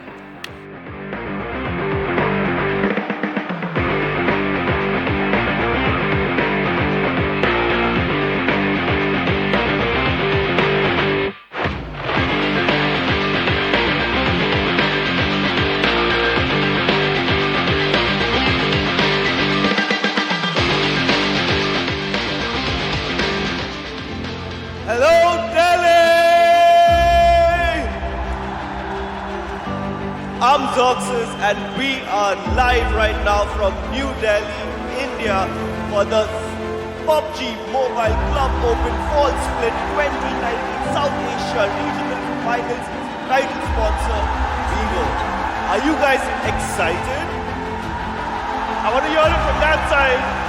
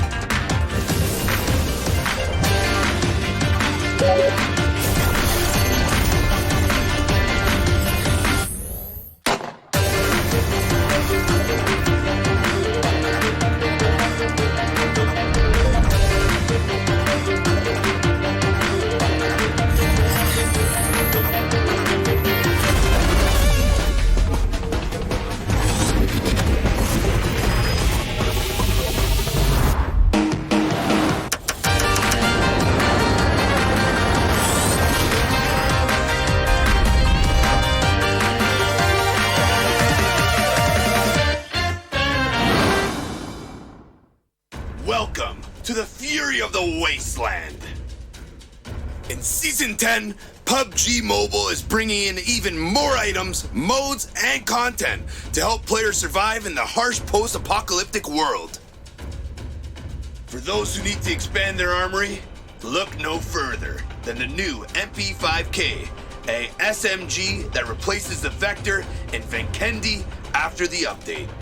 It can be equipped with all attachments, including stocks, foregrips, mags, and scopes, and supports single shot, burst, and full auto firing modes. This weapon is very versatile and is suitable for short and mid-range combat. It is a must-have for assaults and street firefights. Another update is the addition of SEMA, which replaces the armored UAZ in Vinkendi. It is probably the most robust vehicle in Vinkendi, suitable for rocky and snowy slopes, and extremely durable. In addition, everyone's favorite TDM mode has been updated with a new Ruins map, which is a lot bigger and calls for a larger variety of tactics.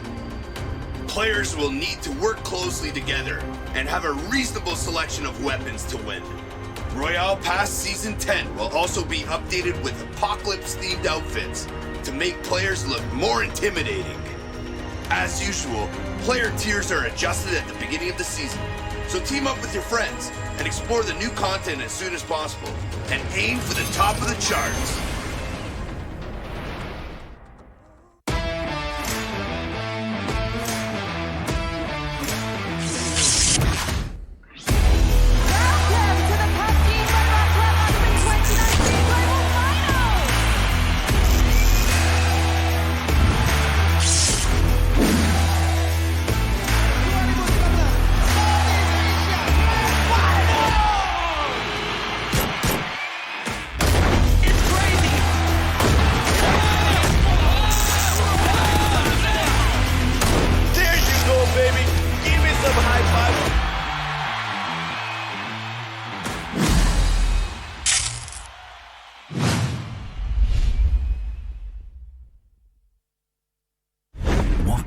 You from becoming the real deal.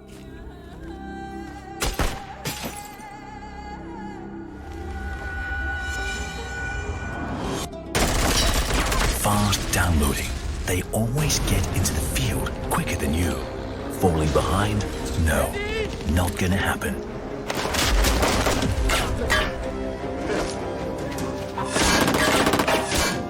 Stay calm and be cool. Nothing will stand in your way.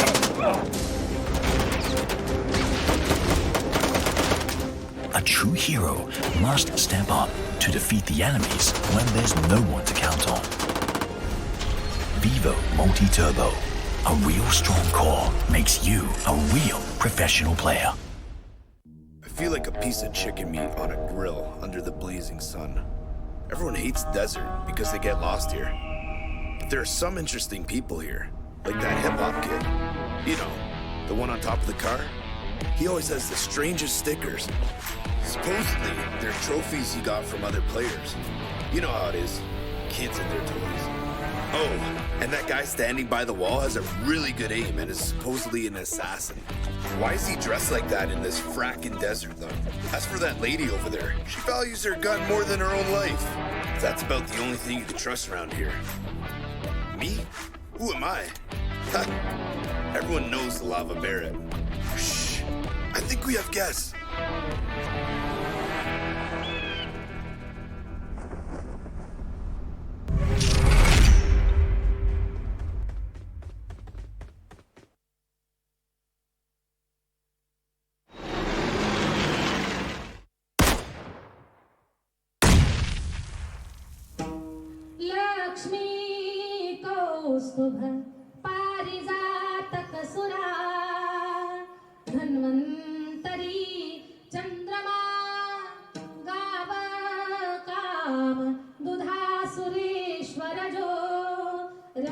India has a lot of variety.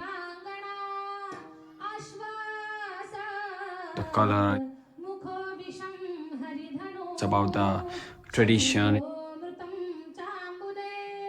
the religion. It's just the perspective that gonna matters a lot. They are right in their own sense, might be wrong to someone, but might be right to someone. I'm just basically a typical boy trying to live up on his dreams, trying to do something on his own. I can set an example for this. They love me playing for India. I felt really proud that I was representing India. I'm an esports player. And every esports player has that hunger to win. For us, the main goal is to become the best, nothing else.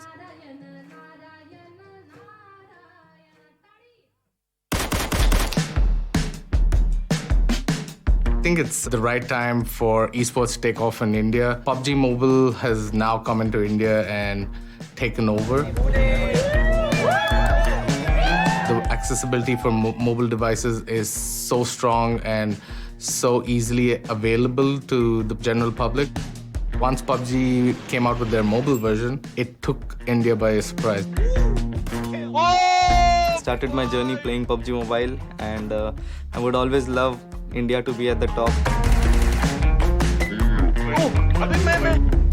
The do's and don'ts of PUBG or something like that, I don't know. I still don't understand what he's doing. But that was fantastic. This short clip will help you to understand how to aim properly and control recoil. Twitter, I ain't touring, I am anti-com message board kid did everything that I say I did. Don't believe me. It's gonna be your main man. It's gonna be Scout, and it has to be. Drop it down off bridge. The Capone's on this player. I need to get that world level trophy out there. So being a new team, we got picked by one of the biggest organizations out there, that's Team Fnatic. And for us to prove ourselves, to prove our followers, to prove our fans, and to keep that name high.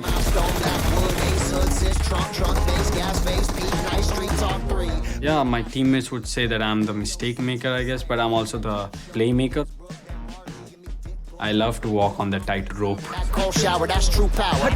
Let me catch my breath, let me snatch what's next.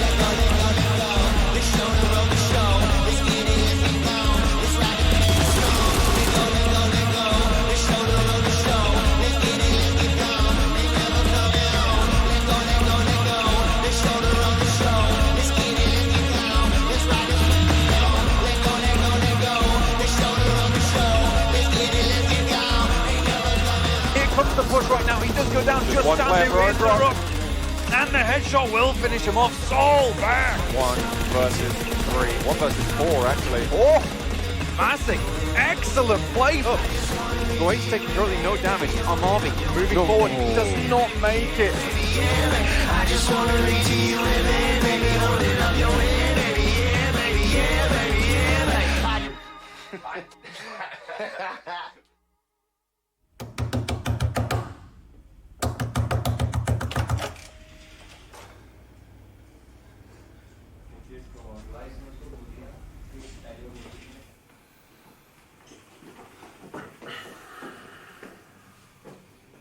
When you practice hard, when you give your best and you lose, that's okay. And everyone can see that, especially the coach can see that these guys gave it all and lost.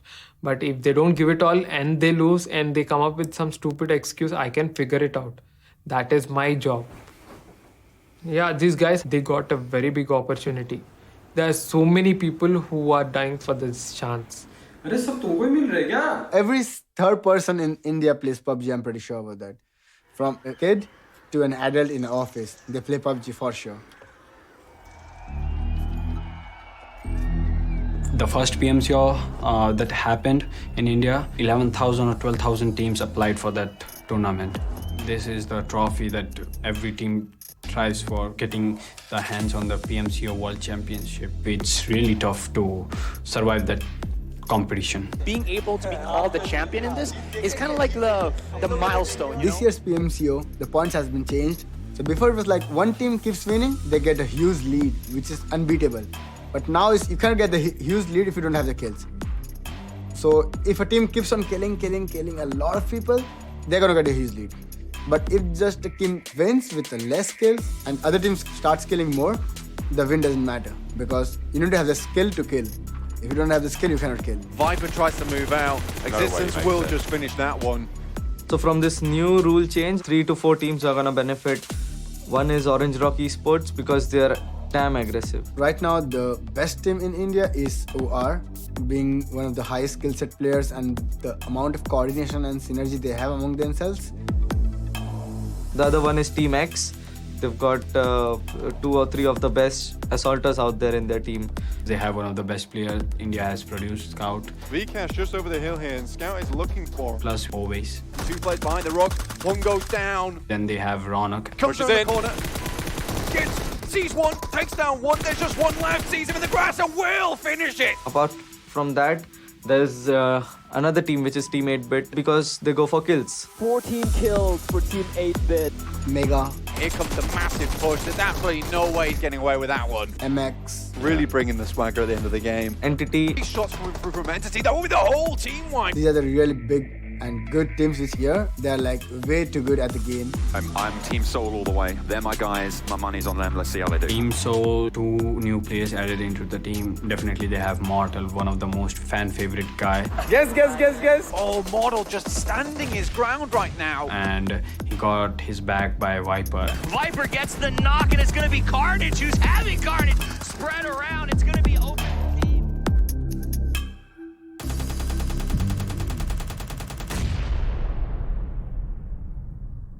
So we are going to work on being a much more aggressive team. We are still working on that actually. After that also we were having pressure to win, but like the fan expectations, the family expectations, that like they wanted us to represent India at that level. We reached that level, but now the pressure is to win it. My dad's name is Gajanan Sharda. My dad never knew about PUBG. He had no idea what kind of a game it is, but every tournament I'm playing, every game I'm playing, he's watching me. That makes me really happy that even though I didn't say him anything, I didn't teach him anything about the game, he knows so much about the games. He was born in Uttar Pradesh. Just after 1 year of getting married, he came to Surat to have something on his own. My father is a local packing material manufacturer and he's been doing this work for the past 20 years. भाई एक minute बैठ जाओ अंदर पहले. पानी लेंगे. Actually machine तो सब इंडिया ही की बनी हुई है और इसको ग्लोटिंग मशीन भी बोलते हैं. और इसके अंदर एक बार में कम से कम 100 से 125 किलो मटेरियल वन टाइम में चला जाता है. अरे बापू को माल नहीं ले गए. अमेरिका से, यूरोपियन कंट्री से ही ये रॉ मटेरियल आता है और इसको फिर चारों तरफ से कट करना पड़ता है. आधा इंची, पौन इंची, जैसा वेस्टेज निकाल लो उसके ऊपर डिपेंड करता है. उसकी साइजें बनाते हैं, उसको बिछाते हैं, माल में सल होता है वो निकालना पड़ता है.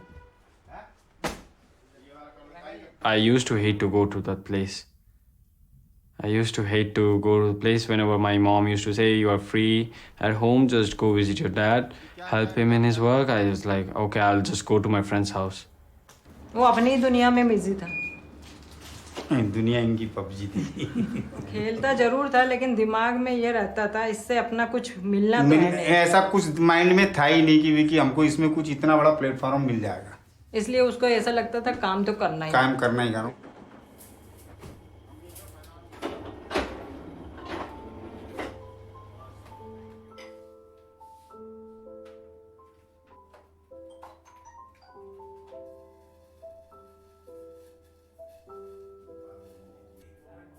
एक्चुअल में क्या है कि काफ़ी टाइम तक तो ये इतना बीमारी की वजह से ही हम मतलब उसको शुरू के काफ़ी टाइम तक तो बीमारी की वजह से इसके लिए परेशान रहते थे. मेन क्या है जो इसके प्रॉब्लम थी ना वो डॉक्टर पता नहीं कर पाए और उसको 2.5 साल तक कंटिन्यू हमने यूपी का कोई डॉक्टर नहीं छोड़ा था. मेरे एक फ्रेंड ने मेरे को जो चाइल्ड स्पेशलिस्ट के अंदर जो एशिया के टॉपर में से गोपाल के लिए हमने, मेरे को याद है कि हम लोग 10 से 15 दिन रहे थे दिल्ली के अंदर और दिल्ली हमारे लिए अलग शहर था तो हमको वहाँ पे बाहर गार्डन के नीचे जो है वो पेपर डाल करके सोना पड़ता था क्योंकि वहाँ हॉस्पिटल में केवल जो बच्चा बीमार है उसकी मम्मी ही रह सकती.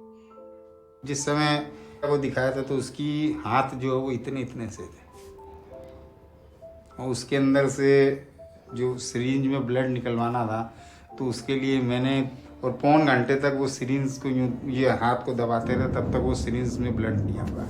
ये पोजीशन थी इतनी क्रिटिकल. तो बचपन की कुछ ऐसी यादें बीमारी के अंदर ही रही.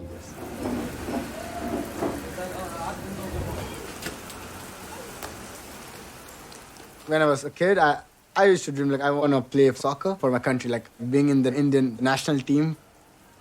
I have a rule in my life. If you like something, just go achieve it. उसने क्या किया, स्टेयर पे चढ़ के छत पे जाके वहां से नीचे जंप करके भाग गया था. तो वो किसके लिए गया था? उसको फुटबॉल प्रैक्टिस करना था इवनिंग में, और उसको मैं जाने नहीं दे रही थी. तो मैं सोई थी, तो मुझे बिना बोले वो छुप के ऊपर से कूद के चला गया था. फिर तो मैं इतनी परेशान हो गई, मैंने उसके फादर को फ़ोन किया है, तन्मय कहाँ चला गया. फिर मैं दरवाज़ा खोल कर जाके वॉचमैन को पूछा, यहाँ मेरा बेटा गया क्या? तो वो बोला हाँ वो तो गया अभी. फिर मैं बोली कैसे गया? फिर वो इतना टफ है, टेरेस से नीचे कूदना आसान नहीं है. उसके फादर एक्चुअली, उसके पापा उसको बहुत प्यार करते हैं, तो वो तो उसको एक्सेप्ट करते हैं, बट कभी कभी बोलते क्या कर रहा, अभी उसको बिजनेस में आना चाहिए. I have a thing in me, like I don't like anything, spoon fed to me. I like to make my own stuff. So later, no one can tell me like, okay, dude, you did it on because your dad gave it to you. No, I did it on my own. मेरे friends में क्या बोले सब कि India में football का इतना priority नहीं है, क्या वो फुटबॉल खेल के क्रिकेट खेलता तो ये होता.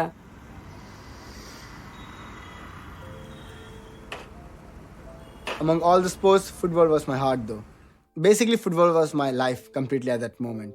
I played professionally. I went to national level. I was in Kolkata for a professional Division 1 team tryouts. It's just one-time chance, man. You need to prove there. वो इतना अच्छा खेलता था, तो मैं उसकी कोच को पूछती थी, बोलते नहीं उस फुटबॉल में भी वो कैरियर बहुत अच्छा. तो उसका जर्मन तो पहले सपना था फुटबॉल प्लेयर, तो और उसको जाना था बर्लिन, तो मैं बहुत खुश थी. उसके लिए जब नहीं जा पाया तो मुझे बहुत दुखी हुई, और कुछ नहीं. So during the tryouts, I tore my hamstring. The second I knew that my hamstring is gone, the first thought in my head came was that, okay, what's the next time I'm going to start walking, or when is the next time I'm going to start playing? The doctor says me, dude, you need to stay in the bed for at least 6 months. And then I was like, okay, my dream's dead here.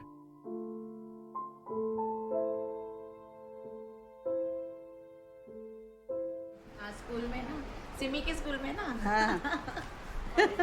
Today is a श्राद्ध day, सो जो भी मेरे पूर्वज लोग चले गए हैं, अब इस संसार में नहीं है, तो उनको जो जो चीज़ें पसंद थी, तो मैंने आज वो नहीं है, लेकिन फिर भी वो हमारे हाथ का खाएंगे तो उनको अच्छा लगेगा.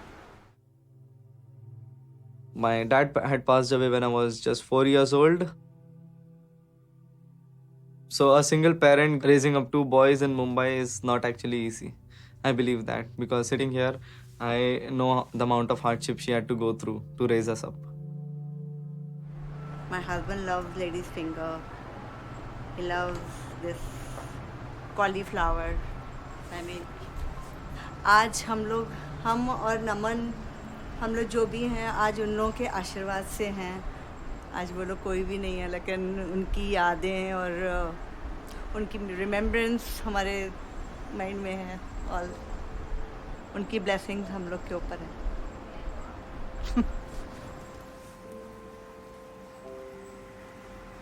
We were short on finances. The major source of income at our home was my mom cooking food for probably bachelors and people, around. That's the only way my mom used to pay the bills, pay my education fee and everything.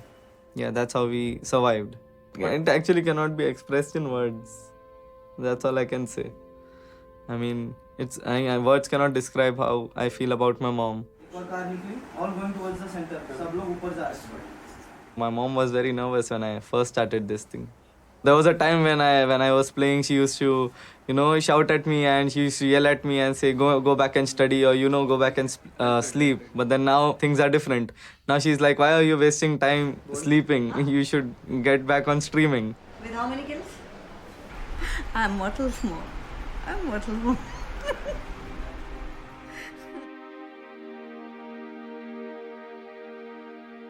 Life goes on and you need to move on. And no matter how bad the scenario is, you need to go ahead in life too.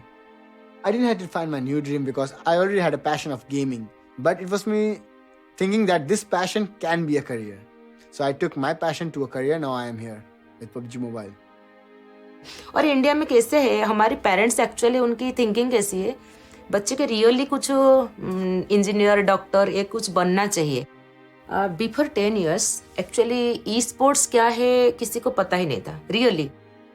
तो उसके father बोलते तुम क्या कर रहे हो, काम पे ध्यान नहीं तुम्हारा, मेरा बच्चा का ये मैच चल रहा है तो मैं मैच देख रहा हूँ। तो मुझे बहुत अच्छा लगता है, स्पेशली तन्मय को देखना मुझे बहुत, मतलब स्काउट को देखना मुझे बहुत अच्छा लग रहा है। हमको तो इसी चीज़ का बस ये है कि भी बचपन में इतना वो होने के बावजूद भी आज ये इस लेवल पे इसने मुकाम हासिल किया। When I got the offer to become a pro player from Orange Rock, took some advice from our friends, from our family, and they were like quite supportive in this thing. So they just said, it's about your dream. You always wanted to live this dream, so you're getting the opportunity. Don't miss it. अभी बच्चों को अगर gaming हो, आजकल हर इंसान को कुछ ना कुछ तो करना ही पड़ता है लाइफ में। वो अगर इस माध्यम से आगे निकल गया तो हम लोगों को बहुत गर्व की बात।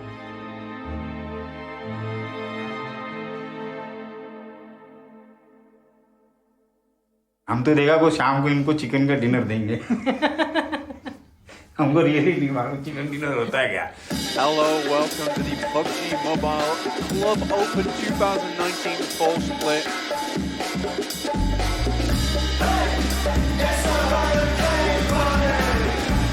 The process to qualify for a finals is so grueling.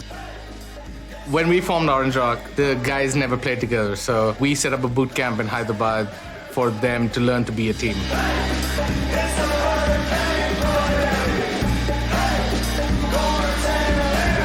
We formed Orange Rock to win all the big events.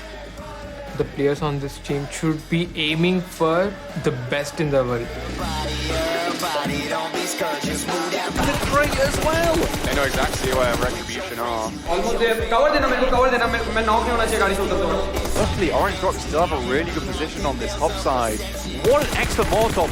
Makes all the rats scurry around. MJ goes down. 22 kills going over to Orange Rock. A huge pickup for them.